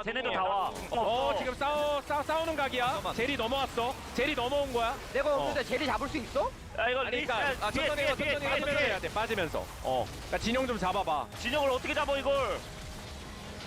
근데 어떻게 잘 산 거 같기도 하고. 이거 트위치 각 안 나오냐? 궁 쏘는 중. 너 CC가 없어. 너무 느려. 우리 CC가 없어. CC가 없어.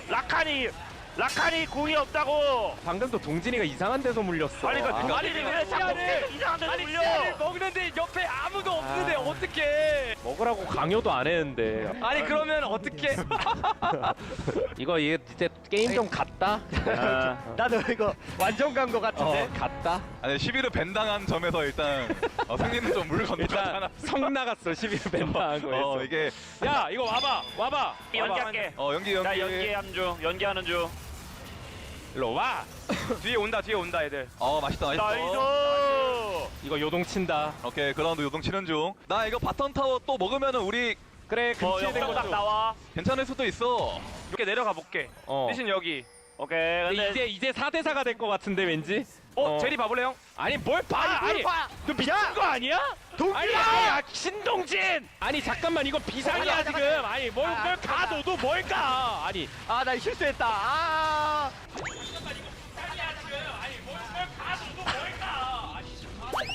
형우야 미안해. 아니 형 뭐해? 형우야 해봐. 형우야 해봐. 뒤에서. 오케이. 나 해본다. 형우야 진짜 미안해. 해본다. 이거 어쩔 수 없었어 이거. 아니 형우 개 못하는데? 어쩔 수 없었어. 아니 내가 다 했잖아 나는. 아니 너무 동진이가 장난쳐 자꾸. 아니 근데 동진아. 녹화 소문이 없는데. 아니 바텀에 위치 뭐. 보였고. 나가봐 마지막 반경. 오케이 나 궁 3초 1초 간다. 마지막 가봐. 오케이 막아. 가봐. 동진아 지금 들어가면 안 되지. 에라이 그냥. 형 막아. 형 보여줘. 이거 제리 트위치 펜타킬 안 돼? 그렇지. 간다 펜타킬. 아 진짜 이거는 좀 아 귀만 아프네 아주. 이걸 리플레이 분석 갑시다. 자, 여러분 이제 경기 한번 해봤는데 어떤 라인이 제일 중요한 것 같은지 성함 들어볼게요. 이게 탑에서 사랑의 문제였던 뭔 답이 일단 근데 그건 있어. 이 게임 자체가 이미 기울어진 게임이었다. 전반적으로 상대가 좀 잘한 건 맞아 일단. 근데 어쨌든 우리도 자원을 쓰긴 썼잖아. 어디다가? 바텀. 그치? 그러니까 그치? 전령은 미드에 풀었는데? 전령을 일단 미드에 전령 근데 형 나도 근데 전령 얘기 좀 거둘게. 형 바텀 갱만 갔잖아. 그럼 바텀 갱하고 전령을 왜 안 풀었어? 어차피 풀각이 안 나왔다고. 뭐 했어? 이거 우리만 너무 혼나는 거 아니냐? 바텀에 투자를 했는데 갱각도 좀 이상했다니까 이게. 아니 그러니까 내가 초반에 저랩갱 때 한번 칼 타이밍을 잡았어. 한번 보자 그러면. 한번 봐봐. 아니 그리고 뒤잡았거든? 봐봐. 아니 왜 녹턴 선전멸 안 쓴? 아니 녹턴 선전멸 썼으면 됐잖아. 그럼 내가 타고 가서 W를 맞췄잖아. 그거 맞네. 아니 잘 잡아놓고 왜 플래시 공포를 안 걸어? 돌려봐 자꾸. 이거 다시 보니까 녹턴 잘못인데? 제리 입장. 제리 입장이야. 저 플래시 공포. 저 플래시 공포. 앞으로 가면서 플래시 공포. 이거는 네. 아니 형은 전멸 공포부터 때렸으면 얘가 E랑 전멸이 동시에 빠지잖아. 그때 라칸이 띄우고 그럼 나도 그때 전멸 써서 평평평 E. 형 인정해? 인정해. 그럼 형 굳이 비율 따지면 바텀 대 정글 잘못 비율 몇 대 몇? 여기서 그냥 내가 잘못한 게 맞는 10대 0? 10대 0으로 하자. 인정할 건 해야 돼. 왜냐면 쓰듯이 10대 0으로 하다가 아니고 너무 잘못을 하니까. 그 다음 주요 장면이 용한타? 일단 용 타이밍 해가지고 이제 아니 야 근데 동진아 너 맨날 뭐 시야 싸움 한다면서 어디 있는 거야? 시야가 없어? 아니 시야를 나 봐봐 나 아니, 시야를 양쪽에 니사들은 맨날 내려오는데 스페인은 내려오지 않는데 아니 이걸 어떻게 먹어 시야를 그럼 나는 어떻게 들어가 리신이랑 상대 들어가 맨날 근데 걔가 탔던 게 시야가 없어가지고 날아가질 못해. 하면서 시야가 왜 이러는 건데 아니 근데 이거 우리 좋은 장면이잖아. 그래 좋은 장면 보자. 좋은 기억이 있었던 아니 근데 이건 좋긴 했어 여기 됐어. 동진 나도 들어갔어. 이건 근데 서포 정글 탑이 잘했다. 나머지는 좀 쓰레기 같았고. 여기서 나랑 근데 매듭을 찍었어 동진이랑 진짜. 맞아. 여기서 동진이랑. 아니 이거 아니 룰루는 그냥 불타주는데. 뭐야? 그걸 예상하고 깔아놓은 거야? 진짜야? 진짜 아니지? 아니지. 혹시 해서 상면이 잘하니까 그래도. 동진아 나 여기서 할 말 있어. 잠깐 멈춰봐. 근데 나도 너한테 할 말 있긴 해. 왜 해봐봐. 해 빨리빨리 해. 한 명씩 해.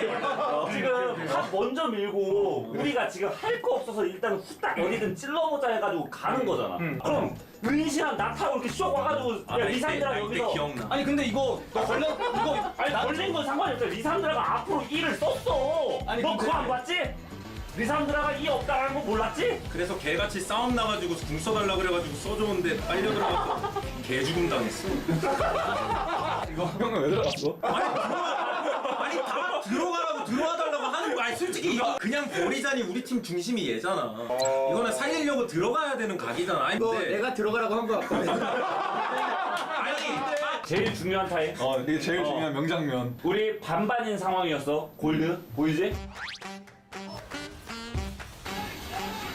일단 동진이가 물렸고 내가 어모용으로 바톤 터치 지렸어 바톤 아니 그러니까 일단 그래서 뭐 죽진 않았어. 궁 2개가 빠졌어 그럼. 제일 중요한 궁 2개가. 궁 2개 빠졌는데 왜 막 콜을 안 했어? 싸우지 말자고. 나는 빼라 그랬어. 너는? 나도 싸우면 안 된다고 했어 이거 못 밝히니까 그냥 막 지금 날카로운 지역이야 어차피 서로 기억도 안나 지금 싸우는 각이야. 제리 넘어왔어. 제리 넘어온 거야. 나는 솔직히 이 게임에 내 입장에서는 하이라이트인데 난 마지막 순간이 좀 많이 킹 받았었어. 니네 바텀 죽고 우리 미드 죽고.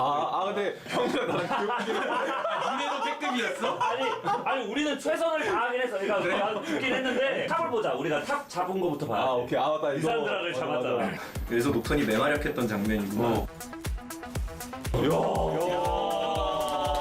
콜이 근데 5대4니까 한타자였어 아니 한타를 하는데 너 뭐 하는데 여기서 뭐 하는데?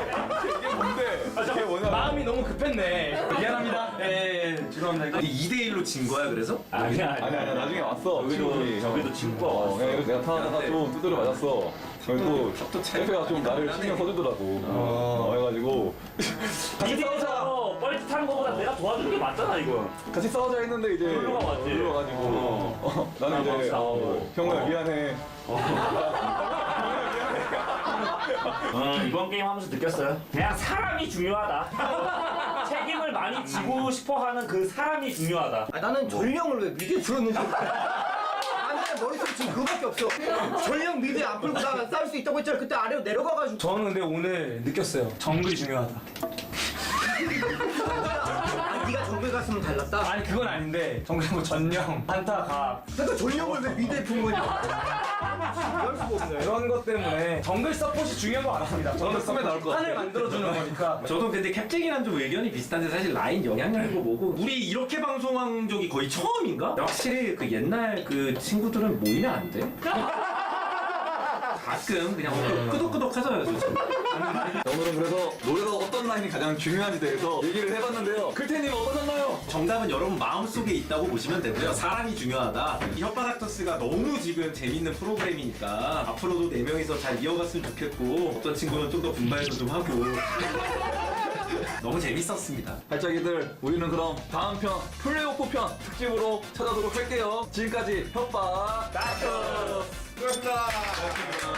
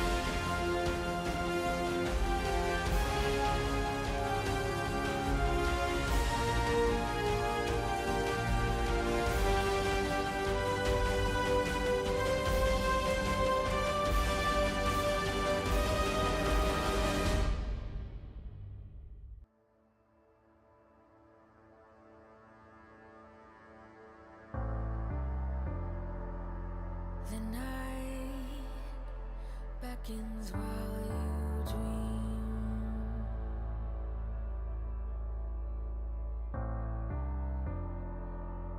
A life never lives in peace.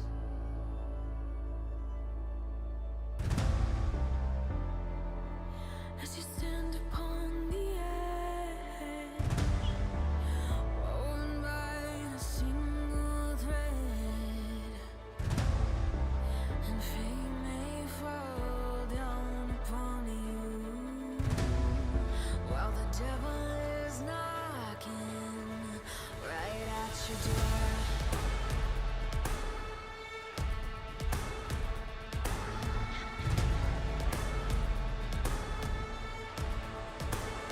So are you restless? Each night you hear the drums roar. Awaken, awaken, the voice begins to call you while you hunger. A taste of destiny, you're searching for. Awaken.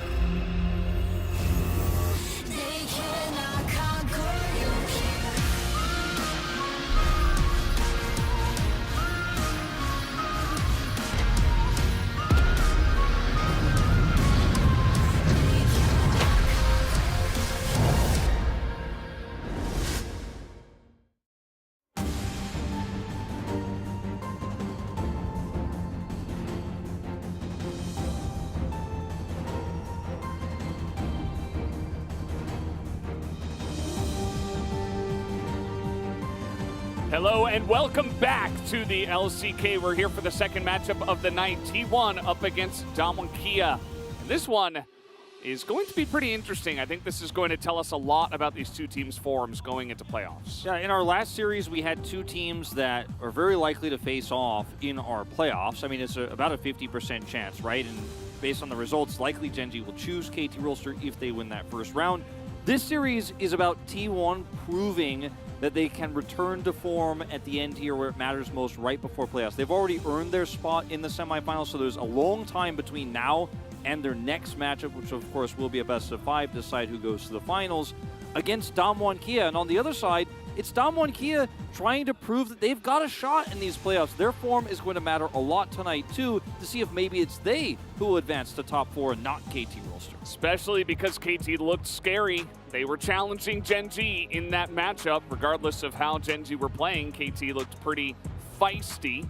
And so, as you guys can see here, the standings, Gen.G, of course, as we mentioned before, they broke the record for best game score, essentially is what you would call it. The indicator, you know, plus 30, better than any team has ever done.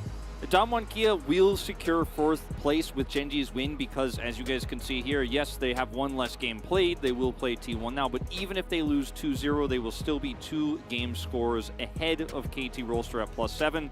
So as a result, we'll have that higher seed going into game 1 of that playoff match. Two teams a little bit shaky, and their final check before playoffs.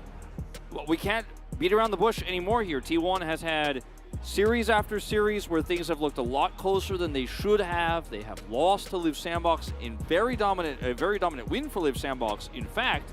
And then, of course, for Damwon Kia, they were ups and downs all season long. Feels like we're in a trough right now, unfortunately, at the most important part of the year, right before summer playoffs. Wearable Sejuani top and up. Zeus did play it twice against Live Sandbox. I have a feeling that maybe he won't play it again. Nuguri, I would assume that he will probably end up on that one.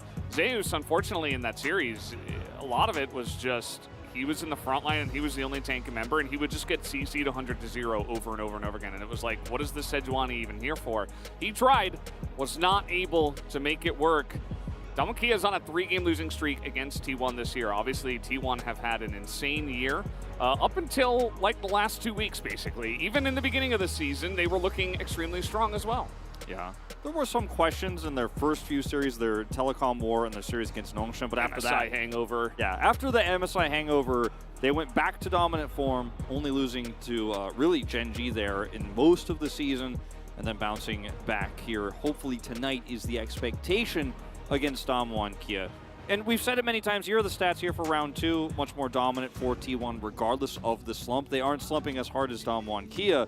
But as they walk out on stage tonight, it's a team that has to prove that their form is good, and I say they have to prove it. They don't. They can lose tonight 2-0. It won't matter. If they return to form in the semifinals where it matters most, regardless of opponent, it actually doesn't matter.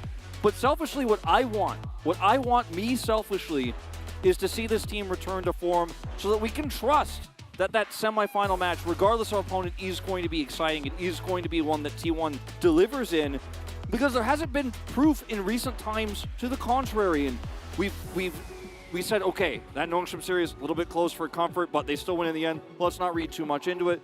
Then they lost to Live Sandbox. We had to read into it a little bit because it mattered a lot for Live Sandbox. Potentially could have mattered for T1. They ended up winning their next series, which was also close.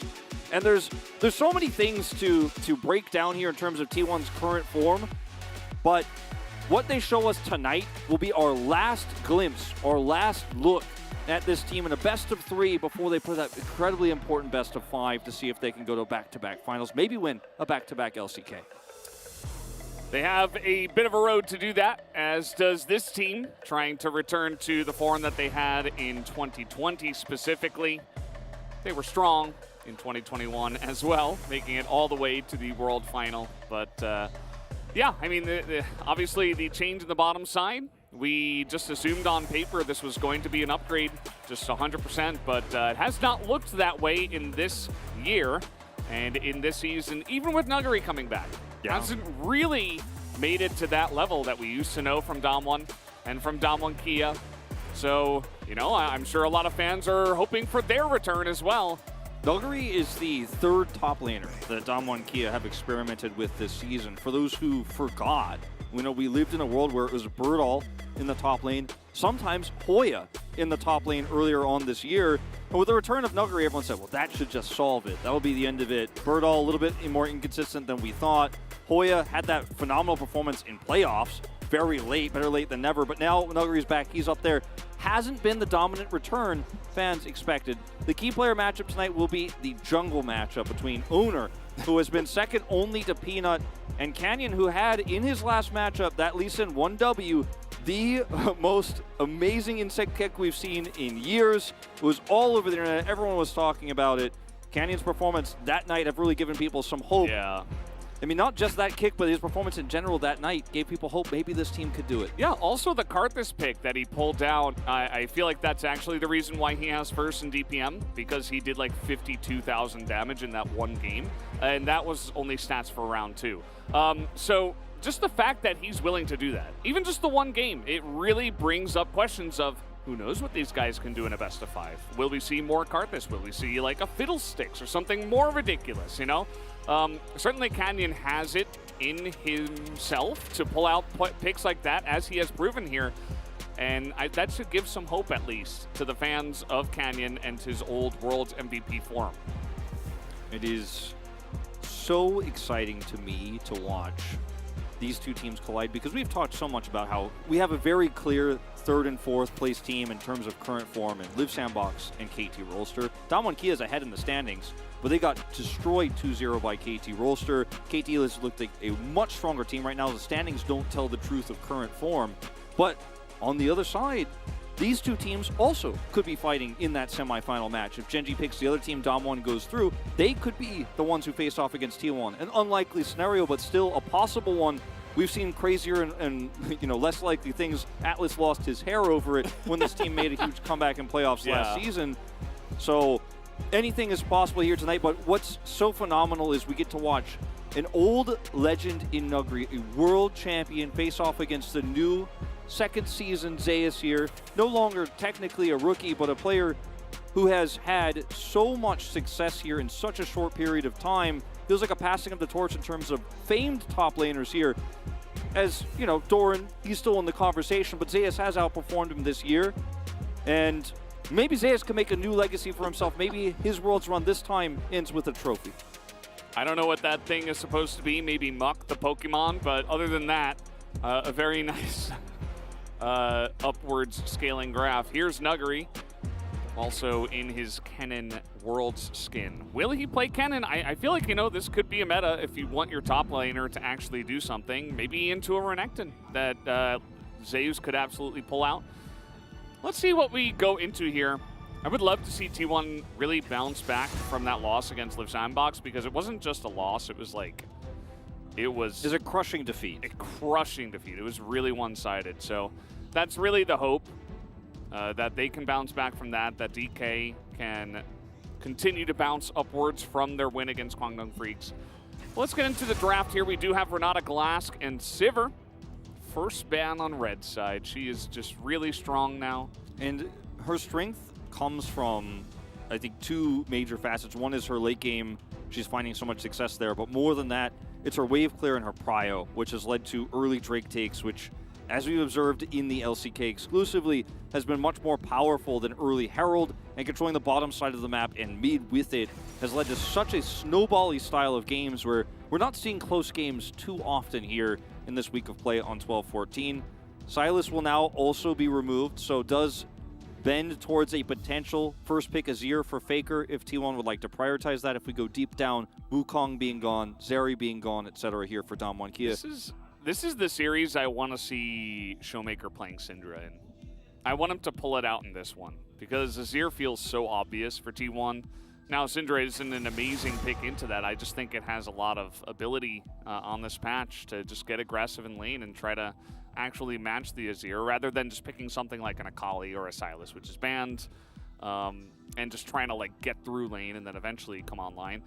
Will they ban the Taliyah against Damwon is another question. Yeah, that's something that's been in our top teams really kind of a exclusive flex to Damwon. We've seen Afrika, or Kwangdong I should say, flex that around a little bit, throw that priority up pretty high, as we'll actually see the Amumu ban here.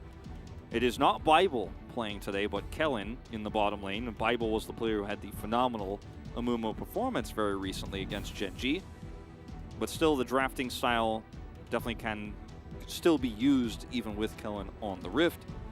As feels like a throwaway ban, as T1 look to potentially trade mid laners here. Don't want to ban the Ahri. As Damwon Kia, will it be Zeri? Will it be Yuumi? Yone. Feels like another throwaway ban. I mean, T1, they've been known to pull out crazy comps in their own time, but that's not really what warrants a ban here. I was thinking the Yuumi ban, because she's really insanely strong, even with the recent buffs to not only her, but the support items. Well, they're saying if you want, because this is one thing you can do on red side, not the throwaway ban, because you should still ban something like Wukong instead, because it's still a strong pick. But one thing you can do on in terms of not banning Yuumi is get Yuumi plus, and there are so many priority picks on blue side, but you can only get one. On red side, you get two. You can get a mid laner and a jungle. You can get a mid laner and a priority AD carry, or mid laner that synergizes with jungle. Like they could go for Ahri Vi here, for example. Or Zeri Yuumi. Zeri Yuumi. Considering that Yuumi was left up, Wukong goes over to T1, and you could start to see why Damwon Kia weren't really sure exactly what they wanted to ban there, because they want to leave the most options here for red side available. And, unlike the Nami, if you do not lock in your AD carry here, the pick away is quite strong for T1 still. So I think that we will probably see this locked away. But you can always go Twitch Yuumi if they really desperately want to take away the Zeri. Zeri Yuumi obviously does feel like the best combo, though. Yeah, Lucian Yuumi also a strong combo, too. Into whatever T1 decide to lock in. Could be the Zeri. Would not advise it, considering the Yuumi on the other side.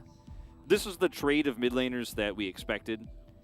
And since Wukong was picked up not as strong as a Vi in the early parts of the game to punish the Azir, but still will be a very strong pick here for Faker in terms of getting kills, charms, setting up mid-game fights. But arguably fairly weak against any sort of melee that Yuumi could be attached to. Also, Azir can lane very well into the Ahri, so it will not be a strong matchup, kind of neutral in that regard. It's going to be about the playmaking. As Nautilus will be picked without an AD carry, just for more pick potential, the hooks, the ult, etc. It's strong into Yuumi, it's strong into Zeri as well. So I think that's the idea there. They're essentially saying, yeah, sure, go ahead, Duck Dom Kellen, pick whatever you want. We'll take our support for Keria, and we'll go from there. Guma can play something. And to be honest, I mean, Guma's seen better days, right? He's a fantastic AD carry, but nowadays he's not really the central carry player on the side of T1, so I actually like the fact that they're just like, Guma, we'll find something for you. We don't know what it is, but we're going to pry out some other picks as well. Yeah, I think it's going to be Callisto Draven, banned by Damwon Kia here, and then the Nautilus pick also does lead into the Zeri pick they expected, so that's another thing that, we will mention here, but as T1, the bans don't feel as strong. You can take away some of these diving, strong junglers in the Poppy and Trundle if you want to take that away. Obviously, Wukong struggles into both fairly early on in the game. So I think that's the expectation here. If not Draven in this bottom side, it could just be the Aphelios they take away as well. It doesn't have to be a prio lane, but the Draven is the one that is the super obvious strong 2v2 here into the Zeri Yuumi. If the support wasn't open, I think the bans would look different. Or if the support wasn't locked in, the bans would look different because they could play Karma lane or something else. But since the Nautilus is face up, it's pretty easy for Damwon Kia to isolate these two strong pushing AD carries. Yeah. It's more Gragas prio here on the ban list. We saw that in our first series as well against a support player, namely Life. This Sejuani feels good for Nuggery, just provide a front line. You already have insane damage. Sejuani Yuumi is also a very strong, Yuumi's good with pretty much anything. So, yeah, it is going to be blind, though, so there is an option for Zeus if he wants to get a little bit frisky, as you were talking about Samira in game 3 of the last series. Here we go. Yeah, I really like this pick right now. It's only been played once this season. And I want to say it was like Henna or something like that. Didn't work out, but I think it's very strong in this meta where getting prio is important and fighting for mid-game control of elementals is really strong. Immortal Shieldbow Spike for her is huge. And Ornn, it's a pick that, once again, is for those mid-game fights, and then we'll add some extra scaling to this comp. It's not a scaling comp, though, in the traditional sense of just getting those items online and hitting damage spikes later. It will really fall far behind the Zarya Azir. I honestly thought something like an Aatrox or a Renekton would have been incredibly strong here for T1, but they don't pick that option. Yeah, perhaps just wanting to look more for the team fight pick potential rather than, you know, trying to play for that lane. We do have last pick here for Canyon, and it will be the Xin Zhao, which we've seen off and on. Been a little iffy about it. I think that it can be amazing with the Yuumi. Again, just another pick that goes really well with the Yuumi, and it's really good at counter engage, kind of, you know, and providing space for your team. Crescent Guard is super strong against Samira, Nautilus, Ahri, and even against Wukong, because if you have one player try to follow up on the Call of the Forge God engage, say Zeus ults, owner's like, all right, during the slow, I'm following up on Cyclone. While Ornn isn't in the fight because he's long range engaging, Ahri isn't in, you can Crescent Guard, push the Wukong towards the rest of the team, delete him, while also having that Xin Zhao Immortal in the front line, blocking any sort of follow-up damage from a Samira, etc. In terms of just jungle ganking and having extra power in lanes, I think it is a very weak pick in this draft, but I think, as you say, it's mostly just straight up a disengage pick. And it's so interesting to me that we've gone full circle in the meta. We were at first just Wukong, Viego all the time now. Now we're having a lot of Wukong priority in the early parts of the draft, but we're hiding jungle pick until later, waiting to see. The red side jungle pick is often a response to the composition. So we're seeing a lot more jungle flexibility on red side here, at least in this week of 12-14. That's a really interesting picture of Gumi Yusi. I haven't seen that one yet. Yeah, I think that was a post he made after his... Because, you know, there was a lot of, like, social media going back and forth between, you know, the follow-up to the match against Gen G, and when they did not, you know, succeed in winning. I think he posted something like that. Yeah, I failed to match, but I'm looking forward to the next one. So hopefully he can pop off in this match is what we're hoping for with this sign. So show me a penta, is what that Korean says there on the right side of the screen. The hair is hilarious. We'll see if it leads to a penta here. The sign is strong. It's a Duckdom fan here. Also asking for the pentakill, but I like the drawing. You know, it's the official pentakill pop-up with Duckdom's name above it. Also says Mamuri, which is the word that's used for ace in the Korean client. Yeah. Hoping for that one. Love the drawing of the pentakill as you were talking about. That's really cool. Yeah. I do think that T1 have really crafted a draft here that suits this meta, and it's their version with all the 80 carry bans that came through. It's their version of having an answer to the Zarya with no Sivir. You know, they had Samira instead, but otherwise the comp is very much like we've seen from Live Sandbox and KT Rolster, snowballing elementals, fighting early, getting that tempo advantage that T1 was so famous for in spring. Let's see if it works out. Let's hop onto the Rift for game one.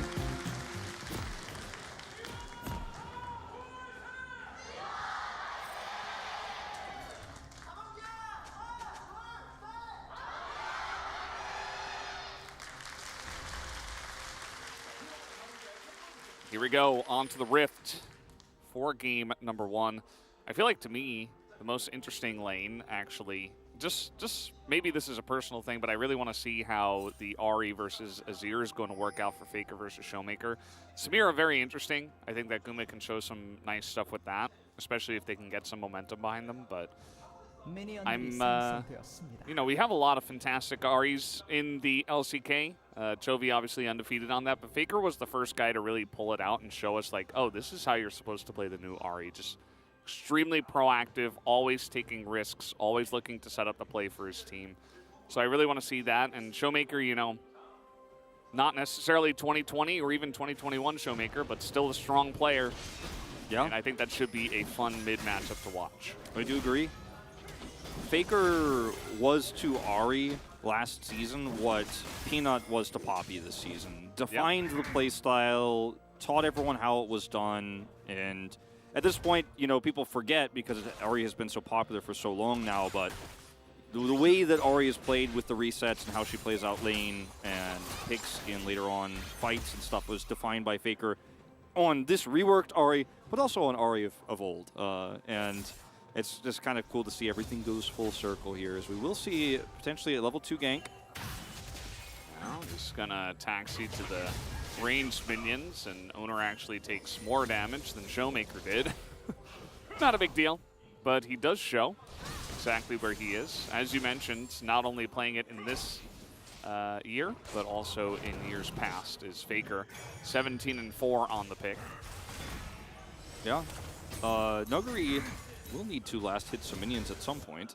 He did a bunch of damage to the ones there, so a few of them actually getting one-shot by the turret. You'll see he's picking up some of those there. You can watch the counter, but finds himself a little bit far behind in the early part of this lane.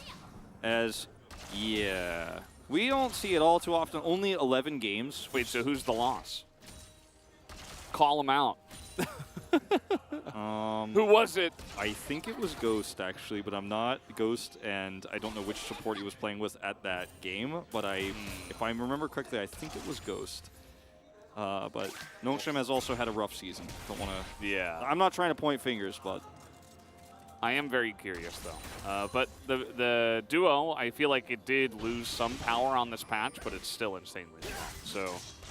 So, you know, if this were a different matchup and DK weren't facing T1, I would just be jumping up and down, clapping my hands. I'm like, DK are going to win this 100%.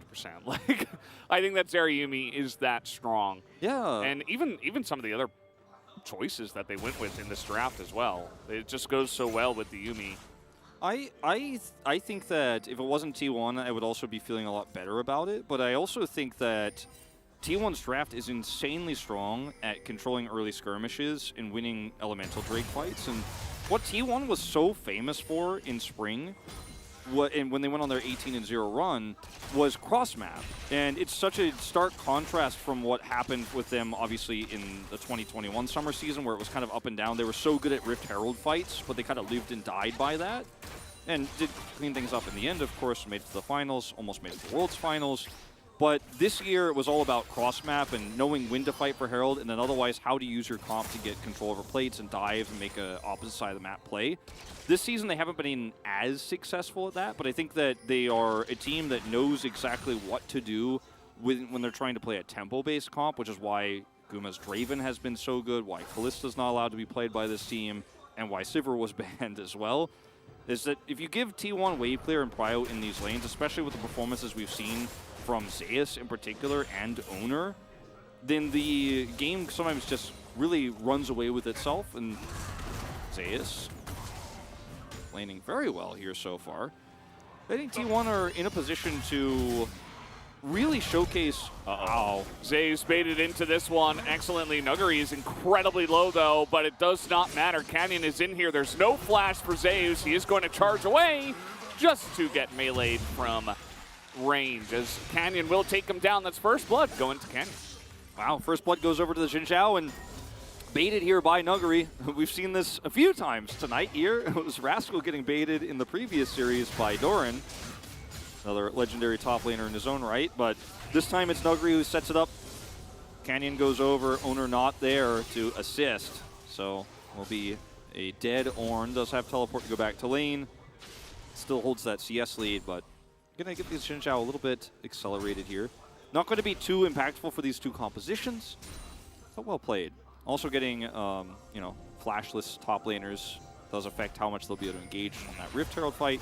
As Nuguri did take flash in this matchup, we don't always see that on the Sejuani. Yeah, pretty interesting. Maybe he wants to extend his ability to pull off engages and stuff like that, because you can go for charge flash, stuff like that, flash ult, obviously. But also just your ability to get away from the insane amount of lockdown that T1 has. As we've seen Sejuani's, namely Zeus, just not have a lot of fun against that much CC. Here's Canyon.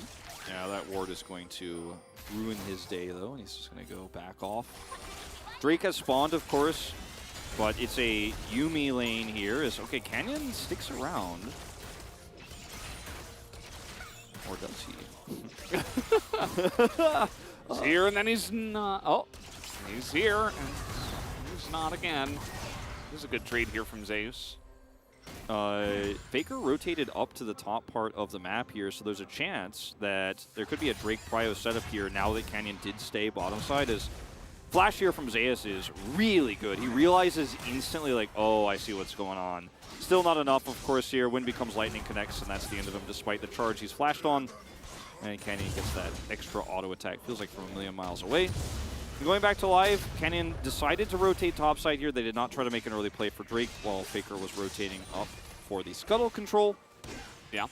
By the way, we got info on what the one loss of Zeriyumi was. It was Kwangdong Freaks, actually, bottom lane, up against Genji playing Yasuo Sejuani. That's right. And that game was just, oh man, that was an actual steamroller. Not even a steamboat. Like, that was probably the most one-sided game we've had all season. That game was. I mean, Yasuo Sejuani bought. Like, even when I say that, you know. And yeah, that game was something. Just another win in Genji's long line of wins that they have had this season. Ducktom will actually grab a little bit of extra control down here on the Zeri. Zeri going to take an opportunity to back here. Looks like T1 want to group for Herald. Guma's going to have to catch this wave before he rotates up. And as a result, Damwon Kia actually have a lot of power here to potentially try to rush Drake and then head over there. You can see that, you know, Owner starts this up early. The timing is nice for this. And they could kind of half commit. They could put the Samira back and then head back down to lane if Damwon Kia commit up while they don't know where Samira is going to be. But I think this trade really favors Damwon Kia. I mean, Damwon don't lose any control of the map. Nuguri's going to take this time to get it back. And they just won't contest this. It's a solo Mountain Drake, which in the past we'd be like, oh, it means it's not Mountain Soul, so chances are this might not actually matter. But with the buffs, of course, to Elementals, which I promise we'll stop talking about at the end eventually. Of this week, I do like, as we're kind of, you know, still figuring out this meta. I do like the position that Damwon Kia find themselves in after this one. Significantly behind in gold and will be further after the Herald is dropped.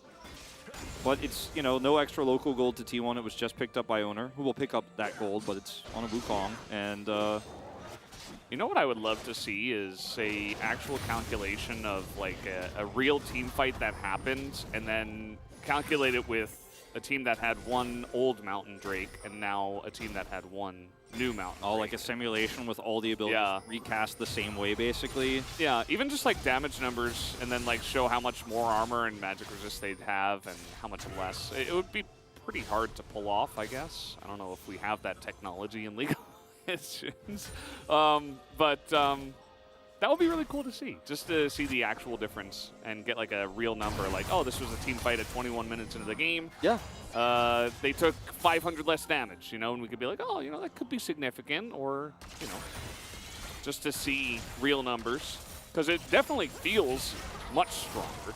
Yeah, so far, especially with the durability patch, something like Mountain, with all those extra armors already added into the kits of these champions. That's then compiled on by the percentage-based armor increase here for the solo elemental.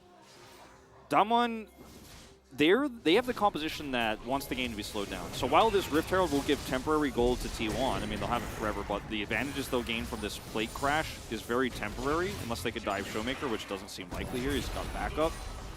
The Mountain Soul gives you those resistances forever, percentage base, plus 5 extra minutes of game time and an ability to just walk away from a mid-game fight, where Samira's going to have a Mortal Shield Bow. You know, Zeus has the really nice Ornhorn. So avoiding fights as Damwon Kia and still getting objectives feels like a win in my book, even if it does leave them 500 gold behind. I wonder how these top laners feel right now. They've just been kind of sitting here. There was that one gank out of Canyon, and then they just went back to their normal lives. It's like you can tell Valdez doesn't play top lane, guys. It's like they won. It's like they won a raffle to go to Orlando or something for a vacation, and then they just like go back to their farm or something. It's like, oh, okay, we had fun. Well, now we're just gonna go back to trading back and forth. It's a Monday morning at the top lane, you know. Gotta go back to work. Yep. Alarm goes off, and Nuguri's like, he calls in where he's like, can I call in sick today? Can I teleport back to lane? They're like, nah, we're going to need you to save that. Okay, I'll walk back. All right. Yeah. What do we have on the docket today? Oh, I got to face it, Sejuani. Okay. Just another day of farming. Just another pig in the top lane. All right. Yep. And that is pretty much what's happening because they're trading, but it's not mattering. Oh, man, look at Zeus get the better end of that one, though. Yeah. That was riveting gameplay up there, Valdez. I don't know what you're talking about.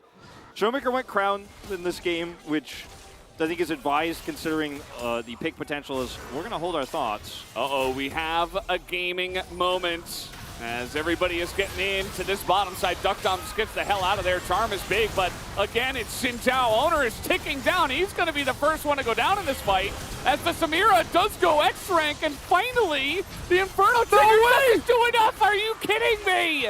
Everybody on the side of DK will live. Oh, man, it was on the edge, on the knife's edge there, and Kellen did so much in that defense. His ultimate was amazing, gets that extra shield off, and you got to secure those kills, T1. Man, the turrets do so much damage at this stage in the game. You're diving in like that, you don't have the same sustain. Samira does so much in fights like this because she's just able to rip through health bars. She has her Noon Cleaver, and at that point, the Dirk online. As we might have a solo kill, meanwhile. We'll check in on that in a moment.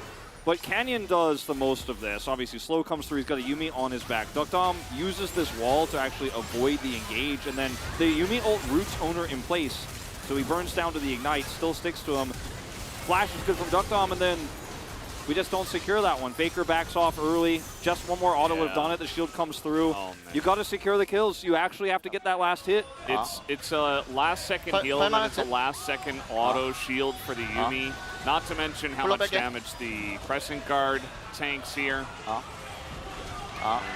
Take it. Yeah, look at this heal, and then auto and shield. So that's what keeps him alive. And even Canyon's like, ooh, nice. It was a really nice Yuumi play. We don't see those very often.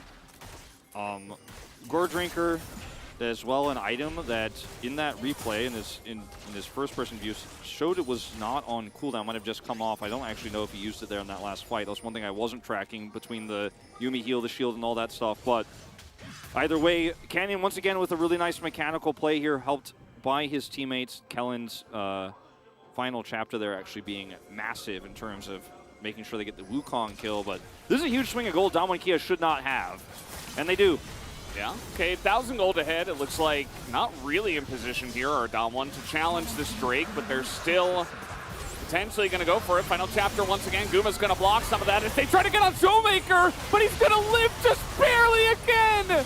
How do they keep getting away with this? The Yuumi's insane, but T1 are still fighting on the front line, and the eventual Infernal Trigger comes in, and it is enough as Faker will look for more. One more auto will do it. He's just going to boop him as that will do it. 4 kills, even with Showmaker getting hounded and surviving. Yeah, you said they get away with it. Showmaker got away with it until he didn't. The rest of Damwon Kia did not. And this is the 5 minutes of time I was talking about that Damwon Kia could afford to not fight at least once on a Drake. And when this one goes over and they decide to chase here with the Ascendant Beam getting the slow. Area. It's Keria, first of all, makes a sick play here. Follow-up Ornhorn is also good. And it's just a choke point into Samira.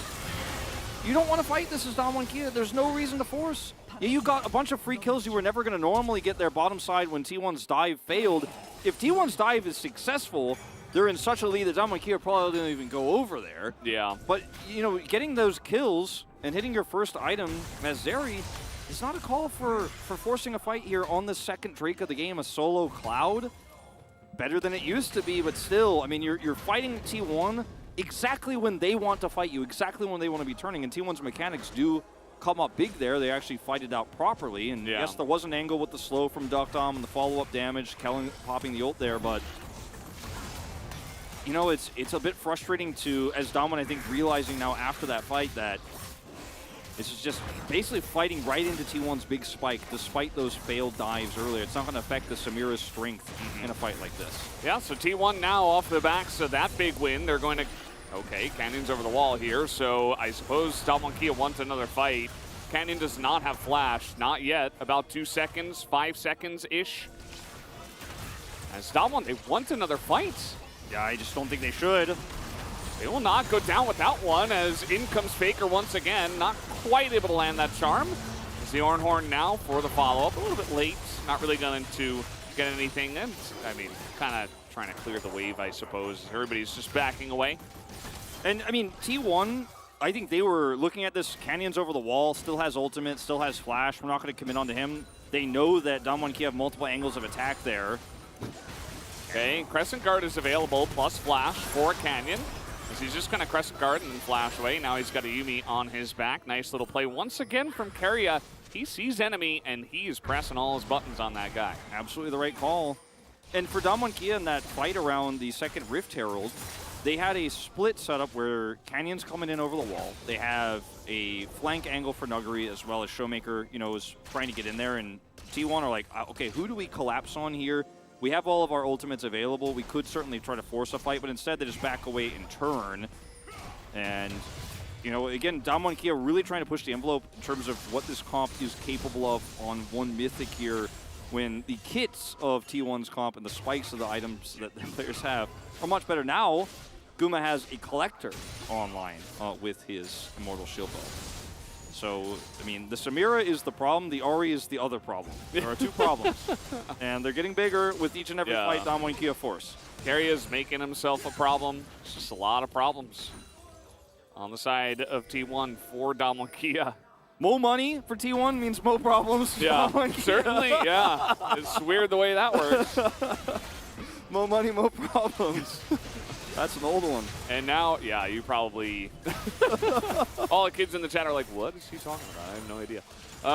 Yeah, and you can see that T1, I love what they're doing. You know, they have so much pick in this comp. They're just like, okay, we're ahead. Let's really just be in their face at all times. Let's try to take vision. Let's try to take objectives as aggressively as we possibly can. It's Infernal Soul, which means that somebody has a chance to pick up 3 Infernal Drakes.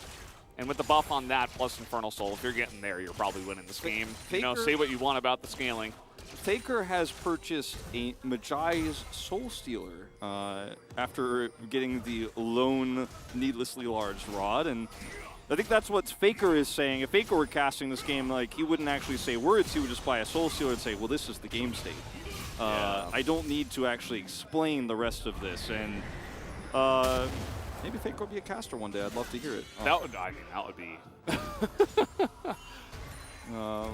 maybe in 10 years. We'll see. You need to have big pockets. That's all I would say for him, but it would be worth it. Yeah, I think it's a good idea, especially because he has stopwatch, you know? Yeah. Like, Ahri is kind of a champ that, you know, you can build into so many different things. You can go for more heavy damage, but it's kind of like a win more. If he gets a big fight and he survives in the next one, then he's just going to be insane and damage. That is a point that imaginary Faker caster was making, but the caster who's actually casting Wolf was saying is that with this Mejai's Soul Stealer, Faker is identifying, I don't think they will ever kill me for the rest of this game. Our comp has spiked. You fought into it. Now we're even further ahead. And every objective on this map now belongs to us. Yes, you got the first Drake, but we got 2 now. We're looking for Soul Point in 5 minutes' time. And by that time, Zeri might have a Phantom Dancer, but Samira will probably have her 3rd item. There's so many threats in this composition. There's so much CC. And there's only so much you could do, you know, with this Ghost here as Duckdom to get away from it as Showmaker with the Crown. Damwon Kia really need to play passively in these next few moments. Those they did not contest for that 3rd Drake. They just let that one go by default. Probably a good idea. Would have been nice if they could have fought over the Infernal Drake, not the Cloud. I mean, the Drake was already dead, and they're like, yeah, let's go in. We got a good angle. I think they just, things just happened a little bit too quickly to them before they could react. This teleport, speaking of which, is coming in. Don't you guys see this? Do they not see it as, okay. Seems like they're totally fine with it, actually, as nobody else on the side of T1 does commit to the fight. Nuguri was here already, so the teleport doesn't get much except saving the turret. Yeah, T1 very much wanting to make sure that Damwon Kia can actually force a fight here or a potential pick. And I don't think they were going to find one, but they want to make sure there's no holds barred, because all it takes for Damwon Kia to come back in this game is a one-team fight. We talked about the likelihood of that at this stage with the game state is very low, but if you find that angle, if you do win that fight, T1 want to make sure they have all the resources. They have a lot of damage and items. They do not, however, have enough for a T1, 21-30 Baron take. They are taking away some of the vision control, trying to find more control over the red side of the map right now because the next objective is spawning so long from now, 3 minutes away. And T1 want to fight. They want to fight so bad. They want to improve the strength of their comp. So they're saying, all right, Damwon, are you going to let us get vision everywhere and take turrets off the map, or are you going to fight us? We win either way because we're going to push this turret, and if you guys come to join, we'll actually turn on you and look for a collapse. Love the way T1 is playing this lead here. There's not a whole lot they can do because there's no Drake, but they're at least forcing that deeper vision around this Baron buff that eventually will be a viable option for them to take. Yeah, it's really what you got to do, especially because the way the game is played here, at least in the LCK, is not really around side lanes. Try to group up and look for plays just like this. Canyon gets out of position, goes into the Crescent Guard, immediately taken down by the, oh man, S-Rank as well popped here, but Dukdom coming on in, pops the Ghost as well as, okay, well, goes very far away from the fight immediately after. He realized he was still sitting on a Phantom Dancer and didn't have Infinity Edge. His Extendo Beam hit everyone, and everyone was slowed. If Showmaker is here, and he has Emperor's Divide with that, and, he did have Teleport, so, I mean, there's a way where actually that ends up being a great fight for them if they turn it, but no, Showmaker is still mid while this is all happening. He's dealing with that wave, can't teleport into this fight. It's a snap call from T1 to look for the flash engage here. Really well played. Kellen reattaches, tries to help him in this choke point. Look at the Extendo Beam value from Dukdom. Hits the whole team. But he's like, ooh, but I think there is a Nautilus hook coming, and I'm just going to peace out of here. It just looks so silly. He's like, never mind. Yeah. He just pops all of his cooldowns, and then he's like, oh, you know what? Actually, I'm just going to leave. He's like, this is not a Zeri moment. Yeah. I'm out of here. Certified, I'm leaving. And that's it. Certified Zeri retreat, am I right? Yeah. We have Infernal coming up here in a minute and a half. Already, it feels like T1 are preparing for this. There was a ping onto the Scuttle Crab, but there is also Baron, and right now T1 do not have vision on this. So you see, they're moving in. They're like, oh, okay, thank God. They're not doing that one, at least. As immediately after the Magi's, by the way, Faker purchases a Death Cap.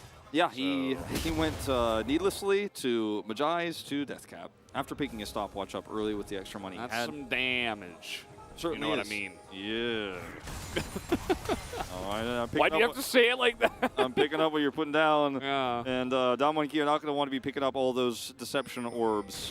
But they will be potentially in this next fight here that they have to force now because it is whole point for T1. They have better prio here.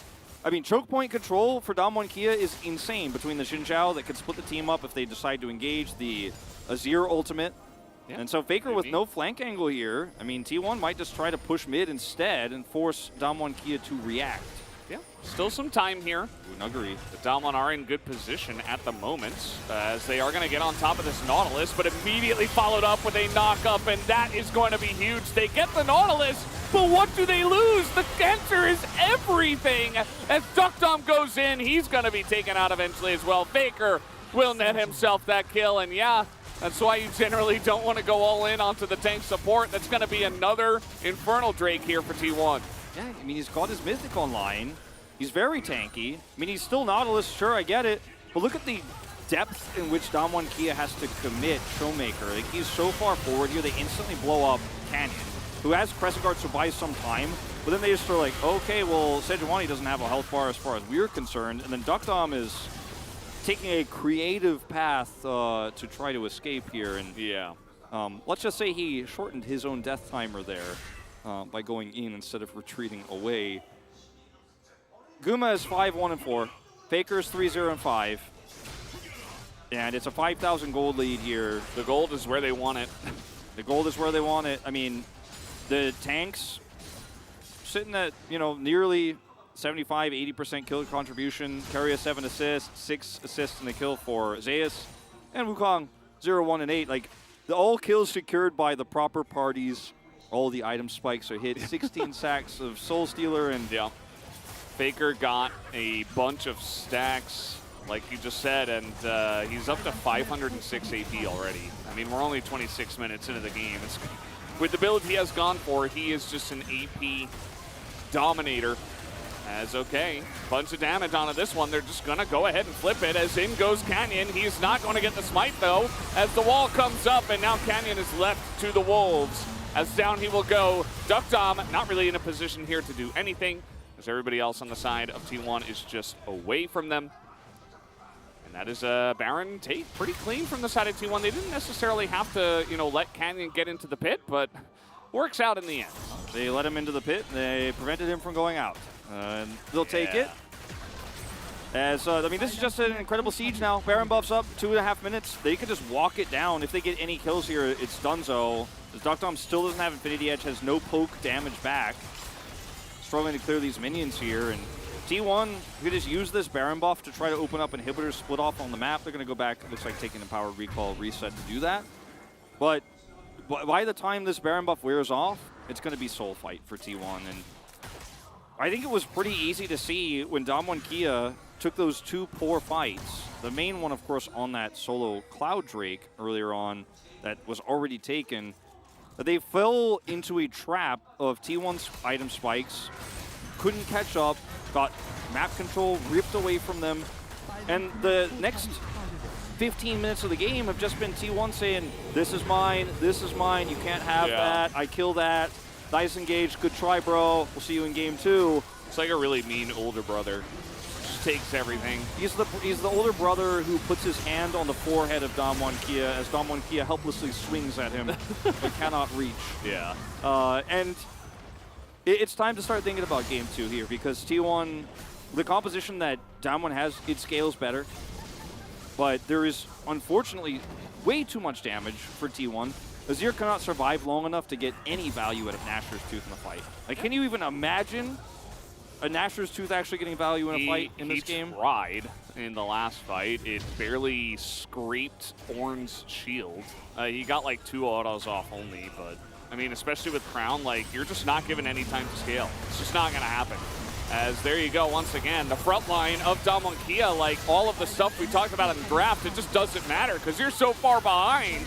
As T1 will push in with this Baron. They'll take down 2. Faker's gonna miss the charm, but that is totally fine. He will not go down. The inhibitor looking to be taken out as well, as DuckDom is kind of like an annoying bee that's flying around your head, but other than that, it's not really doing anything. Is a bee a fruit fly, perhaps? Yeah.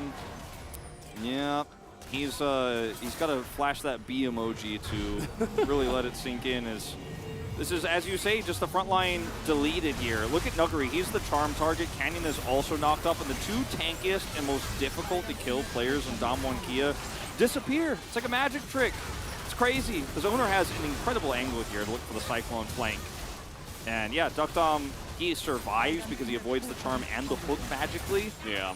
If he dies there, we're probably doing the whole Nexus thing, like the in-game track is playing. But he survives. He's an annoying bee, but T1 are going to go over here and take the Inferno Soul.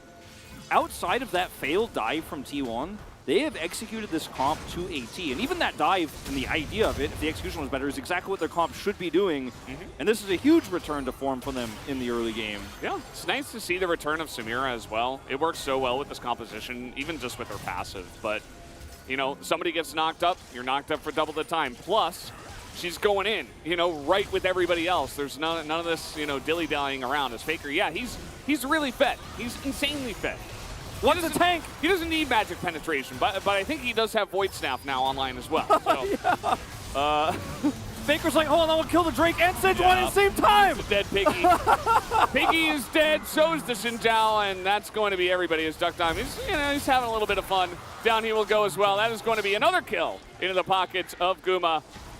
As, man, this is turning into one hell of a stomp. T1 with the Infernal Soul, I think maybe they can just push to end. And they will. You think Valdez, we know now as they push through. The super minions are also having a good time up here, completely uncontested. Yep. One last Yumi ult. Nice little try there from Carry. It's not going to amount to anything as you know that T1 love to go for their dives into the fountain, but that's going to do it for game number 1. A Omega Stomp here in game number 1. As they say once again through their play that we are the better team. If DuckDom was an annoying bee with the Zeri there at the end, Right, Kellen ult was basically him just looking at his monitor and going like blowing at it, his breath trying to make an impact, and that was a very dominant stop from T1. We will criticize the bottom dive because it was not as clean as it should have been. Nice Yuumi ult there, they didn't split. Faker doesn't secure the kill. They end up losing out big time there. But I think this game was really defined by T1 being decisive around their comp's power spikes and Damwon Kia walking right into that at the same time. It was the perfect storm for success for T1. And as far as I'm concerned, the moment Faker bought the Majais was a moment we all knew there's just no way back in. Yeah. Faker knew it. We all knew it. We're all watching, and it was a tiny gold lead at that point. It was tied for Drake's. I believe maybe they had just taken the second one, so 2-1. Yeah, the Infernal. And it was not a game state where T1 were like 7,000 gold ahead or anything, but compositionally, there's just no coming back from that type of point. You cannot force fights into T1's draft, or you will face a game that looks like this and a gold graph that looks like that. Yeah, I think it's a really important win for T1 to just kind of get back on the horse right away after their unfortunate loss to Live Sandbox last time around. Damwon Kia, they're still trying to figure it out, you know? They're still trying to figure out, you know, how they're going to find their wins, who's going to do the carrying, whereas I think T1, they're right back into their comfort zone. Good to see them in this game number 1. But we'll have to wait and see if they can keep up with the form in game number 2. But first, guys, we will have a break, and we'll be right back.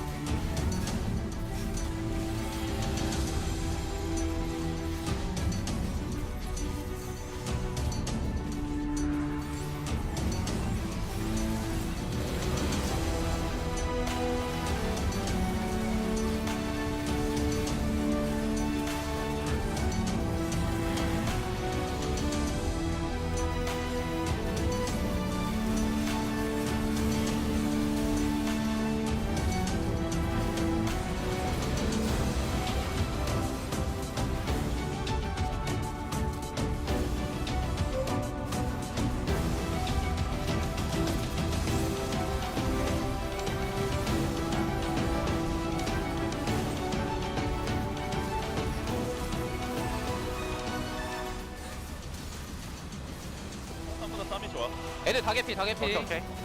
다 반피. 쉐리 딜 못해. 애들 누구야? 아니 안 봐도 돼. 오케이. 안 봐도 돼. 먹어. 딜 못해. 쳐봐. 우리 팀. 먹었다. 싸워볼게요, 맞아. 안 좀. 잡았어. 아주 네. 좋고. 궁궈줄게. 우리 여기. 제리. 아주 좋고. 야 제리 잡아. 아직 W 키 빠졌고. 밥 가면 끝내자. 가고 있다. 고고. 아 오랜만에 팀 게임 하네. 오케이. 진짜 파이팅. 화이팅. 진짜. 칼리스타 베나자. 왜? 후반 센 거. 우리 11을 할 거니까. 우리 11을 1픽 할 거잖아. 사일러스 배. 와, 진짜 너무하다 이거. 아니야. 아니 나 딴 거 해. 게임 이미 일단 망했어. 여기서 다리우스까지. 일단 여기서 아니 우리 뭐 잡아? 야.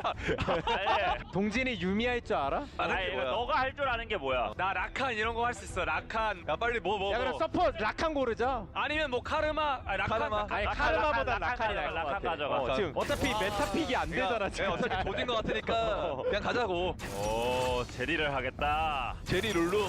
아 이거 많이 이거- 아니 괜찮아. 트위치 골라. 트위치 골라 일단. 나 여기서 시바나 골라줄 수 있어. 시바나? 시바나 골라줄 수 있어. 너 미드 AD 할 수 있냐? 세트 판테온 제드. 다 제끼고. 아니 그런 거 그러니까 너 얘가 원하는 건 뭐 야스오 요네 이런 거 같은데 이렐리아나. 야수 요네 이래는 나 못해. 미드 챔피언 포기. 미드 챔피언 포기 쓰레기잖아. 나 이번 시즌 아리밖에 못해. 아니 아리 벤당했는데 그럼 어떻게 이제? 빠랭이 그래도 리산드라 같은 거 하면 나 스윈 할 건데. 야 그럼 내가 AD 해야 되잖아, 그치? 내가 할 수 있는 AD 녹톤밖에 없어. 빨리 좀 해. 일단 너 골라, 니 픽 빨리 골라. 아무거나. 자신 있는 거 골라 그냥. 리산드라. 아 뭐야 빨리 말해. 스웨인하고. 아니 이걸 1초에 말하는 게 어딨냐고. 얘가 이래서 랜덤 트런들이 이러다 나온 거야 이게. 아무무해 그냥 아무무. 아니 3AP 그냥 쓰레기야. 안 돼. 3AP 야. 녹선 하자 형 어쩔 수 없네. 그래 해. 형 그냥 녹선 하자. 어쩔 수 없어. 녹탄 라칸으로 이니시 열어. 애초부터 정해져 있었네. 나 참고로 얘기하는데 드락사르 극딜 녹턴이다. 아니 진짜 나 참고로 무한 궁박기 명륜진사 녹턴이야. 아니 명륜진사. 일단 나 6렙까지 RPG 할게. 오케이. 아니 뭐 새삼스럽게. 일상이야 일상. 근데 우리 에이스는 상면이라 상면이가 지면 우린 끝난 거야.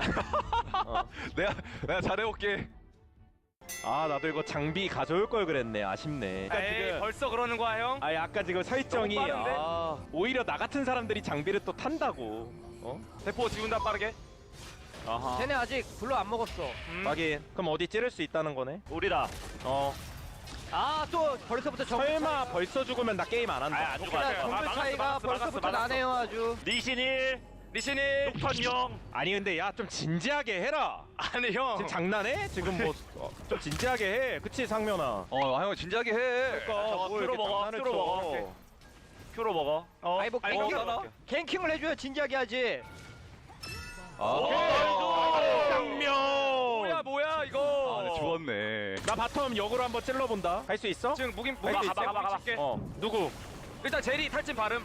전멸 빼자. 오케이. 아래. 오케이. 빠져. 여기까지. 이러면 좀 기분 나쁜데. 형 남아줘 이거 다이브 당해. 보고 있어. 굿. 아니 잠깐만. 아 나 죽잖아. 죽어 그냥. 정화랑 전멸 다 있었는데 왜? 내가 아니 그거 호응 어떻게 해? 아니 리플 쳐보자 또 열받게 하네. 오 온다. 야 이거 룰루 가자. 보여줘. 룰루. 되나? 이거 나이스 캡틴. 뺄게. 나 전멸 3초인데. 아 이거 아깝다. 이거 너무 아깝고. 이거 전멸이 딱 3초였는데. 여기 리신 있어. 싸우자. 여기 그래, 싸워도 나쁘지 않아. 먹어줄게 이거 안 내가. 된다. 근데 와드가 다 있는 것 같은데? 나 그냥 이거 이 깜냥이 좋은데? 쫓아가봐. 되나. 나이스. 정민성 오랜만에 나이스. 당연하지. 내가 좋아요. 이거 아, 주도권 이거 드래곤 타이밍 잡을 만하냐? 네. 이거 전령 나 어디다 풀어야 되는데. 바텀 가든가. 나 바텀 무빙 해줄 수 있어. 그러니까 미드 바텀. 박치기가 낫지 않아? 스웨인도 같이 와야 돼. 아니 미드에 또 왜 푸냐고? 싸우지 마. 오케이. 시간이 없는데 어떡하라고 나보고. 미드에 왜 푸냐고 진짜. 싸우지 거기 마. 같이 쳐 먹어 그럼. 바텀 플레이를 하자고 했잖아 내가. 리신 탑 갈 수도 있어. 마지막 탑인 것 같은데? 탑이네. 우직하게 잘하고 있다 상면아. 형 고마워. 내가 아예 상면이가 지금 되게 고생하고 찍는다? 있어. 고생은 내가 하고 있지. 개소리하잖아 너는. 좀 닥쳐. 아니 상면이가 지금 제일 고생하고 있어. 지금 가장 고생하는 캡틴 잭이야. 개소리하지 마, 뭐 캐리하고 캡틴 있는데. 개소리하지 마. 캡틴 때 지금 달달하게 지금 팀에서 밀어주고 있구만. 형우야 너밖에 없다. 야 내가 후반 캐리할게. 오케이. 후반 캐리할게. 후반 캐리하면 미드에 인정할게. 전력 왜 풀어주냐고. 너는 좀 조용히 해 자식아. 시바나 부르면 싸울만해. 이거 용 쟤네 바로 못 잡아서. 오케이. 야 이거 와봐.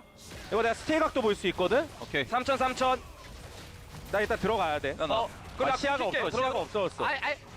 들어가. 뭐 어떻게 들어가? 일단 리신. 오케이. 리신 맞아. 물었고. 리신 물었고. 룰루. 쓸어 담아. 일단 가져와. 나 빼고 나 죽어. 오케이. 쓸어 담아. 좋아. 다 죽여. 다 죽여. 되나 요거? 쓸어 담아 그냥. 도와줄게, 조져. 도와줄게. 접해. 마무리. 안 되나 이거? W 1초. 그래. 오. 그렇지. 쫙. 나이스. 나이스. 장면이 좋았어. 맞다. 동현아 좋았다. 동현아 좀 방금 좀. 좀 센스 있었다 동진아. 캐리야. 그래 갑자기 발언 치고 싶다. 아니 하네이브 더 민다. 오케이 미드 커버와 이거는 이제. 여기. 일단 불은 꺼줬어 어머로. 나이스. 동현아. 아이고 그러니까 살기만 해 동현아. 살기만 해봐. 오케이. 나 이거 뒤에서 갈게. 가볼래 한번? 아니 쟤네가 더 안 들어. 쟤네도 다 와. 지금 싸우는 각이야. 제리 넘어왔어. 제리 넘어온 거야. 내가 없는데 제리 잡을 수 있어? 야 이거 아니, 리스. 그러니까 천천히 빠지면서 해야 돼. 빠지면서. 그러니까 진영 좀 잡아봐. 진영을 어떻게 잡아 이걸? 근데 어떻게 잘 산 거 같기도 하고.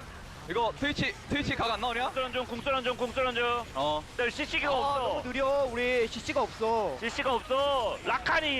라칸이 궁이 없다고. 방금 또 동진이가 이상한 데서 물렸어. 아니 왜 자꾸 이상한 데서 물려? 먹는데 옆에 아무도 없는데 어떻게 어떡해. 먹으라고 강요도 안 했는데. 아니 그러면 어떡해. 이거 이제 게임 좀 갔다. 나도 이거 완전 간 거 같은데. 갔다. 아니 11을 밴당한 점에서 일단 승리는 좀 물 건너갔잖아. 성 나갔어 11을 밴당한 거에서. 이게 야 이거 와봐. 연기할게. 연기. 나 연기하는 중. 연기하는 중. 일로 와. 뒤에 온다 애들. 맛있다. 나이스. 이거 요동친다. 오케이 그라운드 요동치는 중. 나 이거 바텀 타워 또 먹으면은 우리 그래 근처에 된 딱 거 나와. 괜찮을 수도 있어. 이렇게 내려가 볼게. 대신 여기. 오케이. 근데 이제 4대4가 될 것 같은데 왠지. 제리 봐볼래요? 아니 뭘 봐? 아니 너 미친 거 아니야? 아니 신동진. 아니 잠깐만 이거 비상이야 지금. 아니 뭘 가 너도 뭘 가? 아니 나 실수했다.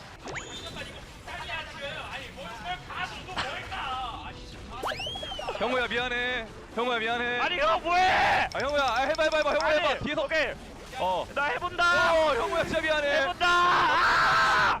이거 어쩔 수 없었어. 이거. 아니 형우 개 못하는데? 어쩔 수 없었어. 아니 내가 다 했잖아 나는. 아니 너무 동진이가 장난쳐 자꾸. 아니 근데 동진아. 욕할 정신이 없는데. 아니 바텀에 위치 야, 보였고. 나가봐. 마지막 반경. 오케이 나 궁 3초. 1초. 간다. 마지막 가봐. 오케이 막아. 가봐. 동진아 지금 들어가면 안 되지. 에라이 그냥. 형 막아. 형 보여줘. 이거 제리 트위치 펜타킬 안 돼? 간다 펜타킬. 진짜 이거는 좀. 귀만 아프네 아직.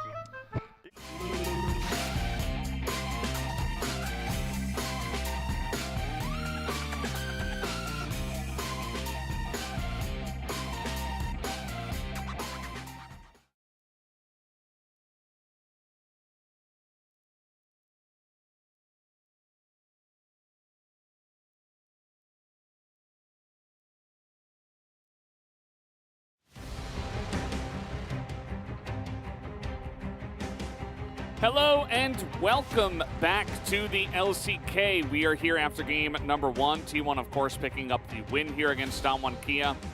I say of course, but wasn't always that way, but for the majority of the game it was. Let's take a look at the POG from the side of T1. As you can see it behind me, it is the man himself, Faker 709 on the RE. The guy did kind of insane. He bought him a Jais early, and I mean, the numbers on your screen say it all. You ever think about it? It's ironic, the player who is the greatest of all time in our sport, he's named himself Faker, but he is the realist. He is the realist. He is the truth. Like, he is the one. I don't know, it just occurred to me that there is no one less fake than Faker. True. So he was very real and omnipresent in this game, as he was extremely fed and was dashing around. You pointed out that he could just eat through the health bars. When he was killing the Drake and also Nuggery at the same time, I was like, I don't know. I'm doing pretty well with Chronicler's predictions today. As I have given one to Carrier here, I thought that he set up a lot of the early game fights for them. So yeah, he did. Baker used the lead very well, and he probably was the realistic POG, but I just wanted to give a shout out to Carrier. Some shout outs to Zeus as well there, and I think he had a fantastic game. The engages from him and choke points were really good. Had some really nice knockups. I mean, it's, you know, first day on the POG vote in a long time for you, and it's always fun to do the real POG sometimes, like the realist. The real POG. Yeah. But like sometimes you guys have to be like, I don't know, it was Faker, he was doing a lot, he was flying around the map, he was super fed, he dictated the fights. But yeah, Carrier, all in all, his mid-game fights were won by him, decided, got Faker fed, chicken and egg situation. Damwon Kia picked blue side here. Blue tonight is 4 for 4. Yeah. By the way, Gen.G won on it, KT won on it. Oh, you always have to say that when Polk comes on screen. T1 now has won on blue side. It's been a long time since you did that interview after. No shade meant. I'm just pointing out the fact that blue side is successful tonight. Yes, and I think the draft of Damwon Kia was very strong in the previous game, but T1 had the right answers. The Samira pick was really strong for Guma there, and they played around their win conditions very well there on blue side. arguably with nameplates removed, I think a lot of people would have leaned towards the draft of Dam1 Kia, considering the Yuumi Zeri and second loss of the season for that duo here. So it's about how you use it sometimes. It looks like we might just kidding redraft here. Maybe somebody's computer said no. Seems like there was a small client issue. We'll just remake the lobby real quick. No big deal. We have about 7,879 fan signs out there, so now could be a good time to utilize some of those. I was going to mention one of the fans, girls walking on the front of the stage, just getting back in time, those fans as well. You got just enough time. You didn't miss it. You didn't miss it. There you go. You didn't miss a single ban. Get in there. Always have, always will. Living legend. Faker T1. Isn't it T1 Faker? Yeah, but I mean, stylistically, it looks cooler that way, I think. If you saw those glasses and the little anime star next to it, would you know it's Faker? Yeah, I think so. I think so. Especially considering the lack of glasses of the other players on T1, the red color. Owner wears glasses. So does Zeus. Sometimes. Zeus' glasses don't look like that. So does Guma. Not always. But they don't look the same. And they don't always wear them. Faker always wears them. True. So, checkmate, Valdez. No, I mean... I got wrecked. I feel like if Faker was a class, or if he was like a Smash Bros character, maybe those glasses would be like the icon where his damage percent is. Either that or broccoli. What? You know, he's famous for eating broccoli. Ate the broccoli in the World's Opening. Come on. What would you... Okay, so if Faker was Smash Bros... If Faker's if Faker's going to be in the new Smash Bros game in the future, which is not... I would make it not impossible. The thumbs up. Thumbs up? Just a thumbs up? Or maybe it would just be the T1, like the SKT or T1. Yeah, but then what if you want to add other characters from the T1 team? Well, then they would have the same, just like multiple Donkey Kong universe characters have a Donkey Kong logo. All right, we're back into the game now. So we can stop T1 this. logo with Faker glasses? That could be cool.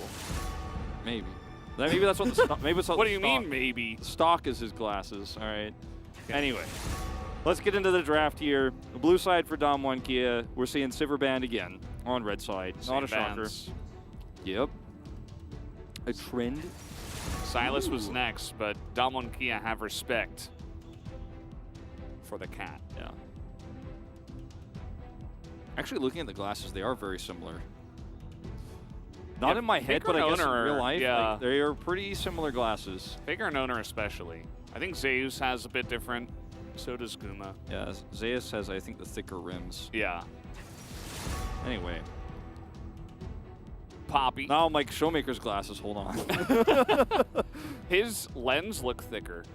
Yeah. I think he must have worse eyesight, unfortunately. Yeah, unlucky.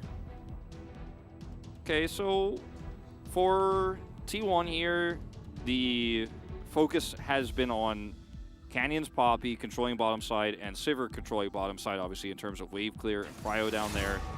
Ooh, Wukong also banned away. I do like the way Dam1 Kia are approaching some of the power picks there without really revealing what they want to grab in first pick, because all three of these champions in isolation are strong, but it's not like, I better not deal with Wukong with exactly what I want. There's just not really any clues.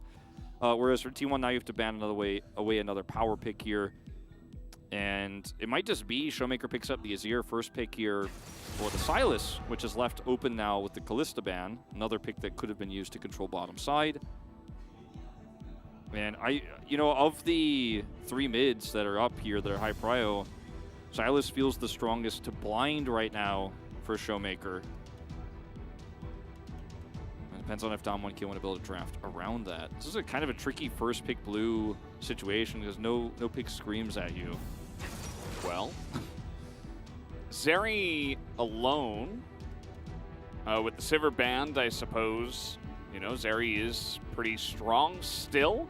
It does feel like it lost some prio just because some of the lanes in the bottom side can punish it harder, and it can not really get too much priority in a Zeri lane.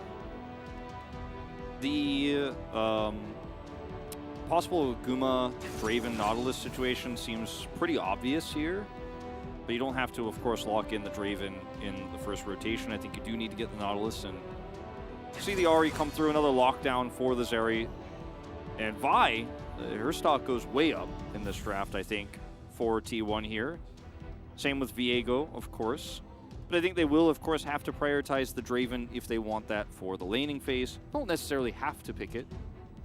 As you mentioned earlier, Guma hasn't really been the dominant force here for T1 in recent matches. Really this whole season.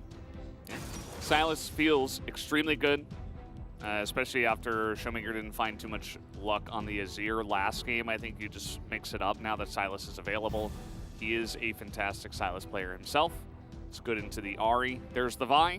Yeah, this feels like a strong pick away. With the Vi gone here, you don't necessarily want to grab Viego right now, and if they are going to play Draven, I think it makes sense to get it here and try to control that bottom side of the map. You don't know what support it's going to be just yet, but Draven is still, in terms of his it's raw... Nunu. Ah, there you go. In terms of his raw damage output, he is he's going to be the choice here. This is a famous pick for Guma since the very first games of League of Legends he played. Iconic pick for him. And it could be the end of the regular season on this pick as well if T1 can close this one out 2-0. For bans now, as Damwon Kia, you could try to choke out the support pool. You have the Nautilus pick. You can ban away the Lulu here. Leona, strong. Like, the Zeri part of this draft kind of sticks out as an odd duck because you have the Sylas and Vi. So I'm thinking about how this is going to go lane-wise, but T1 are thinking about, their comp actually does kind of have a lot of CC and hard engage. Probably should take away the Leona. Not going to be strong in the 2v2 necessarily, but in the team comp, a strong pick to ban away. Yeah. I like the rise of Leona back into the meta. Feels pretty good nowadays. Lee Sin taken away. Maybe we'll just see Lee Sin Viego bans. I think Viego's the best jungle for T1 in this composition. And, you know, perhaps Xin Zhao also another strong pick, but... Note there are 0 top lane bans. No. I mean, there is Gwen, I guess. But you just pick whatever you want, as long as it's not Gwen. Yeah, I mean, I thought you were talking about in Damwon Kia's lineup, because there are on their side at least 0, but there is only 1 of the 10 now. Yeah. As Lee Sin gone means... Feels like a Xin Zhao angle here. We've seen the Pantheon once, and it did not go well. We'll see if it looks better here second time around for Owner this time, if they do lock this one in. And you can, of course, save that R5 pick for counter. And it does allow a lot of flexibility in this T1 draft, but they like the Xin Zhao like I do too. T1's draft is very multifaceted in that it both scales up pretty well with the Draven pick if he gets enough cash-ins, but also can be, as Damwon Kia's draft is, very strong at dive and pick. So they could just be like, all right, we can play a tank top, or if you guys try to play Gragas or something like that, we could Aatrox or Renekton. I think T1's R5 flexibility is insanely high here. I don't know how I feel about Braum. I don't like it that much. Braum is just not really, I mean, he's a cool guy and all, but he's not really in the meta nowadays. He's good for disengage. That's basically what he does. He holds up a door, and he throws down a fissure and says, I dare you to engage into this. It disincentivizes picks like the Ornn, obviously, that T1 could have picked R5 here. Looks like Damwon Kia will be doing that themselves. I like this more than the Gragas they hovered, as Gragas can be susceptible to Renekton and Aatrox a little bit more than Ornn can. So T1, we'll just switch the Gragas over to their side. Could have been a Scion pick. Ooh. As Aatrox still really strong in this composition, but into the Ornn, I think the power is significantly less because Ornn could just hold a turret so extremely well and won't be forced out into, you know, like into the lane and won't be isolated. Aatrox won't be able to threaten kills. And it's a Xin Zhao pick here. It's not like a Viego follow-up, a really set CC. I like the Gragas a lot more because now you have a well-rounded team fighting comp that both protect and attack. Whoa. I overall like T1's composition way more. I think Damwon Kia's comp has somewhat of an identity crisis between mid-game team fighting around Sylas, Vi, and picks, and also then the Ornn mid-game fighting plus Zeri, who doesn't really want to be doing that too much because she's not going to be able to keep up with Draven. Obviously, Draven very short range, but so is Zeri. in the middle of things, in the thick of things, if she's trying to follow up on the CC. You certainly have a lot of early to mid damage issues on the side of Damwon Kia, you know? Like, if Vi and Silas don't really work out and it's kind of middling to low in terms of their impact, then you're kind of relying on Silas to do all of your damage. So we'll see how it goes. I mean, he can, but yeah, might just want to wait a bit longer for the Silas, the Zeri to really get online before you begin taking hard fights. But Damwon Kia didn't necessarily show a lot of restraint, let's say, in game number 1. Chinese fan here, or at least insinuating there's support from Chinese fans, so I'm not going to assume where she's from, but I think it's realistic. Says it there on the bottom. It says support from Chinese F. Maybe fans from China also supporting, but she's not. You can't assume that, though. Oh, sorry. She lifted her finger there right at the last second. Someone could capture that frame. And maybe then. I think that if T1 get a lead, similarly to last game, the comeback for Damwon's comp is really weak. Damwon get a lead, though. The same could be true here for T1, especially if the Draven finds itself being muted. So we'll see. We'll see. Let's hop onto the Rift for game number 2.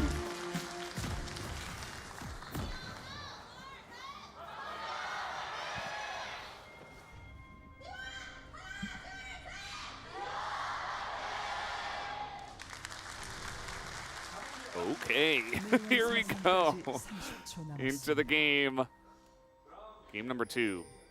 And Damwon, you know, we talked about stakes coming into this match. Of course, T1 will always stand second. Damwon will always stand fourth, right? Regardless of what happens in this series. But it's really just about setting in everybody's minds what the form will look like for these two teams. And so far, T1 have looked miles ahead of Damwon Kia. The early game, I suppose, you know, if you set that aside and say, oh, T1 got a little bit unlucky with the dive on the bottom side, maybe a little bit overzealous, but they immediately pulled it back and played a much more solid game in game number 1. I think T1's drafting has been very good, and yeah, that's the only part of game 1 that we could really, you know, like if someone said, can you say one bad thing about T1's game 1, I would be like, well, this draft could have been cleaner. That's Carrier about... didn't get POG. There you go. Okay, that's just the Valdez angle, though. Aggressive trade here. Showmaker's angry. Yeah, but it's not going to help him. He did go for first strike, Faker did, in this ranged matchup. So picked up, I believe, 11 gold there in that first trade. And he is not proccing Electrocutes, obviously, in these trades. If he had taken Electrocute, Showmaker might actually be in kill range right now. But he did take the first strike, which is going to be some additional damage, plus the gold. And this has been a matchup we have seen since the nerfs to sustain, like potions, for example, that Showmaker has in his inventory. Things can become very unfortunate very quickly for the Silas players in the early laning phase. In the past, not really the case. Yeah, it's very true. This bottom lane, you know, we've seen a lot of lanes just go ahead and pick up stuff like Sivir, which is always banned nowadays, as the charm is going to land here. Showmaker want to take a rough trade on the backside of this one. This is just the way it is for Silas nowadays. I just feel like Showmaker's being a little bit more aggressive than we're seeing out of most Silases. Doesn't want to give up full lane control, but it's costing him his health bar. So we'll see how this mid lane matchup does develop. But yeah, not a lot of prio on the bottom side for either side, it feels. I mean, I guess the Draven will have, you know, Draven Nautilus will have the priority, but it's, you know, into other lanes that could have been selected. Yeah, I do agree. And would not have looked good. Yeah, for sure. And, like, the Draven single, just basic base auto attack damage is insanely high, and Zeri can't compete with that. Braum is not going to be able to trade back, and if he gets himself into hook range or even auto attack range for the Nautilus, excuse me, then the damage is going to stack up for the Draven so quickly that they kind of have to just let this wave push. Notice that T1 on the bottom side there also tried to kind of keep the wave held so they could zone out of a little bit of CS. Hasn't been too successful just yet. But man, Faker is really just having a good time in this laning phase. He's had a great performance on this champ tonight. Feels like flashbacks of last season. Wow. Zeus has not lost a game on Gragas yet. I shouldn't say yet. Maybe he'll never lose a game on Gragas. Well, yeah, I 9-0. I hope he plays long enough to lose on it eventually, but like probably will not be this day necessarily. Well, hey man, maybe he just never plays it again after potentially picking up a win here. He just sits on 10-0. Gragas falls out of the meta forever. You know, it like turns into a support champion only. Zaves just never plays it, and then he ends his career 10-0. There you go. When Gragas, I mean, I like the way you're thinking. Plays for 11 years. 5 world champs. Yeah, in like 2035 it comes back, but that's when Zayas hangs up the mouse forever. I was just gonna say, like, for me, I was getting a little bit tired of the standard AD tank meta in the top side of the map, so I was really excited when Gragas made a return for a little bit, even though the win rate was bad. And I was kind of happy as okay. That's rough. I think someone got 22 gold on that too. Yeah, someone show the first strike value, please. Someone click on that rune. It's been pretty insane. Yeah, we don't have unfortunately we don't have a carpet space today. Otherwise, they would definitely go ahead and do that. But he is up 10 CS here. Yeah, and probably that extra gold from the first strike. Let's see what he buys here. Doubt he'll be able to pick up like a lost chapter already. Oh, never mind. There it is. He hasn't used any of his dematerializers yet either. Whoa. That Doran shield against the auto attacks, though, is okay. Showmaker goes back, buys Control Word, Magic, Amp Tome, and a Mana Crystal. So he's going to be boots. There's the boots. Okay. That's that sad mid laner buy. Not quite enough for lost chapter. Yeah, and the movement speed from the boots isn't going to be enough to dodge those spells probably. And I mean, Faker, if you get a lost chapter on your first buy, you never have mana problems. Oh, Nuggery. And Zeus doesn't quite have the mana to finish him off, but it's certainly, you know, a little change up from the normal top meta we're seeing as this bottom lane prio is going to be used, actually. So the Draven Nautilus, in this case, will work out very nicely. Owner picks up a very early Drake. Yeah, I mean, there's just a lot of power in that lane, especially when the Vi isn't going to be able to find much into Nautilus, you know, in terms of ganks here early. You don't have prio mid, and that just continues to be a trend, as we could see here.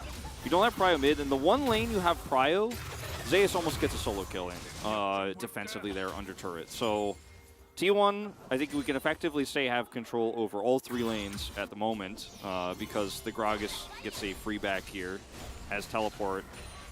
And first Drake in their possession is looking very good for T1 so far, as it looks like a potential dive could be set up here. No 6 for either bottom laners, and Owner is just going to walk away. Yeah, there were a couple of danger pings in very far down the lane, actually. But I think just trying to indicate that there's potential for Canyon to go for a lane gank. They don't really have deep vision in the enemy jungle, and they don't know where Canyon is right now, so not going to risk a dive. Probably the safe choice, even though this lane does have a lot of power and potential to lock somebody down and just 100-0 them. Yeah, also Nuggery has teleport and ult. He could have defensively teleported to the turret and turned that into a disaster. Little play here. Spirit Rush coming in. Showmaker looking for the solo as he's going to land that Q, but not going to follow up on this one. Finally, Showmaker with the Spirit Rush steal gets a good trade here in the lane. This is going to force Faker to play very defensively here. 15 seconds before Herald spawn, he has no teleport. This is the right timing to be making an aggressive play like this, getting a little bit of control, getting that first back, so he can finally buy that pivotal first items. Otherwise, sitting on the awkward fragments of an early laning phase. Grabs Dark Seal on top of it too, so we'll have some very gold-efficient AP here, plus the ability to start carrying the game later on if he's given those stacks. And Herald's up. Everybody's starting to group here topside for T1. Very late, our Damwon Kia to the party. And trying to break through this choke point with Xin Zhao hitting level 6, Keria being on 6. This doesn't feel realistic, and so even though Showmaker gets that really great trade, he takes it back and will not be able to impact this Herald fight. Carry on 6 is really huge. We do not see it matched by either of the bottom lanes of Damwon Kia. Not even Noctom there yet. So they're just going to take that prio and put it up in the top side of that. And that's going to work out really well for them. So 2 early objectives here for the side of T1. Yeah, and for Damwon Kia, cross map is clearing Drake vision in trying to take blue buff. And face checking a brush. That is a dead Showmaker. And by the way, a lot of stacks here taken for Guma. We'll see exactly how much gold he has in a bit. Yeah, I didn't actually see how much he picked up there, but he will pick up also the first blood gold on top of that, and some plates here, and the whole damn turret to boot. And you know that meme with the guy with the hands and the trade? I will receive. Yeah. You will receive 1 blue buff. I will receive adoration stacks, plates, and a first turret blood. And an extra crash as well. We'll throw that one in if you call in the next 20 minutes. And Guma will be buying a lot of items here. We'll be getting his Mythic online. 3,000 gold ahead already. RT1 has Mythic, not quite, but you know, just early Dirk into Shield Bow into probably Collector. Here's Nuggery in a rough spot. He's looking pretty dead as well. As are the chances right now for Damwon Kia. Not looking very good. Owner is going to collect the kill once again here in game 2. Yeah, we the transitive property, if we don't use this very often in esports, but if you think about the fact that Damwon Kia was beaten by KT, we'll have to face KT in that first round, but then T1 beat KT twice, also is about to beat Damwon here. If Damwon had won their first round and potentially been sent to meet T1 in the semis, like, it is looking like the chances of Damwon Kia making a deep run, based on this series alone, not so high. Well, maybe just a dead Draven as they'll give the kill to Duck Dom here. Okay, well. It was a party bush. Somebody cracked the party poppers. They went on Guma. He had flash and cleanse, but didn't use either because he knew he was doomed. And, okay, that's some extra gold back. He somehow didn't have a bounty. Bit of a head scratcher there. I mean, it was the gold he picked up after this play. But they give the kill to him on the return of his ultimate. He picks it up. Really well played. Showmaker just sitting in a brush there, gets caught by the CC. Over here, Nuggery does get picked by Owner. Once again, a good cast here from Zeus. We didn't see the beginning of this, but all reasonably. It's like maybe Bellow's breath was on cooldown. I'm not sure because he saw Owner. So maybe just a bit of a mistiming there. Yep, and this will just be the shutdown onto Gumayusi. Without shutdown gold, of course, but shutting him down in the lane, picking him off. He had all those adoration stacks and the adoration of the Damwon Kia players who grouped around him and showed them just how much they love him. As finds himself in a slight CS deficit, actually, which will be even bigger with Duckdom catching this wave.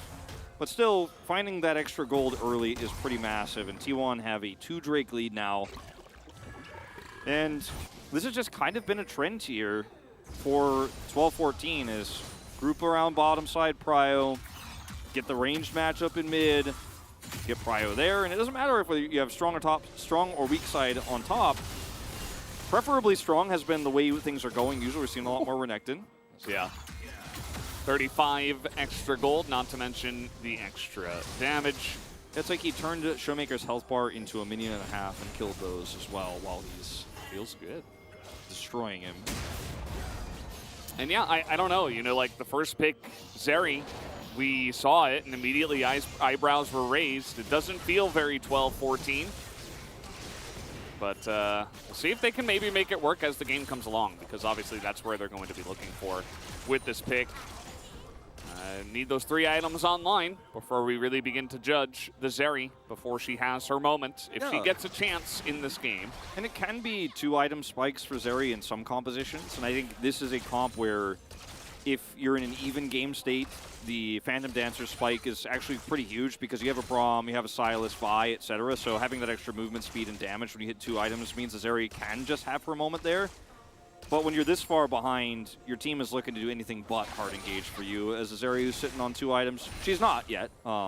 Just has the Immortal Shield Bow, as you're saying, but small CS lead here feels, at least in some ways, less bad.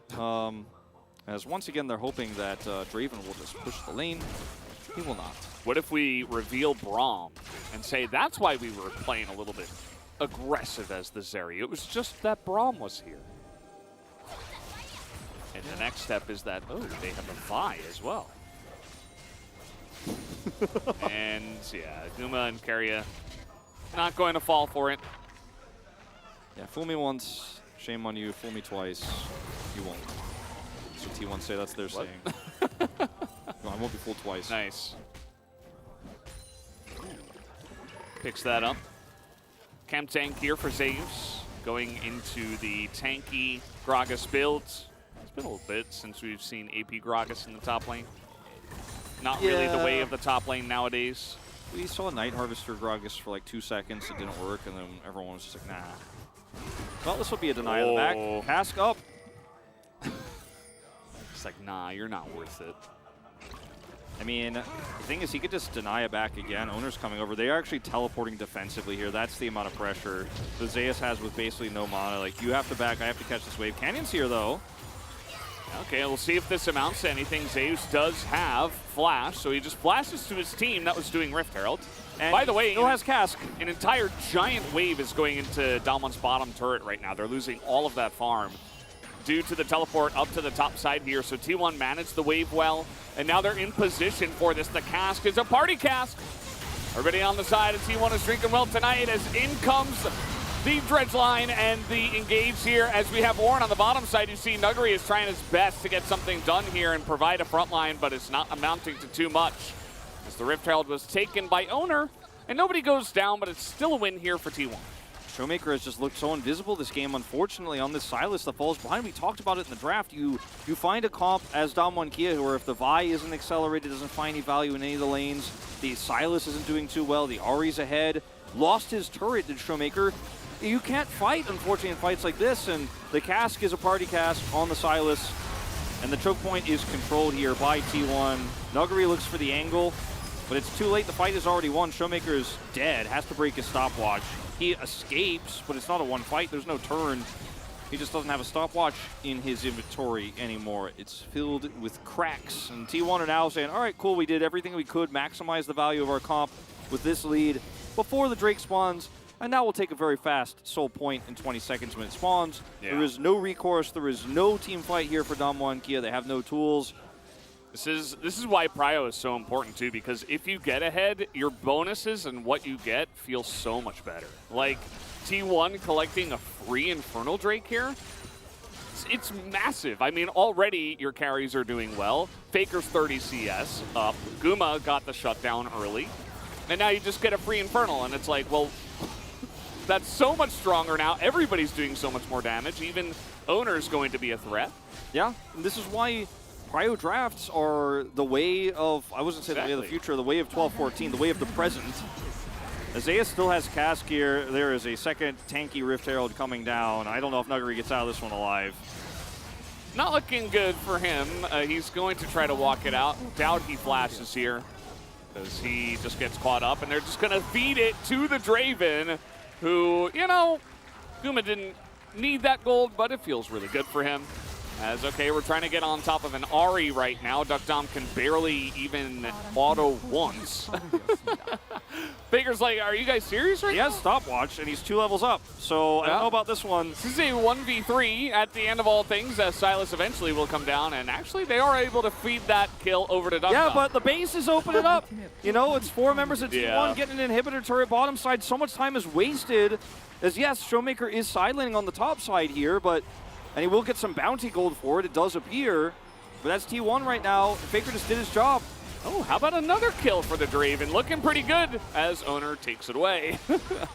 But, yeah, Kellen just going in alone, has no vision there. He's trying desperately for any kind of vision. Yeah, he has no vision. That's why he's trying to, as you say, going in looking for anything. But they were all just there recently. You're hoping they're taking a very time-efficient back. They did not. They come over, check, and take him out. Draven's like, well, I mean, is the red buff up? Let's check that out. I'd like to take that and then grab a buff here as well, and runs into the Braum in the jungle. As, I mean, Nuggery, he's got a turret to farm under as Ornn. He's not safe anymore this game. 4 members of T1 just CC him to death. He has Bellows, doesn't matter. Like, Cask isn't even used. Who cares? As Faker gets caught, quote-unquote, and then they tunnel onto him and chase him super hard. And meanwhile, the inhibitor turret goes down. Faker also almost trades this one back. It's kind of crazy. It just takes forever for them to kill him.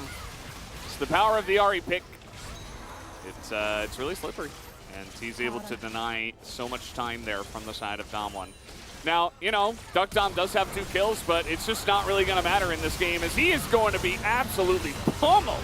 As in goes Keria for the flash and hook once again. And this time we have a huge front line here for the side of T1. They are just dominating this fight. It is so one-sided. Canyon is able to get 1 kill, but that is a tiny consolation prize compared to what T1 have been able to garner in this game. Nuguri is caught out as well, and that will be Guma picking up yet another kill in this one. A full ace to T1. T1 just dominating the series. I think it's all over but the Cryon now. I mean, the lead is 7,000 gold. You can just walk down mid, take this turret away. The bottom inhibitor is exposed, but we haven't even crested the 20-minute mark yet. The Baron hasn't even spawned. And T1 have such a lead with the Xin Zhao as well that the front line is crazy. The potential of the Silas pick here, the Vi pick, is just, it's moot. It's not even a discussion we can have. As Ucaster cursed DuckDom saying he got 2 kills, and then he died. Then he died. And there was a lot of CC, and it was very unhappy for everyone. Yeah. This is basically a wipe, as 4 members under fire. The thing is like T1, they had like almost completed the entire test, and they had like a perfect score, and the last question was like, you know, just check this box to like receive your 100. And they're like, okay, we'll just check the box. And the box was just fighting against Zeri before she gets her Infinity Edge and just make sure she's not a threat. And they don't have anything else. That's why I was mentioning the 2 kills. They had the 2 kills on the Zeri. That's it. It was a minuscule, tiny little hope for the side of Dom1 Kia, and even that now was pretty much snuffed out. He's a whole level, or a whole weapon behind, a whole item behind. I like that, a whole weapon. He's a whole weapon behind with his zappy zap, shooty shoot fingers. Draven has an axe, therefore he's 1 weapon behind. Draven's got multiple axes, as he's basically axe cop in this one. Wait until Pretzelhead shows up later.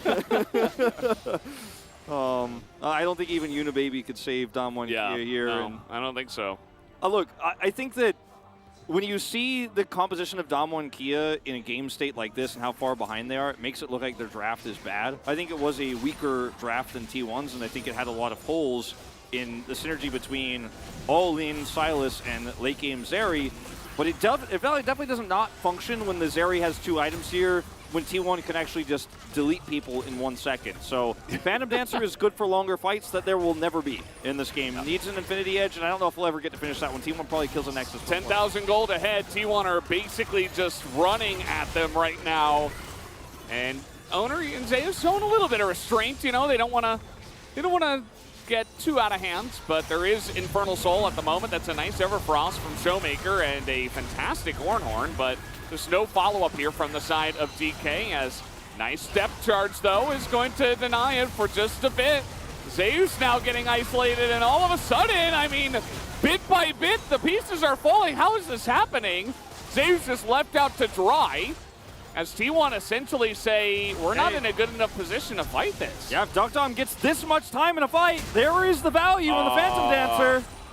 How is this happening? And Dom1 Kia are going to group up now and stop the Soul. And we basically just watched a miracle happen, so I hope you guys weren't hoping for anything, you know, in your I'm a believer lives. now. Like, I don't know what is happening. Teleport coming through from Faker. He's got an angle here.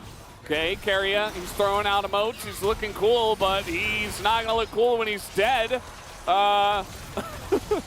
Now Faker, you know, he's got this angle, but the problem is finding value. In goes Owner. He's not going to get it. Orn gets it, of all people, as Faker does an insane amount of damage on the backside, and maybe T1 just clean up anyway, as eventually they will. It wasn't clean, but they did eventually take the fight here, as the cask is going to be good, and another kill will go into the hands of Guma, as now they can just run at the Baron. And that is exactly what they will do. Keria will respawn in 3 seconds. They get the full 5-man set. And that last fight was definitely not clean, and T1 didn't approach it very well. We'll watch it one more time here as T1 are trying to retreat. Zeus is, as you said, left out to dry here. It's the Everfrost from Showmaker that really splits things up, and then Zeus decides he wants to turn here.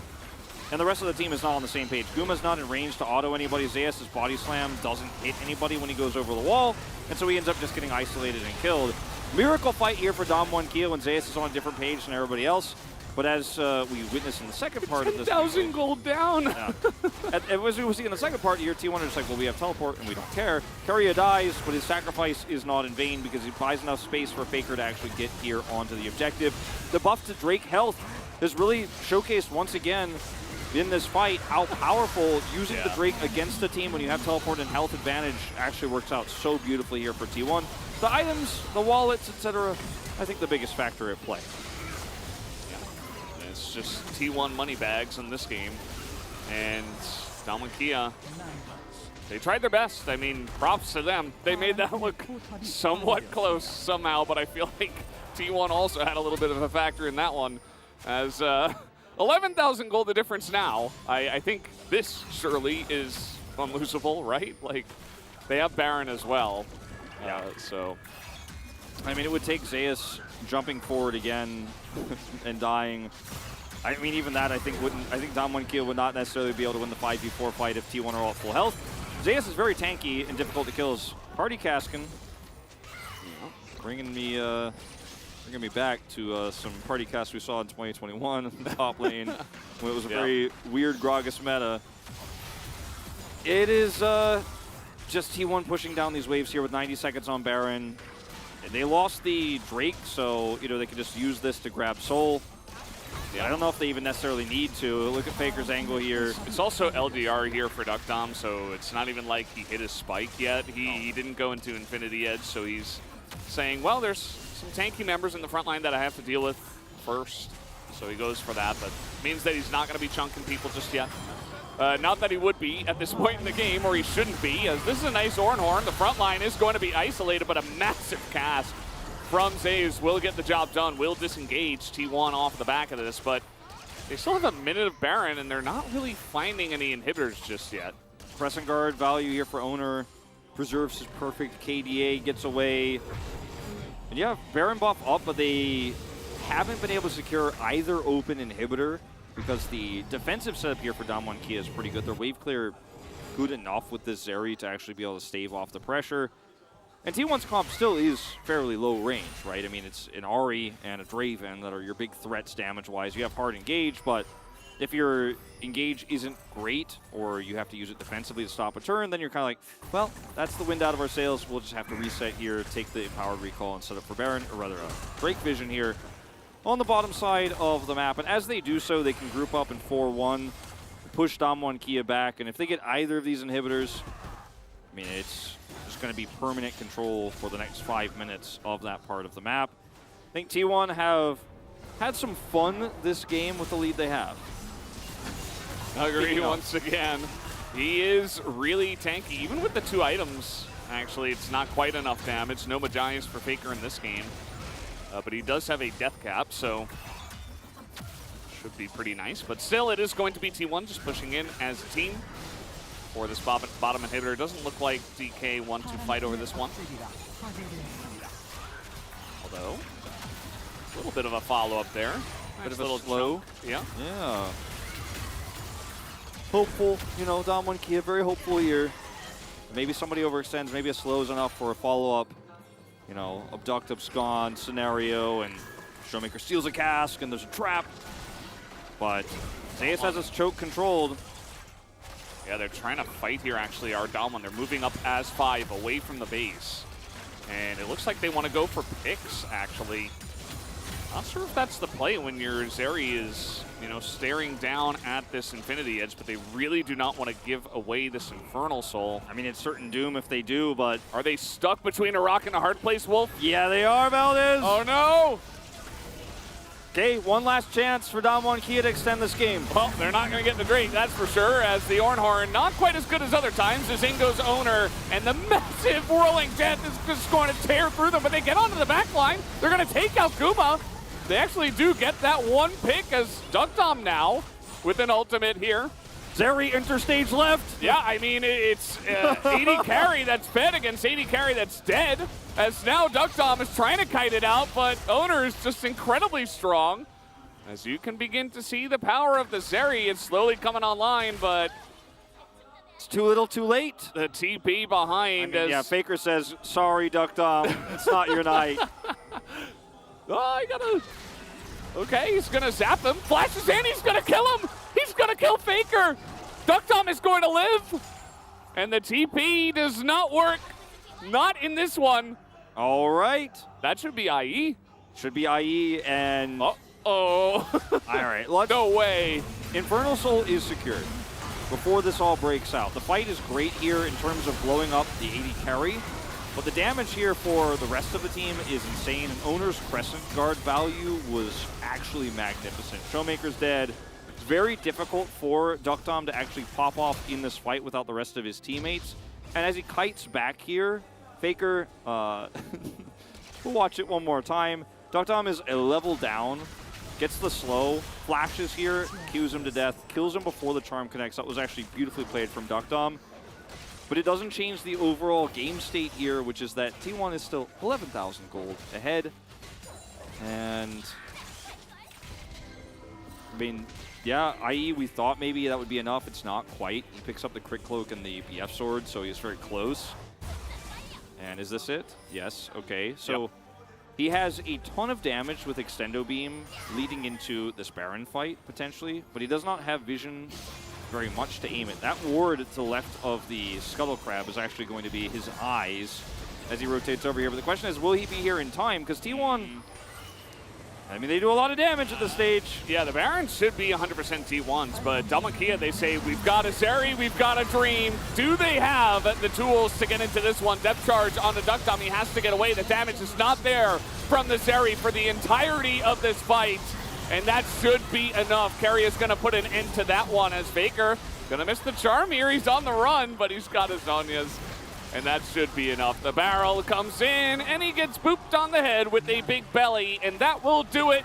It looked a little bit scary, but not really, because T1 were so far ahead, and they will eventually end this game.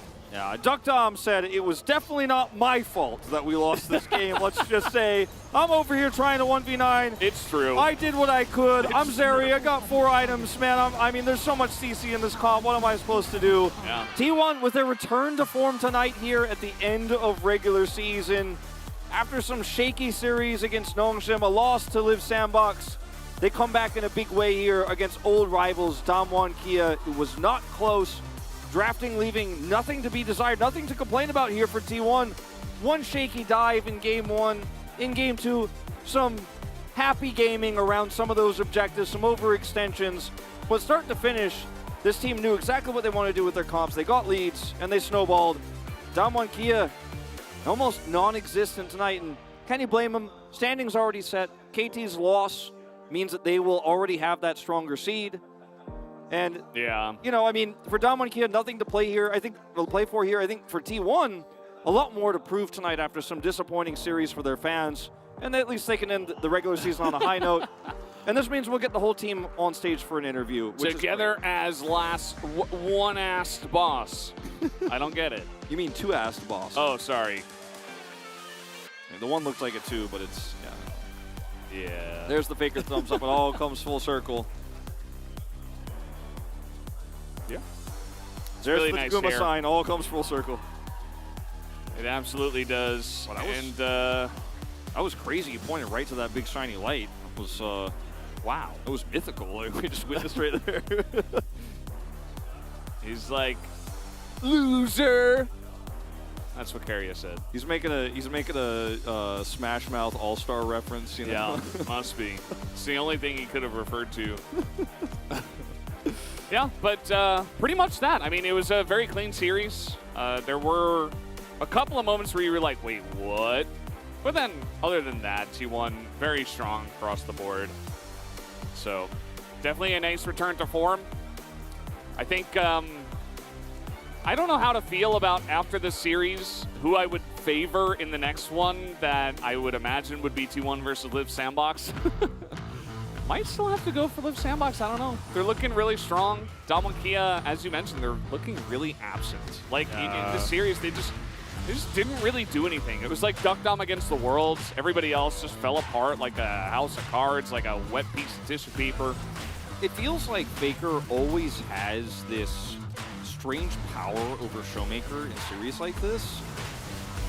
and I say always, it hasn't been every game, right? But in important games like this, Faker would almost just seem in Showmaker's head. And he's playing out the Ahri into the Sylas, and yeah, we saw an early Draven cash in, and there was some really cool plays from Zeus on the top side. But for me, what I think I will remember most from this game too is just how dominant Faker was with his first strike in lane. We didn't actually get a check on how much gold he had this game. It was probably a lot. It was a lot, for sure. That's what we could tell you guys. I voted for Xin Zhao, I voted for Owner. I thought he had an amazing game. His Crescent Guards were really good. But I don't think I had any questions about the individual performances of the solo laners here for T1, which is something I haven't been able to say necessarily about their last few series. And again, a series not to read into too much here because nothing to play for on both sides except pride. And, you know, the final standings, the last win that T1's going to have. Still a fun day of games, you know? Yeah. Just a really stacked lineup of teams that we had today. It was good to see them one last time before we do go on to the playoffs. 12-14, I mean, these are the last good games, quote-unquote, we have for the rest of the season. You know, tomorrow's game's not as high level, to be frank, but I think we learned a lot about 12-14 this week, even if it wasn't always for playoff implications. Cryo seems to be king. Elemental Breaks seems to be king. This is the final moments here for T1. Penta calling for Penta. Taze is like, no. It's like not even a chance at Penta, but they're still screaming Penta. Oh, man. Well, Duckdom, the most damage in the game.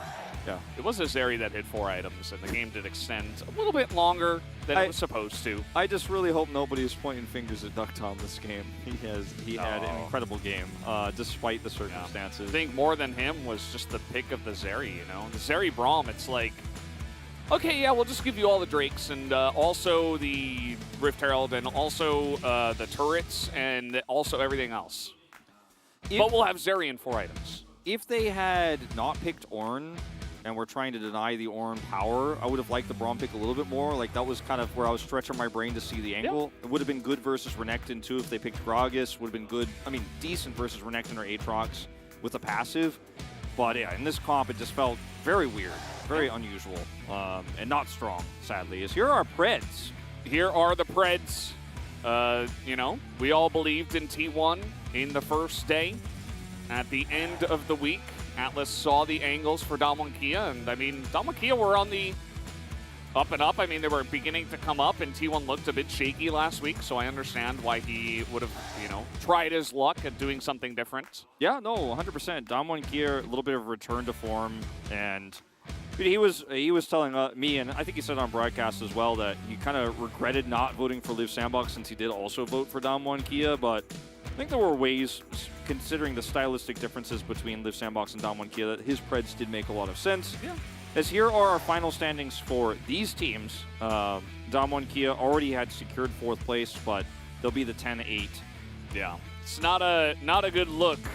I have to say, I think KT look miles ahead of Damwon Kia right now. So I'll tell you my prediction right now for the first round of playoffs between those teams is 3-0 for KT.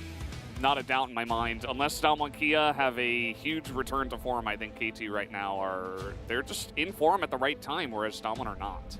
Yeah, and last season we had what looked to be really exciting round 1 matches, potentially Damwon versus Fredit Brion after Fredit Brion got the upset win to get to playoffs. And then the semis were the ones that looked really one-sided on paper. Damwon Kia made it interesting, of course, but then Gen.G win in the end. We also had that extremely one-sided series with Kwangdong Freaks. This time it feels like the one-sided series are coming early in round 1. We have Liv Sandbox and K2 who are very clear favorites. Then the question becomes, who has the better form? Who will Gen.G pick at the end of Thursday night to decide their opponent? Not Liv Sandbox. Well, let's wait and see. Let's wait and see how the form looks in that first series. I'm just saying, because if it's me, I'm like, Liv Sandbox, they're challenge, like they might be stronger than T1, right? And that's a scary thing. Considering the fact that Gen.G, the only team they lost to the entire split was T1. You know, say what you want about form and all that, but if I'm Gen.G, I'll avoid Liv Sandbox. That's all I'm saying. I do agree. At the moment, if it were up to me, if I were the one choosing, I would pick KT as well as Genji. So Chovy is quoted as saying, "We'll definitely choose the worst/weaker team 100%." So there's no like weird shenanigans where they're like, "Oh, we're gonna get rid of KT because we think they're stronger," or or in this case, I guess Live Sandbox. We're going to choose Live Sandbox to eliminate them earlier so they don't power up through the... No, none of that. He's like, no, we'll just take the easy win in semis. Yeah, Chovy was also quoted as saying, "I would like to win the tournament." Yes, he probably did say I that. would like to go to the finals.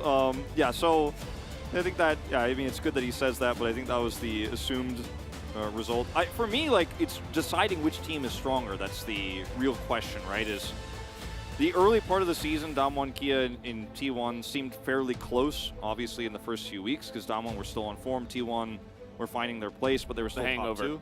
Yeah, and then, you know, we had a bit of a drop-off. I think for Damwon Kia, this graph doesn't really show our feelings about them because their lead was so strong in round 1 that they really fell off hard, but they were still able to because of their early win stay in top 4 here.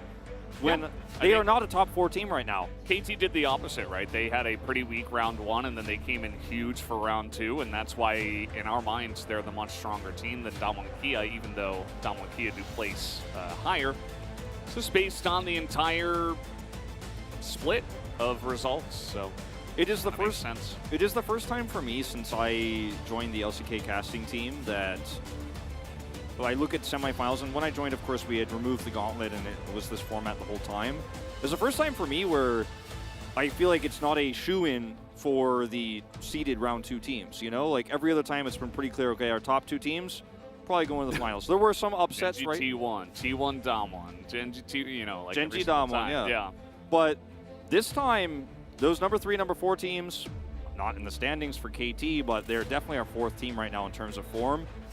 It is going to be an exciting round 2. I am really looking forward to it. POG ready to go. Let's see who does pick it up here for the side of T1, as it will be Owner on the Xinjiao. 7-0-12. Hard to argue with that, and really high DPM even on a Xinjiao. Just did a lot for the team.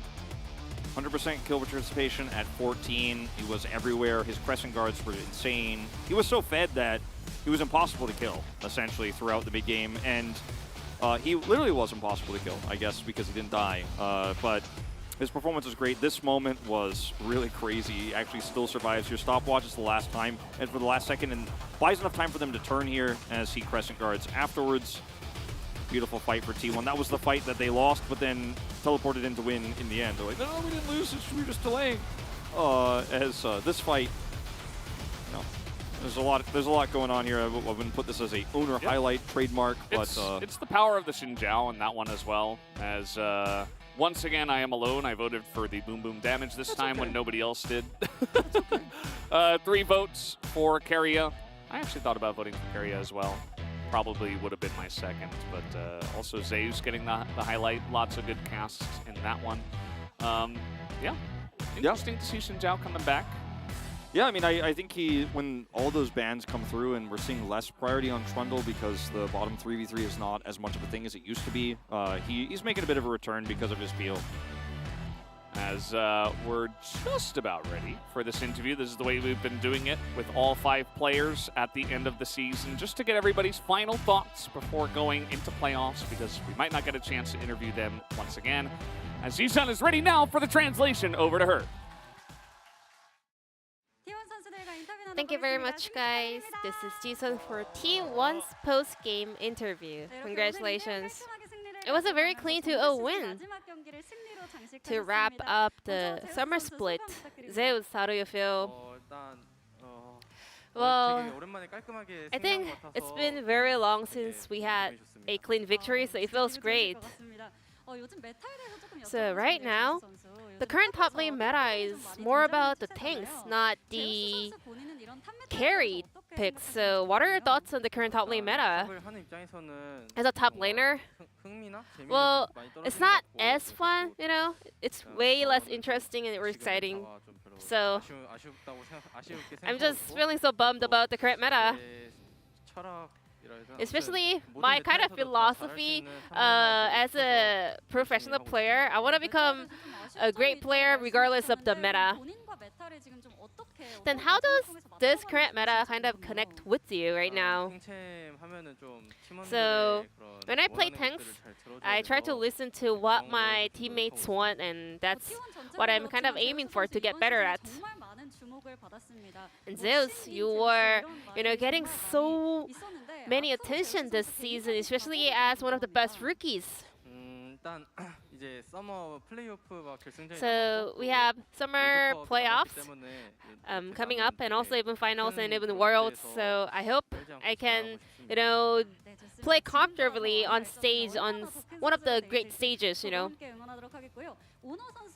Let's move over to Owner. I want to ask you about the meta as well. So with this 12.14 patch, the objectives have become way more important. I'm so confident in the Smite fight, so I like this meta.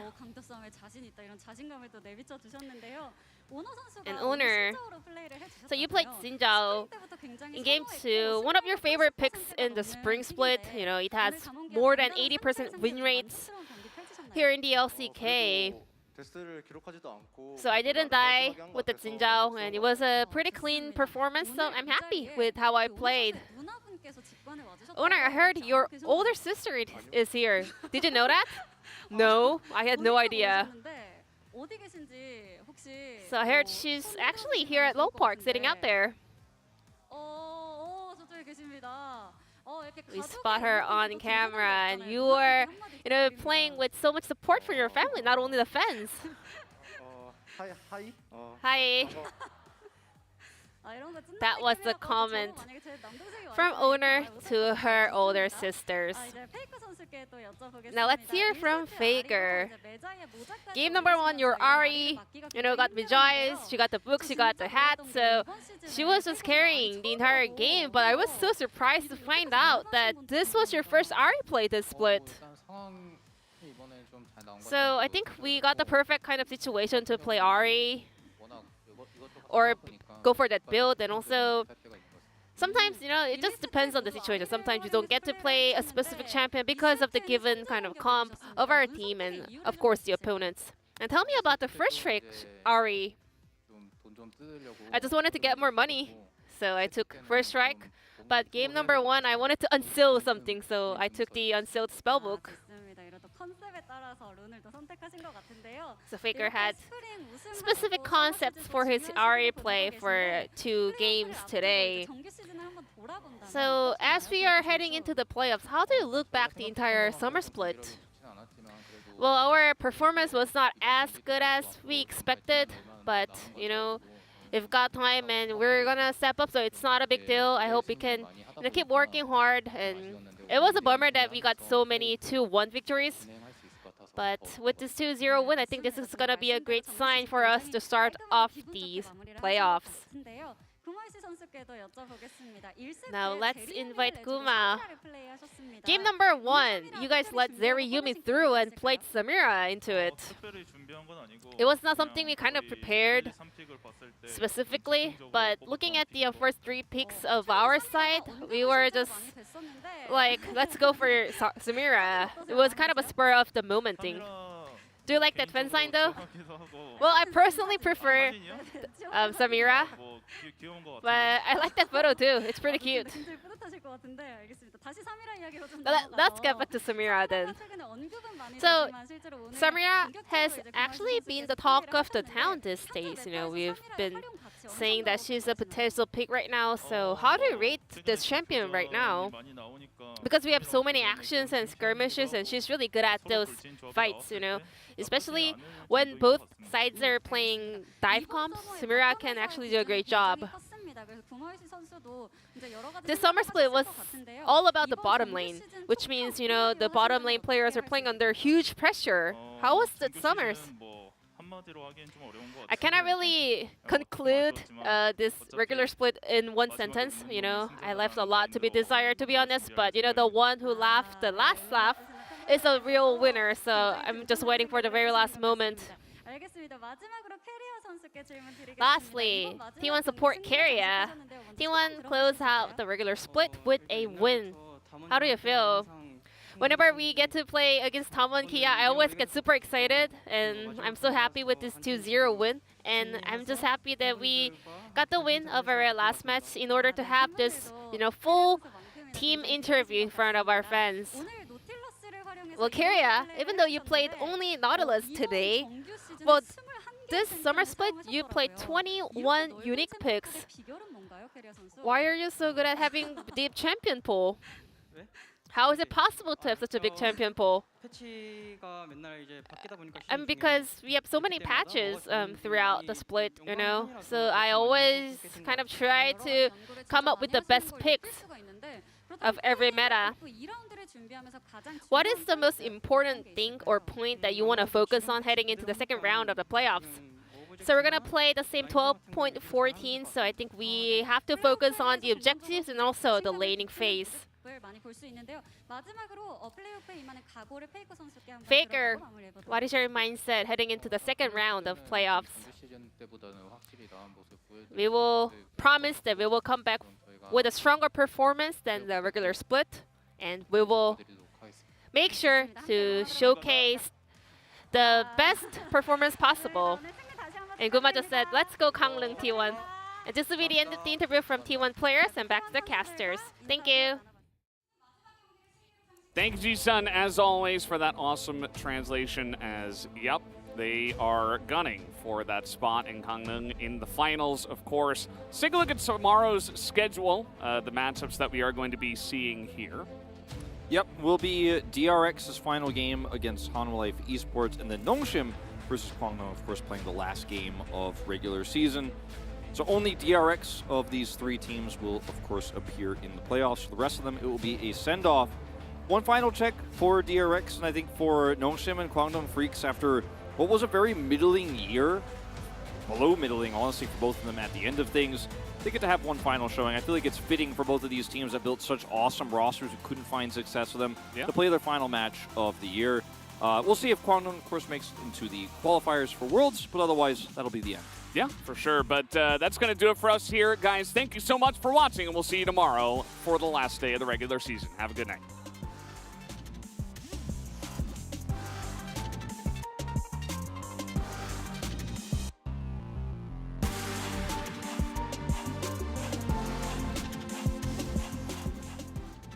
Standing on the edge of this big love,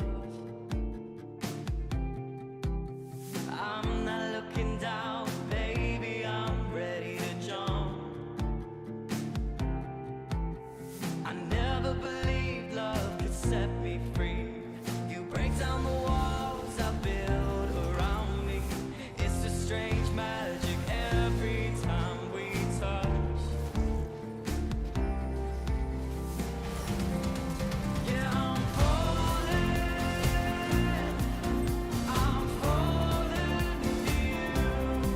I'll keep falling, I'll keep falling for you. You are my greatest weakness. You are my greatest. You are my greatest weakness. You are my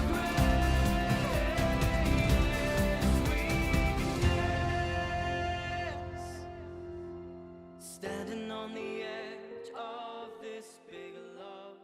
They can't